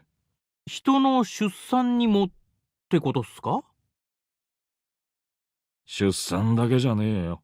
バイオリズムって言ったろ。普通の生理現象はもちろん、交通事故や事件、病気、食欲とか性欲とかにも密接なつながりがある。興奮すると頭に血が上ってるって言うだろう。あれは月の引力に引っ張られてるんだよ。そりゃ極論だと思うっすよ。まるで個々の感情なんて関係なくて全部月のせいだって言ってるようなもんじゃないっすか。そこまでは言わねえがな。集団心理って言うだろう。この町に来た途端に楽しい気分になったり、ちょっと無茶したくなったりするかもしんねえんじゃねえの？ニュージェネの一連の事件に対する反応だってそうだ。この町でそのニュースを見た連中は大抵反応が同じだ。どいつがこいつが楽しんでやがる。自分だけは被害。そういう集団心理も GE レートのせいってことっすか？ GE レート。可能性としてはありだろう。渋谷に来たら楽しい気分になるってのが若いやつらの頭の中に無意識にすり込まれれば、若者がこの街に惹かれる理由になるってわけっすね。As expected, Suwa was a quick study, Ban thought admiringly.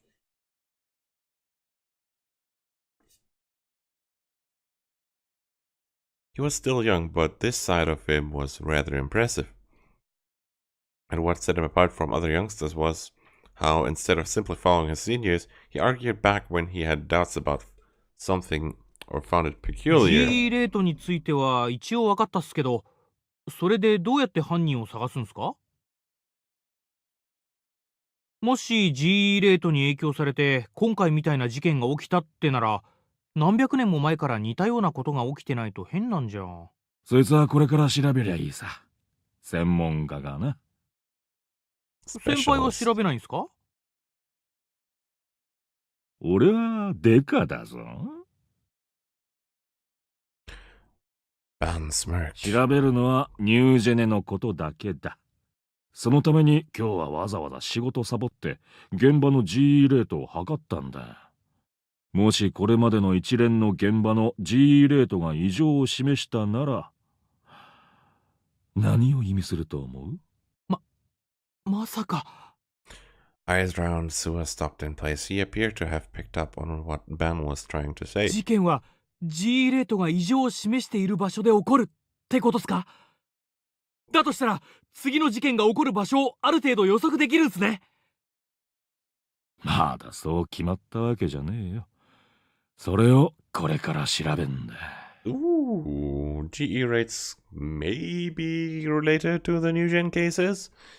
We will find out if that's the truth. Something unidentified hidden in the cliffs. Oh. There was something to the city, something unidentified hidden in the depths behind its gaudy exterior. Maybe it was a Pandora's box that humans mustn't touch. So Ban thought to himself as he surveyed the people going down the road.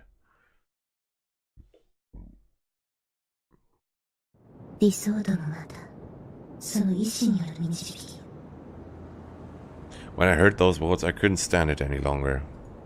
Fez kept on avoiding the subject of bringing up stuff I didn't care about. I had almost zero interest in things like your great will or why people were drawn to Shibuya. I only wanted to ask her one thing. ディソードはどうすれば手に入る？ Finally! I demanded of Fez, mustering all my courage. 教えてよ!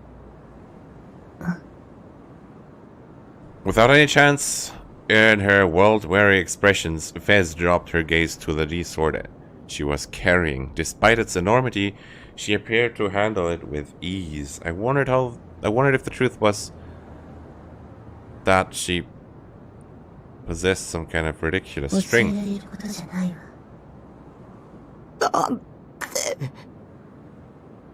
What's with dropping all those hints and then refusing to tell me the most crucial parts of it?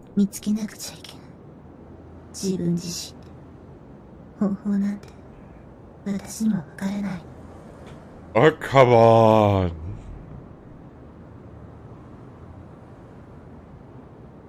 She didn't know how... Then how the hell had Fez obtained the sword she was holding in her hand right now?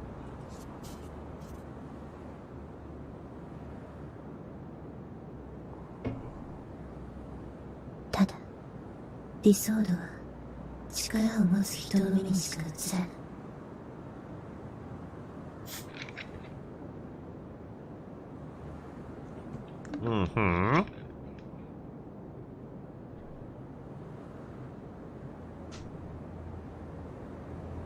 If you reverse this, that meant people without the power couldn't see them.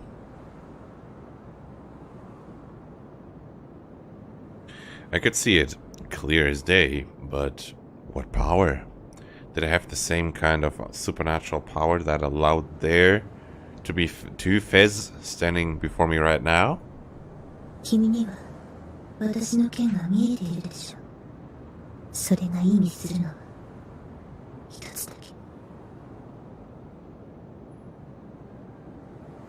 If it was the power's fault that Shogun and you were meddling with me, I didn't want that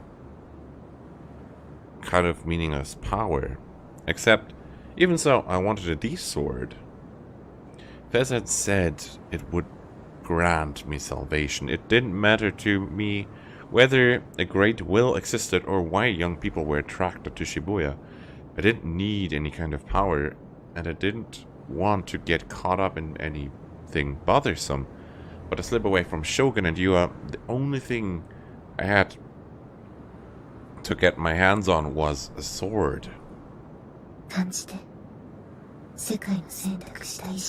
Feel the will chosen by the world. Feel it. But as before, Fez's answer remained ambiguous. I bit my lip and thought frantically about how to squeeze more information out of her, but given how poor I was at talking with 3D people, I couldn't come up with a single effective method. I tried thinking about arrogance to situations that might prove to be helpful examples, but all that came to mind were barbaric things like making her drink an aphrodisiac, or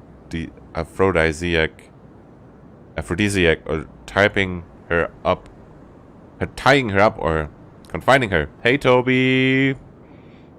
Shout out to Toby.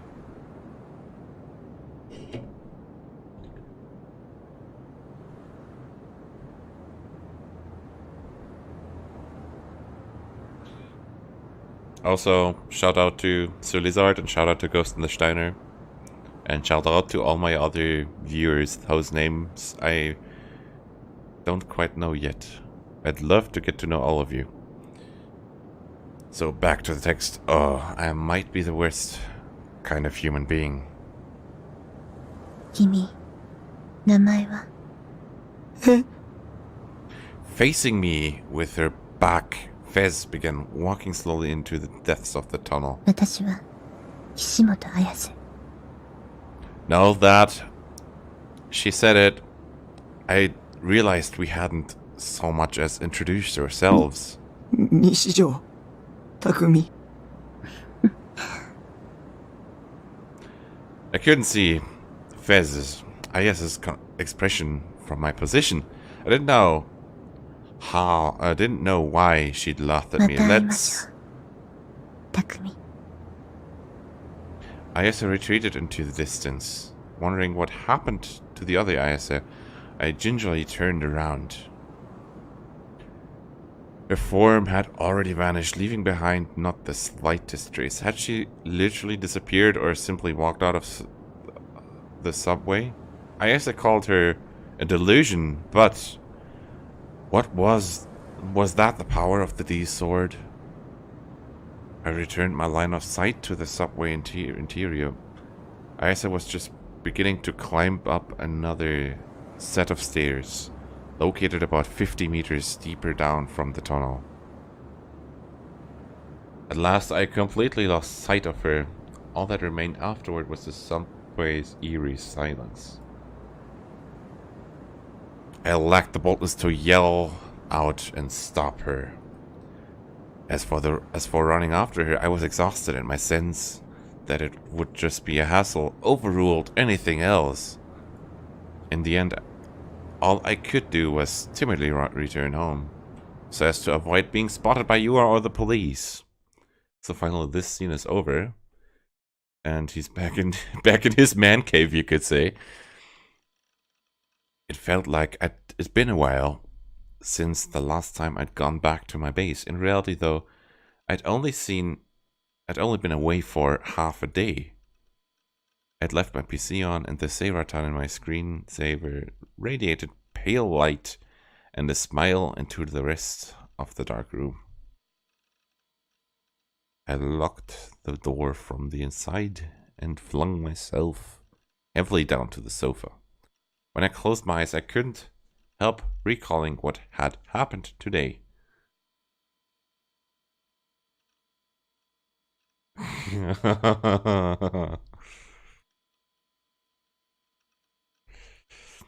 Of all things to be suspected by the police, they must be making some kind of mistake. I wasn't even capable of murder.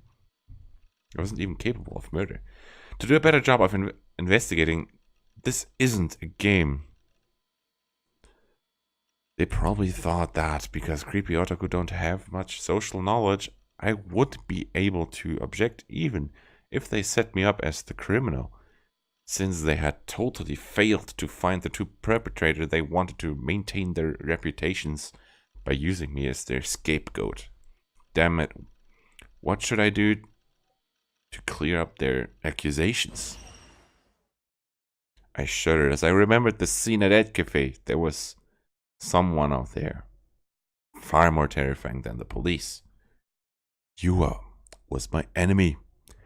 Lately I thought I was safe because she hadn't shown any signs of movement. I'd been ecstatic,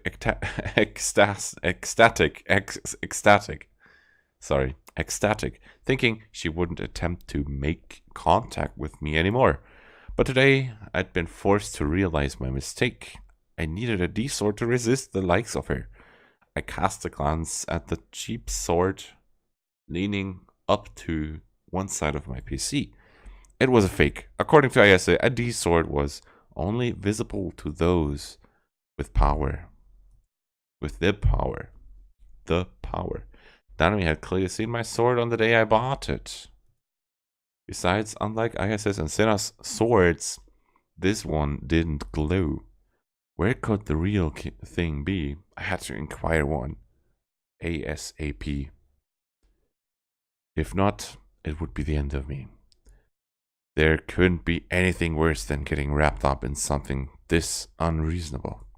あなたは DID 多重人格なんです。 You're wrong. That's impossible. There's no way it could be true. Don't they say that multiple personalities are really rare in Japan? You have seen so many movies and novels that don't have multiple personalities. There's no proof for it anywhere. 違う。あれは違う。 But that chat log was consistent with what Yua had told me. あんなの捏造だ。証拠にはならない。 But nor was there any proof that I didn't have multiple personalities. 先生は僕を多重人格だなんて診断しなかった。 But for some reason, Dr. Takashi went away. 僕は僕だ。僕が一番よく知ってる。 Again, this reminds me so much of Serial Experiments Lane, where this exact question has also appeared. Are you yourself?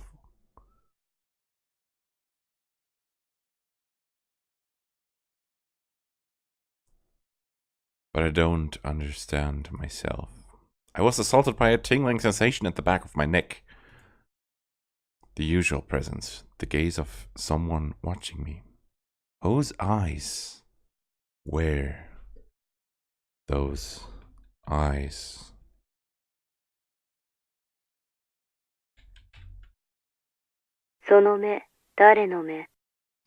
そうだ。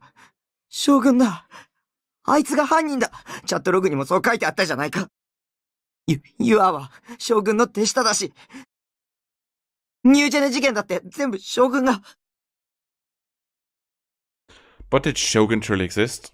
Was not that itself a delusion? 僕は、まともだ。まともなんだ。そうでしょう Cradling my head, I shouted at no one. The one who replied was... メールだよボケナス Sarah! I dragged myself over to my PC and checked my mail. Grim was the sender. The title was "Found Something Interesting." Must be more of his trolling. He was trying to get my head to shut down again. I couldn't afford to go along with Grim's games now, but for the time being I stuck to just reading the text of his mail. Oh, I have bad feelings about this. A video taken by the new gen perpetrator. My fingers trembled against the mouse. I couldn't tear my eyes away from the mail. Did he mean the criminal showed up in there? Who was it? Surely not me? My desire to see it warred with my longing not to. This was proof. Proof that I wasn't the criminal, or else proof that I was. I didn't know which would turn out to be the case. It was akin to a gamble. Sensing the ringing of my internal alarm bells, I moved my mouse cursor up to where the link was located. But I couldn't quite work up the courage to click the URL. 私、あなたを助けたい。 Shut up. Don't treat me like I'm a criminal. Don't act like you sympathize with me. I didn't do it. You herself was the one. You herself was the one on the killer's side. Furious, I clicked the URL. A YouTube page opened up. What the hell? Group diving video, Shibuya's madness. Who would upload those kind of things, and why do they have 800 plus something views? 僕じゃない僕じゃない僕じゃない僕じゃない僕じゃない僕じゃない僕じゃない僕じゃない僕じゃない僕じゃない僕じゃない僕じゃない僕じゃない僕じゃない僕じゃない僕じゃない僕じゃない。 In actuality, it only took about 10 seconds to load, but to me, those 10 seconds felt like eternity. At last, it finished loading and the video began playing back. So, little disclaimer at this point, the video thing inside the game has some bugs, so the videos do not play on my side. And if this is an actual video inside of the game, they will be playing now. We probably won't be able to see it because of the bug, because this game is old AF. It's a Windows XP game and I'm running it under Windows 10. So, yeah, yeah. It was a film of a very dark place. The Dive. Uploader Pubitsu views 9,426. Group dive film. Rating 2 out of 6 stars. Genre society events. Playback time 3 minutes something. Uploader observer. Okay. Why do we have 2 different uploaders here? The background was pitch black. It looked like somewhere indoors. In an attempt to somehow gather information from within the video window, I brought my face closer to the monitor. It was dim and hard to see. But several girls and guys were there. They were raising their voices, being terrible boisterous. Seems like this is just a static image at this point. Perhaps because of how low the audio rate was, or perhaps because the emotions of the people on the film were so heightened I couldn't catch what they were saying. On occasion they'd let out violent shouts, their voices breaking horribly. After watching for a little while, I grasped that there were 5 people present, including the cameraman. That made 6. The cameraman didn't enter the screen in the slightest. Though I could tell there were 5 people. The darkness prevented me from seeing their faces clearly. As though to affirm one another, they caressed each other's heads, patted each other's shoulders, and embraced. I had a girl's high-pitched weeping as if she'd been overcome by emotion. It was clearly a singular spectacle. But how is this video related to New Gen?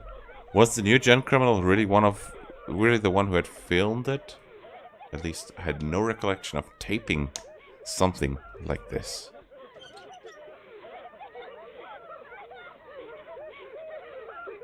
After some time, the videographer holding the camera began moving forward.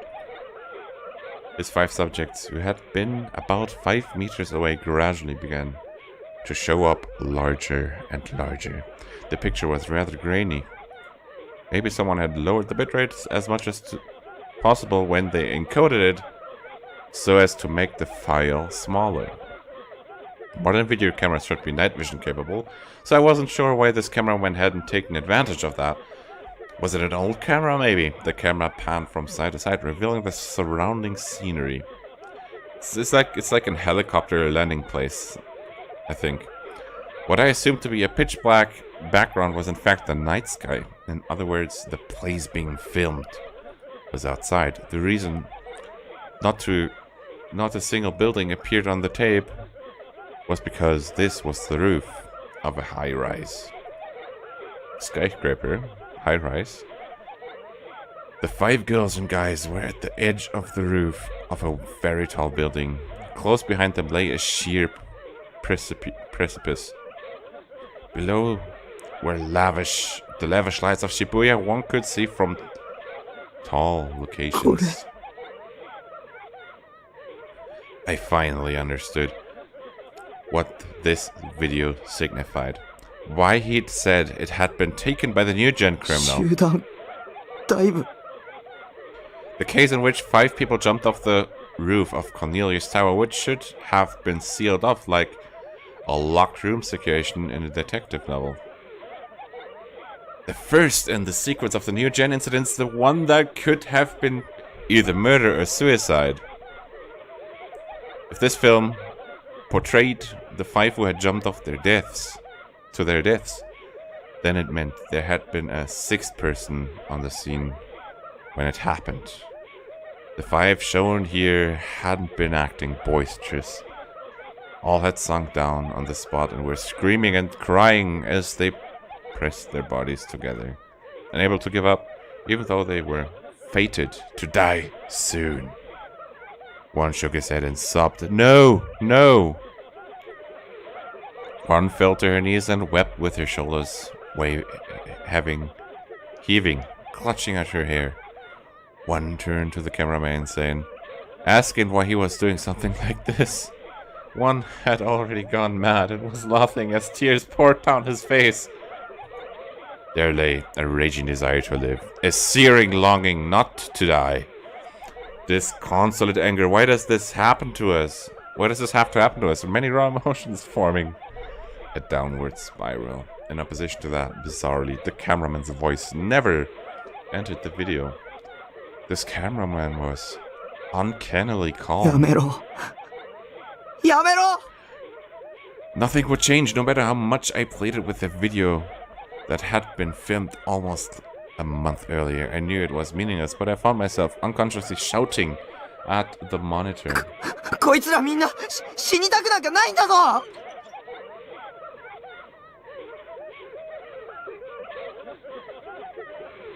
But there was actually no way my words would reach him, and the camera drew even closer to the 5 of them. Perhaps driven by fear, they retracted from the camera as though crawling. But escape was impossible.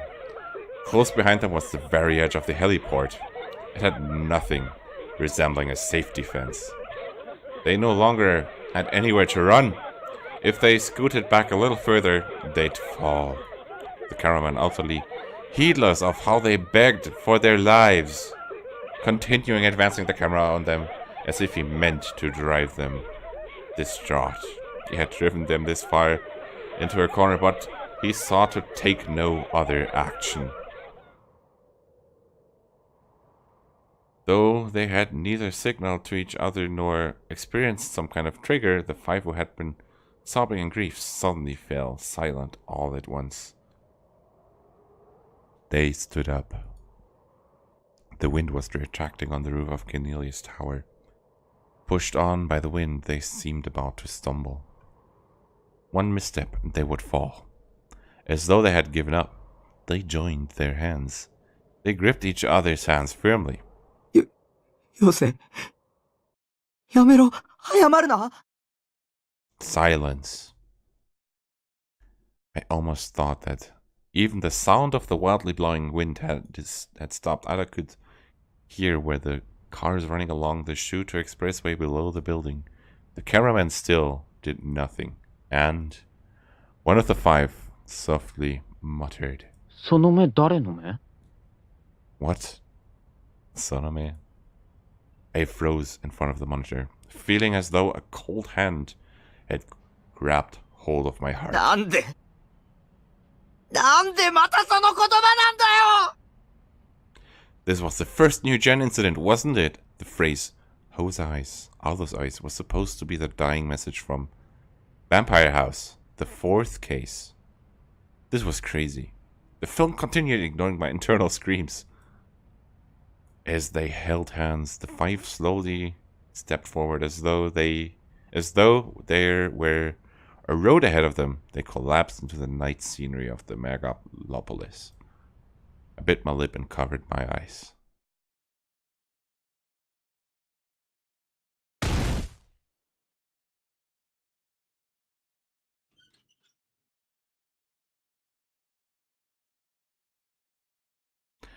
The group diving was not suicide. This too had been a homicide. The criminal had been there when it happened. And I knew the cameraman, mixed in with the sound of the powerful wind on the rooftop, mixed in with the sound of 5 people intently weeping, mixed in with the honking of the cars on the expressway below, I had distinctly heard another, fainter sound. It was a sound like that of a metal creaking. The sound that I heard when the cameraman advanced. The sound of a wheelchair. あの時、僕の前に現れたのは、現実だったんだね。カメラの目線が低すぎだよ。将軍、